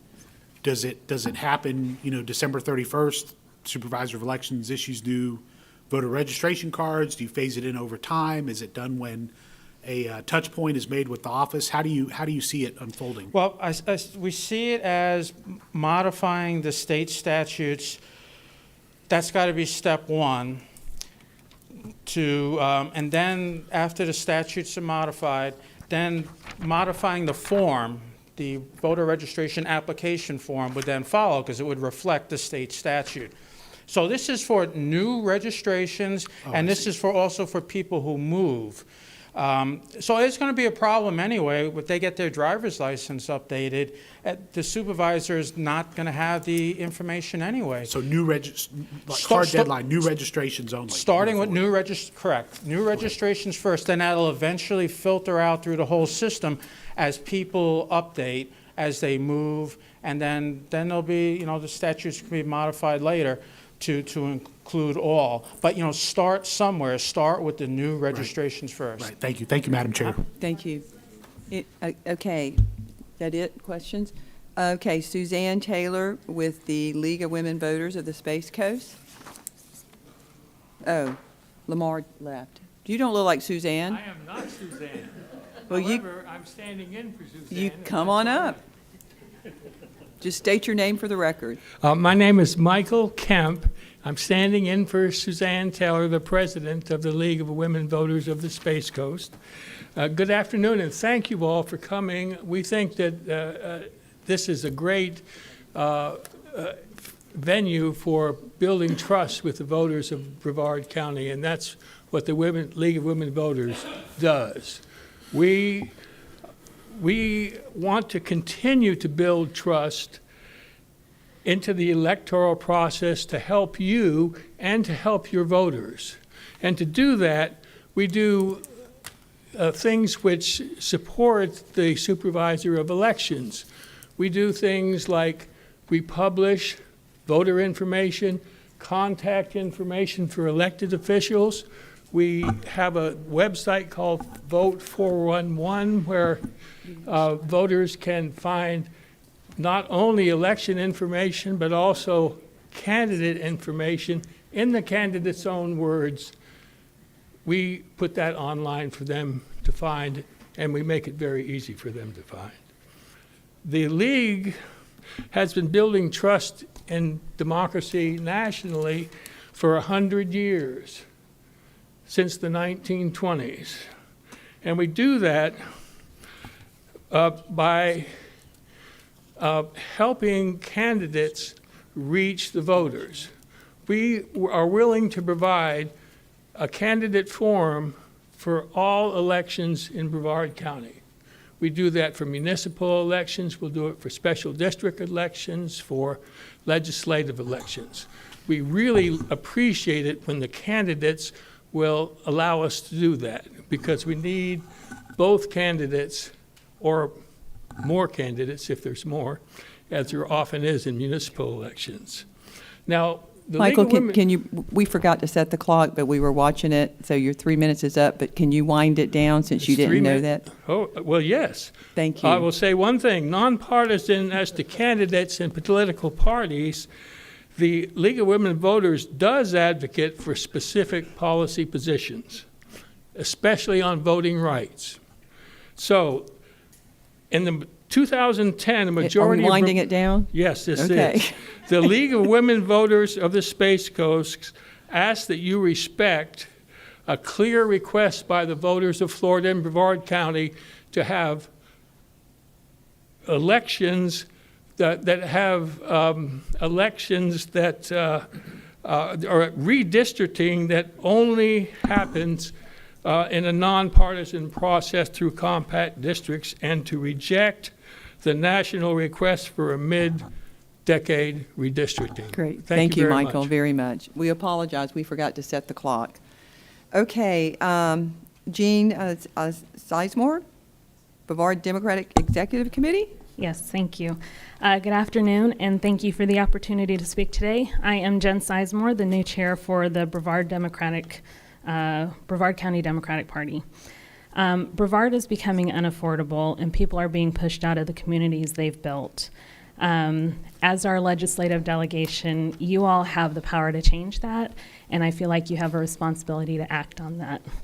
Some of the realities of Brevard County: the median home price is around $354,000, which is out of reach for far too many working families.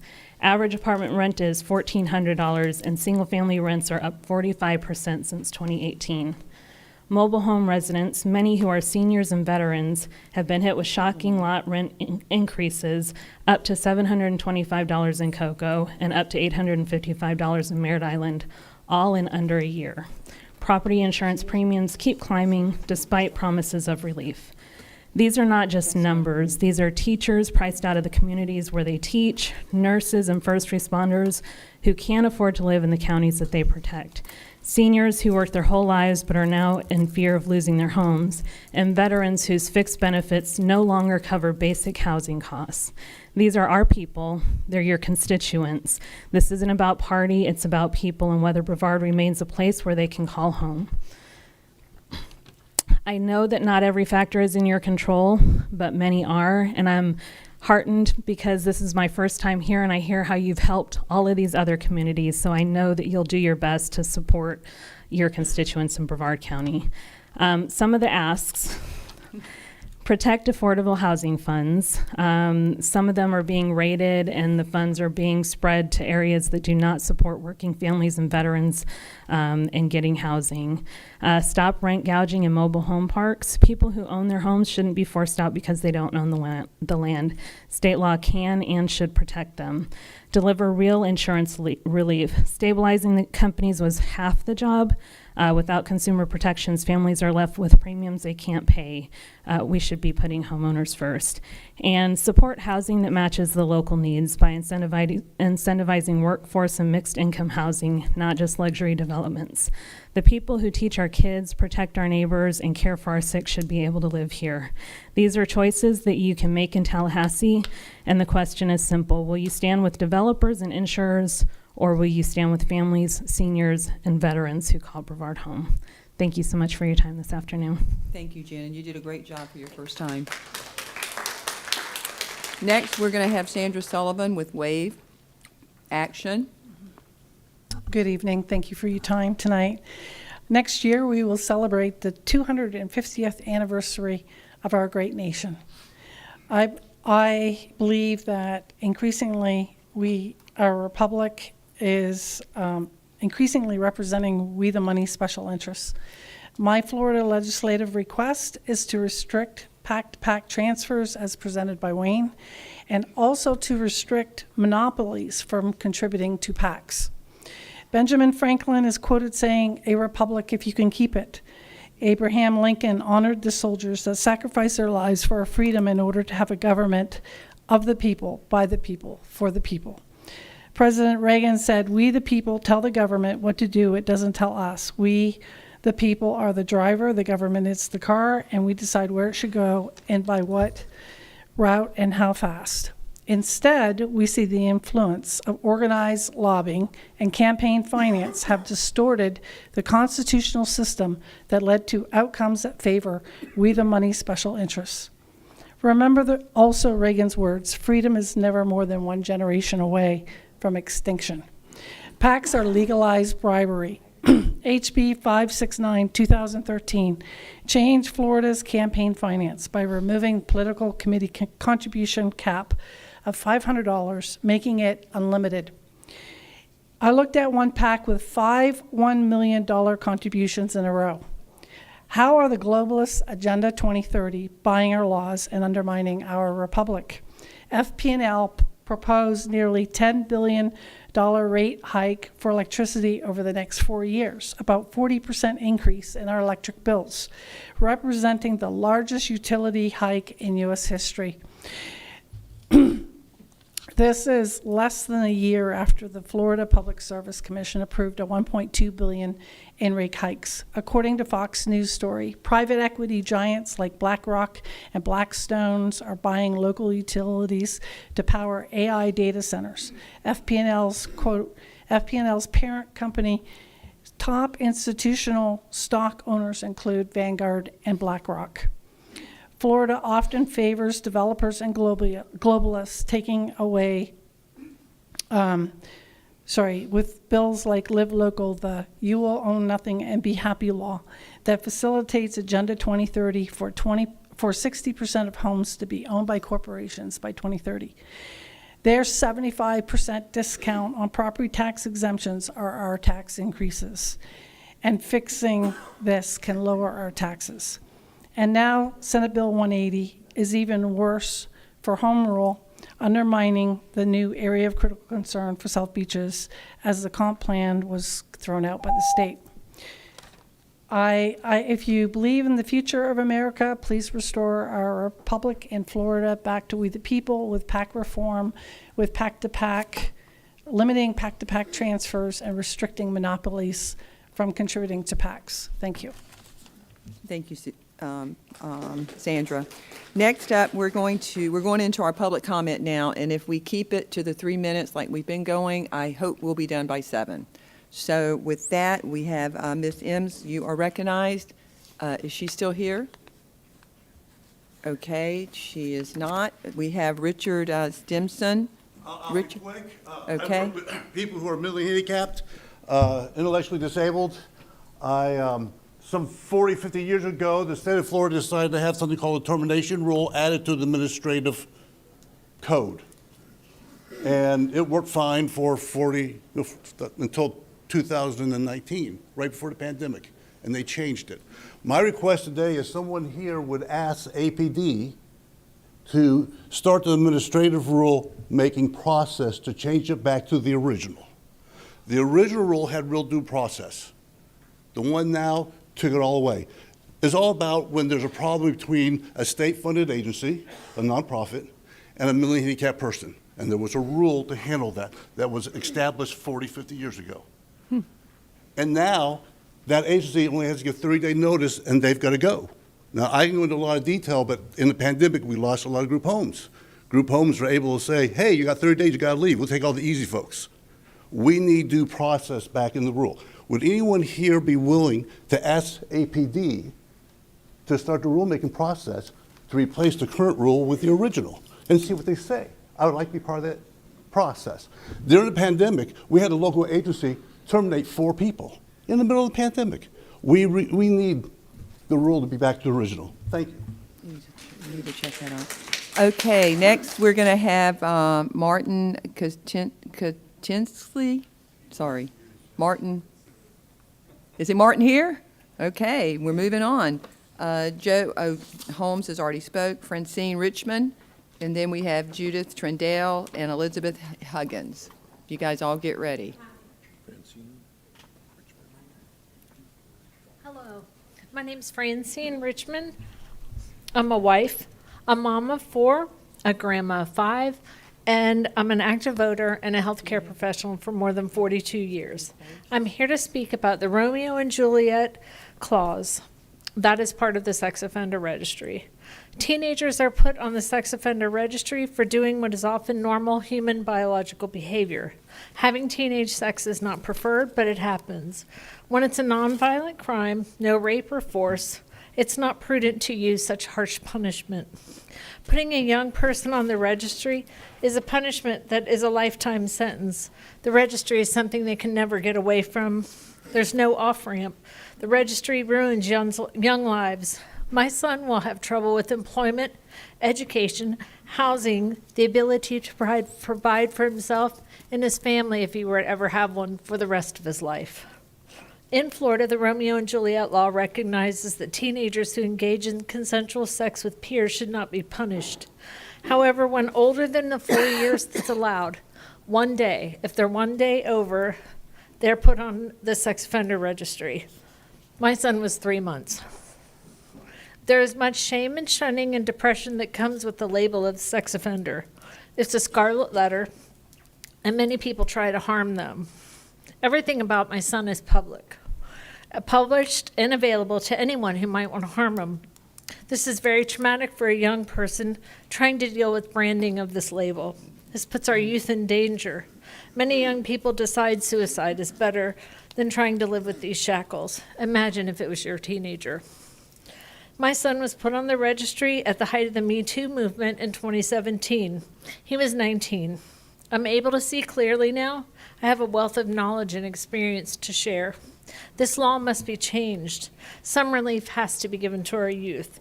I will do everything in my power to prevent this from happening to our other families. I'm asking for your consideration in amending the Romeo and Juliet law and making it retroactive for youth up to age 21. There are young people who are slower to mature. There must be a gift of time and allowance for maturity. There are kids who might have a nonverbal learning disorder or possibly even on the spectrum. There should be an allowance for normal teenage behavior. I've raised 4 kids. They all mature differently, 2 boys, 2 girls. We've all made mistakes, and if they've not committed a heinous crime, they should be given relief.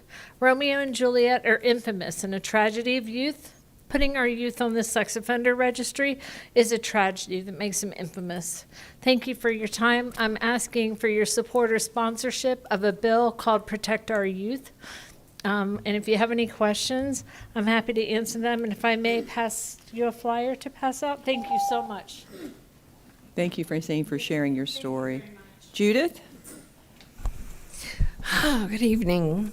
I have put my presentation down to talking points. That's fine. You'll be happy about that. We're all good. We all do that. Okay, so SB 180 is why I signed up here.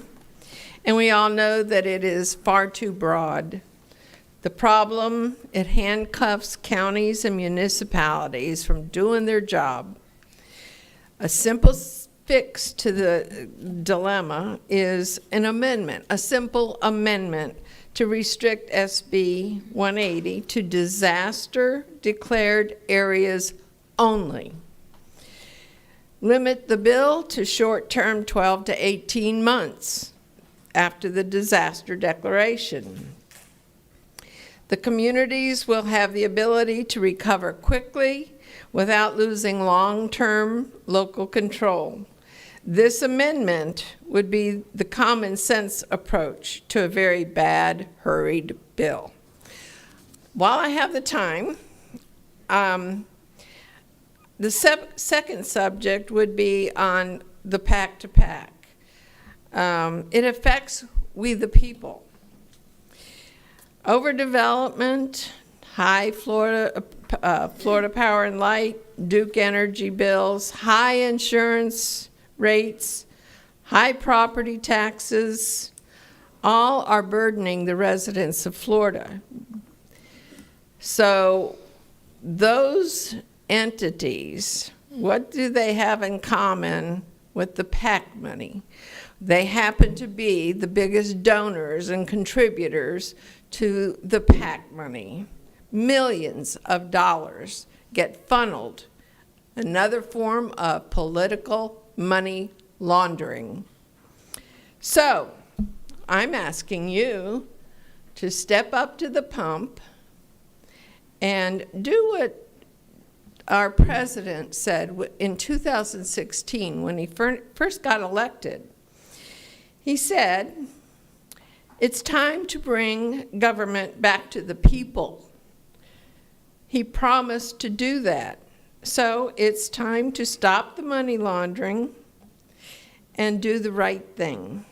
The basement is not a sign of demotion. It's a sign of integrity, and I think all of you know what I mean by that. So that's it. Please do the right thing. Thank you. Thank you, Judith. Next up, we're going to have Elizabeth Huggins. Good afternoon. I'm sorry, good evening. My name is Elizabeth Huggins. I would like to begin by thanking the members of this committee who supported House Bill 6017, which was to provide for the recovery of damages for medical negligence resulting in death. The bill passed due to your support, but was vetoed by Governor DeSantis. I am presenting to you today on behalf of my disabled son to highlight the importance of maintaining accountability of physicians and facilities that are entrusted to the care for Florida's vulnerable disabled citizens. My son, Sean Huggins, is 40 years old, suffers from autism. I had a power of attorney, which was completed by my personal attorney. I would like to briefly tell you of an experience of local physicians compromising not only his health, but potentially his life. In April of 2015, my son was an emergency EMT transport admission to Cape Canaveral Hospital due to a side effect from a medication. He was an ED level 5 admission and was subsequently admitted to ICU. What happened to my son, Sean, almost cost him his life. At no time was my POA, Statute 709, honored. And during this hospital admission, my son's life was compromised. My son was strapped down to a bed in ICU, had a PICC line placed in his heart, was given an abundance of medications that caused cardiac toxicity. I believe this was intentional. He was given Zyprexa against my wishes. He's not psychiatric, he's autistic. Sean stated he was in excruciating pain to the point that his bones hurt, he had no circulation. At no time was I consulted on a treatment plan or listened to when I advocated for my son. What was done to my son is called an IRB experiment. That includes mass injections. In addition, the physicians ordered nicotine patches. My son never smoked. The massive doses of drugs injections were the cause of cardiac toxicity. Melanie Johnson from CMS, who has purview over the state of Florida, or did at the time, stated to me the tests done on my son were intentional and were to the cause of the cardiac toxicity. I have filed formal complaints with DOH, ACA, have been unsuccessful holding the physicians responsible accountable. Even more disturbing, due to the veto of House Bill 6017, this makes healthcare in the state of Florida dangerous, especially dangerous to those who are vulnerable to physicians who have medical authority and are allowed to administer medicine recklessly. My son's rights, as outlined in the state of Florida rules and regulations, were not protected. Furthermore, he has been denied APD services, which would have allowed him to reside in a group home that would meet his individual specific needs. I am still fighting for this today. My son was diagnosed at 10 months of age. He is 40 years old. There are parents who are here today with children who have similar experiences as Sean, but sadly their children are no longer with us due to similar horrific experiences. We must advocate to hold those who failed, okay, the gong show. Hold them accountable. Thank you for your time and your attention. Apparently, I'm not alone. I've heard a lot of stories today. And there's a lot of mothers like me with bite marks on their arms who never got help. My son was diagnosed at 10 and a half months. He's 40 years old. Shame on the state of Florida. Elizabeth, thank you for sharing your story. I need to find out what happened. Okay, Karen Colby. Karen's not here. Okay, we'll move on to Jim Anderson, Lieutenant Colonel, U.S. Air Force. And then we have Joel Ledlow and Brian Watts, and that'll, Hi, thank you for your time. You almost have bladders made of steel. Let me tell you. So I want to express my Be quick. concerns about Senate Bill 52, which will impact our church's ability to defend themselves. Ma'am, earlier you used the term unintended consequences, and I think this bill is the poster child for unintended consequences. There have been 15 church shootings since 2017, including Michigan just 2 days ago. And let me tell you why Senate Bill 52 is bad legislation. A legal gun owner can carry a weapon into a church, and this law doesn't apply to him. But if that same gun owner is part of a volunteer security team, he has to comply with this bill. And there's 3 parts that are problematic. First, the team security plan has to be approved by the sheriff. There are almost 25,000 houses of worship in Florida and 67 sheriffs. Do that math, and you'll realize that this workload is going to be a lot for the sheriffs. And so also, is there going to be some sort of a standard plan or template for us to follow? And if so, who's going to write it? Tallahassee politicians, maybe law enforcement, or maybe a guy like me who's had multiple tours in Afghanistan and Iraq who knows how to secure and protect a compound. Second, church security teams will be required to carry concealed weapons permits in a state that no longer requires a permit to carry a gun. In spite of a commonly held belief, a concealed permit does not require firearm proficiency. CCW classes teach you about when to use and not use deadly force. Finally, it will require a level 2 background check for any of the volunteers on the team. Again, anyone can walk into a church with a gun without this check. These checks will cost the individuals or the churches about $100 each. And if a church security team has an average of 5 members, that comes out to a cost of over $12 million for those churches statewide. There's a lot of online discussion about Senate Bill 52, and virtually all of the pastors and those on security teams online are against this bill. But here's a problem you can solve, but this bill doesn't solve it. The problem we face in defending our churches is one of liability. If you want to solve a problem, figure out how to protect our security teams from scumbags like John Morgan, or help churches with liability insurance costs associated with protecting our churches. My bottom line is this: the Florida House and Senate needs to keep out of church security, leave church security to the experts and the professionals. And at the Pentagon, they've taught me to be brief, be brilliant, and be gone. All right. Question, Madam Chair. yes, sir. Representative Tremont. Thank you. The bill you're referring to, that's a recently filed bill, correct? It's not one that's passed? Don Gates. Got you. Okay. As a pastor myself of a small church where we have significant threats there, I can assure you I'm watching that bill very closely. All right, thank you. Thanks for the heads up on that. Yes, sir. Thank you. Thank you for being here. Okay, we have Joel Ledlow. Joel, are you here? And then Brian Watts. Brian, are you here? Thank you for sticking with us. I was last. Maybe you didn't come at 2. I got the email. I will be brief. We won't even need the clock. Just want to say thank you all for doing this. I think this is a unique opportunity to address so many elected officials like this, so I appreciate it. So I wanted to mention to you about Statute 720.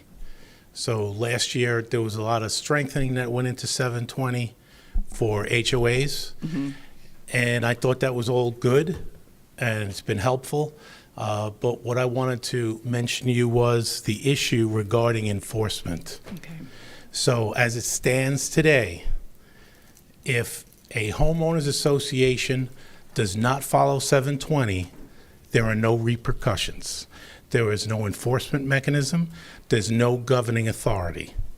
So I have spoken to the Department of Business Professional Research, which oversees condominiums and mobile homes. Right. They won't touch 720 and tell you, you have a problem, get your own lawyer. So homeowners are given the burden to enforce your laws. So you have 720, which homeowners can tell the board that they're not following it, but the board doesn't care. They don't have to worry about it because there's no enforcement mechanism. We need to check in that. So I really think that the infrastructure is in place in Tallahassee with DPBR, that you could possibly do this very easily. It's in the entire state. It's a problem. Now, I've spoken to your office. Matter of fact, your aide was the one that told me about this, so if you want to blame him, you could tell him. So, Thank you for telling him. And I spoke to Assemblyman Hodges' office. You have good folks in your office, and they told me about a bill that's rumored to be happening in Miami that somebody wants to get rid of all HOAs, and I don't know what you do after that, but maybe it's frustration, though, that brings those kind of things. So what I'm suggesting is put some enforcement in 720, and I think it could resolve a lot of problems. To meet with a lawyer and then hire a lawyer because your board isn't following the law, that's a burden that we should not have. No, you shouldn't. So that's all I have to say. Very quickly, I'll just say this on the property tax issue. Right. I know it's a hot button issue. Yes. I'll say this very quickly. My experience is, and I don't like property taxes, but the locals will probably shift some sort of burden to make up for a loss in revenue, and they'll probably look at stuff like sales taxes. Mm-hmm. That's probably what will happen. But at the same time, I don't like property taxes either. So. No one Thank does. you. Thank you, Brian. Okay, we're going to go into our cards that were filled out at the end or during the meeting. First, we have Bob White. I saw Bob here earlier. Did he leave? Okay, Bob left. We have Michael Hannon, or Hagan. Your Action Committee, Florida Action Committee.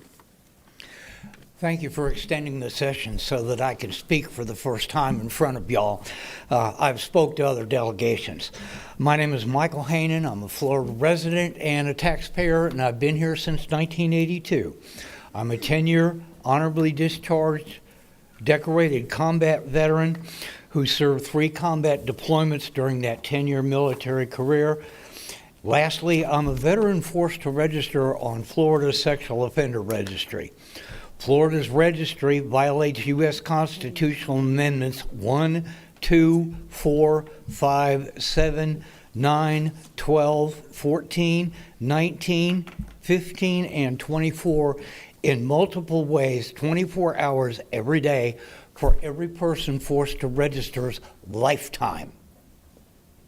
This is especially egregious to all honorably discharged or retired military veterans forced to register in Florida. We sacrificed, sweated, and bled for years, or some of us for decades, to protect and secure the inalienable constitutional rights accorded to every other person subject to the jurisdiction of the U.S. Constitution. Yet due to an error in judgment in our past, after our honorable military service ended, caused in part by the traumas like PTSD that we all endured during our military career, we are forever denied the rights, obligations, and protections of the U.S. Constitution we so voluntarily and proudly served. If asked, we would all proudly serve again. Florida's veterans forced to register earned those inalienable rights, obligations, and protections accorded to everyone else.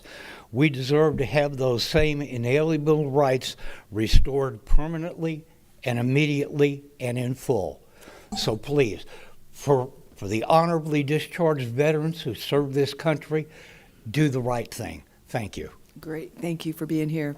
Okay, next we're going to have Sean Ziekert, there you go, Moms for Liberty. Thank you. My name's Shawn Zierke, and I'm a resident of Palm Bay. I'm the legislative chair for Moms for Liberty Brevard chapter since April. And in April, we were up on the Hill, and we sat around the table, moms from across the state with the DOE, and 70% of all those stories were issues with IEPs. So I have a background in policy, specifically aging and disability policy, and I authored a bill called the IEP Accountability Act, which was filed by Senator Harrell last week as Senate Bill 72. Unfortunately, It's just a vehicle right now, and I've spoken with Representative Miller and Weinberger, and they've spoken to Benaroche, and they're deciding, since you only have 7 bills, which one gets to put it up. So the problem is that we have over 400,000 students with disabilities in the state whose services are written into an IEP. But services are delayed, missed, and undocumented, and parents don't find out until a child regresses. Teachers are blamed for the system problem, administrators are blamed, and parents lose trust in our schools. Ryan Petty, the chair of the Board of Education, and I are co-presenting at the Moms for Liberty Summit later this month. And we will be talking about this bill along with the fact that teachers feel unsafe and unsupported. And this is just one piece of the puzzle. But students are going without services. Parents are not given an explanation of what an IEP is in their own language, whether that be Spanish or another language or sign language. Students with behavioral intervention plans don't have that reported to the school, so they're removed off the bus and they don't have education time. Students who need a para doesn't show up, so they don't go to school. Students with AAC communication devices like my son, they'll get around to programming them, and they don't get them programmed, so students go without communication devices for 2 weeks. So this basically takes the IDEA and gives clawback on IDEA funding to the districts when they're not implemented. It puts time measures on IEPs. It informs parents on what their rights are so that they can enforce it. And that gives the school district an out if they're actually educating parents. So it's SB 72, and I'm happy to email it to each one of you for the House or Senate side. Okay, great. Thank you very much. Next, we have Teresa Bond. And then after Teresa, we'll have Richard Hellfinger. And then it will be Anna Kenna. And Kimberly Gibbs, you are going to be our last person. Good evening. You're recognized. Hi. Good evening, Madam Chair and delegation members. It's my first time speaking in front of all of you, so if I sound a little nervous, please forgive me. I actually wanted to talk to you about your House Bill 757 that goes into effect starting tomorrow. The rapid spread of artificial intelligence has made it possible for young people to create explicit deepfake images with just a few clicks on their phones. What many don't realize is the seemingly harmless pranks or acts of online bullying can now carry devastating consequences with the passage of Florida's House Bill 757. The creation, solicitation, or possession of AI-generated sexual images, even if made as a joke among peers, can be prosecuted as a felony. Sorry. While this law was crafted with the intention of protecting children from exploitation, it is equally likely that children themselves will be the ones ensnarled by it. Teenagers experimenting with technology or retaliating against classmates may suddenly find themselves branded as a sex offender, facing years in prison and a lifetime on the registry for behaviors they did not fully understand. This is not an excuse. This is not to excuse harmful behavior, but rather to point out the danger of treating all deepfake activity as equivalent to intentional child pornography production. Adolescents act impulsively, often without appreciating the premise of their actions. Laws like House Bill 757 without built-in safeguards fail to distinguish between predatory adults exploiting children and immature peers engaging in reckless digital behavior. Once a child is labeled a sex offender, the stigma, the restrictions follow them forever, closing the doors to education, employment, and community reintegration. Florida needs a safety valve in its laws, a way to hold people accountable without permanently destroying their lives. diversion programs, restorative justice approaches, and education about the dangers of digital exploitation can all serve as alternatives to felony prosecution and registration. More importantly, the registry itself must contain safety valves for all offenders, not just minors, so that everyone has a path to restoration. Human beings make mistakes, sometimes terrible ones, but our justice system should reflect that the benefit that people can learn, grow, and change. Without that, the registry becomes a life sentence for anyone who has ever done something stupid, rather than a tool for true public safety.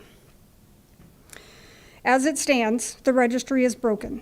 Without legislative reform, Florida will continue to throw away lives in the name of safety while achieving the opposite. Restoration and second chances should be at the heart of justice, and the passage of House Bill 757 gives us the perfect opportunity to see the need for long overdue reform of the registry as a whole. Great. Thank you for being here, Ms. Bond. Thank you. Next, we have Richard Hellfinger. And again, after that, we'll have Ann Keena and Kimberly Gibbs. And anyone else that's in the audience that didn't fill out a card, that is the last one. So if you didn't and I don't have it, then will you please check with my staff in the back? Rick Heffelfinger, 2000 Juniper Drive, Cocoa, Florida. I'm used to doing this at commission meetings. Cocoa, Florida, District 1. Came down here to kind of get a feel for or express some feelings about parental rights in Brevard County and in Florida in general. We know parents have rights. The Constitution, 14th Amendment, establishes that they have the right to upbring and educate their children, right? Florida's done a great job at furthering that. In 2022, HB 1467, Curriculum Transparency, Florida legislation in 22, Florida law, the Parents' Bill of Rights. 2023, HB 1069, K-12 education. Unfortunately, we've had some pushback about that. But parents have rights, and parents are responsible for a kid until how old? 18, I think, right? That means they're responsible for the raising, the upbringing, their religious indoctrination, if you want to call it. They have that right. How they want to raise their kid, how they want their kid to be educated. Unfortunately, in today's society, 2 working parents, who's educating the kid? The state is, okay? But the parent has rights at the state. You guys have done, and Florida legislation has done a great thing to try to bring that back and try to establish where that line is drawn. There's a common thread in all the legislations. Parents are in charge when it comes to raising their children, and those entrusted to educate our children need to make sure parents know what is going on in school. So it's 2025. We had some great legislation. We've been working on it for years, right? Doing a great job. So it's 2025. We've established strong legal grounds to make sure that our education system and our parents are on the same sheet of music, right? Wrong. Along comes the Melissa Calhoun story. I was at the Florida Department of Education hearing for Melissa Calhoun in Orlando on July 30th, 2025. How is it that the female student in Brevard Public Schools was gender affirmed, but Brevard Public Schools did not investigate gender affirming that occurred for multiple years and by multiple teachers? Where is the Florida Department of Education on fixing this? I know you guys legislate, did a great job. Where is the follow-through on making sure legislation is followed? Is it the Florida Department of Education? Another big bureaucracy, right? You can write rules all day long. If you do not enforce them, they are worthless. So there's a disconnect. I don't know what you can do. Gentleman just came up here, talked about enforcement. Where are the teeth in protecting parental rights? If the Florida Department of Education does not follow through, then all of your work is wasted. At the hearing, the Department of Education attorney, Ms. Wilmot, stated, well, thank you. I just wanted to make you aware it's not going real well. Great. Thank you, Richard, for bringing that to our attention. Next, we have Anna Kenna. We have like 10 minutes left. Hello, my name is Ann Kenna. I'm a former special educator working specifically with autistic children. I'm also a local author. And I want to thank you all, please, for the opportunity to address a pressing issue that affects not only Brevard County, but all of Florida. 2023, the Brevard Barrier Island Area of Critical Concern, the BPIA, was passed by unanimous yes vote of both the State Senate and the House of Representatives and signed by Governor DeSantis. This is an area from Melbourne Beach to Sebastian Inlet. Then, in complete contradiction to the BBIA law passed in 2023, in the final days of the 2025 legislation session, harmful provisions were tagged on to Senate Bill 180, dealing with emergencies, a bill that dealt with hurricane disaster recovery. There was not the normal scrutiny of committee debate or public input in the Senate when sections 18 and 28 were added to a seemingly benign hurricane bill. Inadvertently, and hopefully by accident, SB 180 allowed development everywhere throughout the state. I truly believe that the sponsors and many legislators, using 2020 hindsight, realize their oversight and would like to correct it. This specific area of Brevard is unique and sensitive for its abundant wildlife and unique geography. Further development would devastate the area and also endanger the safe evacuation of the potentially increased population. It seems redundant to have to address this issue once again. If you amend this, what assurance do we have that the issue will not come up again? Ladies and gentlemen, you are the ones that need to correct this. As a resident of the South Beaches, I want to thank you for your attention to this vital matter. Thank you. Thank you. And if you can get with me after the meeting, because I don't want to take up time doing it, I want to explain to you the process of that as well. I want to make sure you guys have the whole story of what's happened. We are going to amend it and we're going to fix it, but it passed in 23, and we'll talk about it after Okay, the meeting. I If you'll guess hang out. I will. Thank you. Thank you. Next, we're going to have Kimberly Gibbs.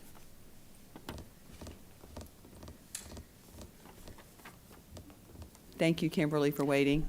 Good evening, everyone. My name's Kimberly Gibbs. I live on Merritt Island. I'm here on behalf of the Friends of Merritt Island. We advocate for Florida native plants, but our work would not be possible without the expertise and the education provided by the Florida Native Plant Society. So I'd like to speak to you about our highly valuable Florida native plants in the context of the development that we're seeing across the state right now. Nearly all of us have seen the unrestrained development that's happening everywhere we go. Where I live, a forest was cut down to make way for a Starbucks and a car wash.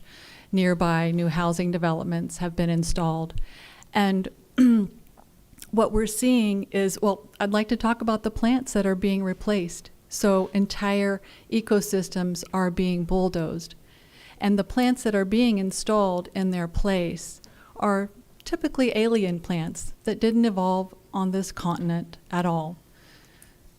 We're seeing these tidy neighborhoods that mainly have tidy lawns, and alien plants that came from another continent, providing no value whatsoever to the birds, the pollinators, the butterflies, and the other really immeasurable ecological benefits of our native plants. So in that context, and that's the best case scenario, I'm sorry. So we've also seen the harms that can occur from many of the introduced plants, such as the Brazilian pepper, the invasive plants that are wreaking havoc on our state. And some of you will remember the greening disease that pretty much decimated our the citrus industry. So these are occurring from introduced alien plants. So what I'd like to ask you to do is 3 things.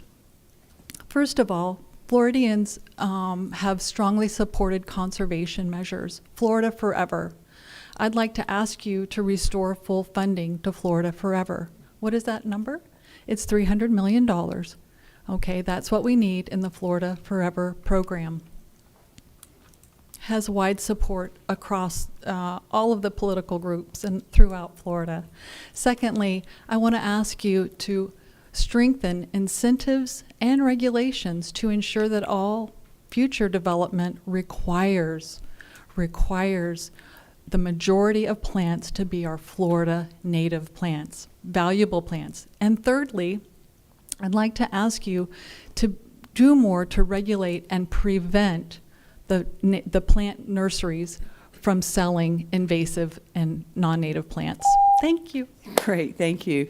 Members, that concludes our presentations for this evening. I want to personally thank everyone and the presenters for being here and keeping their time short and sharing your concerns. As I said earlier, if you have additional information you want to share, call our office, set up the appointment, see us in Tallahassee, see us in our district. We'll be happy to talk to you about that. I look forward to working with you in Tallahassee as all of our other members up here do. As a reminder, committee weeks start Monday, October 6th, and our regular session will start January 13th, 2026.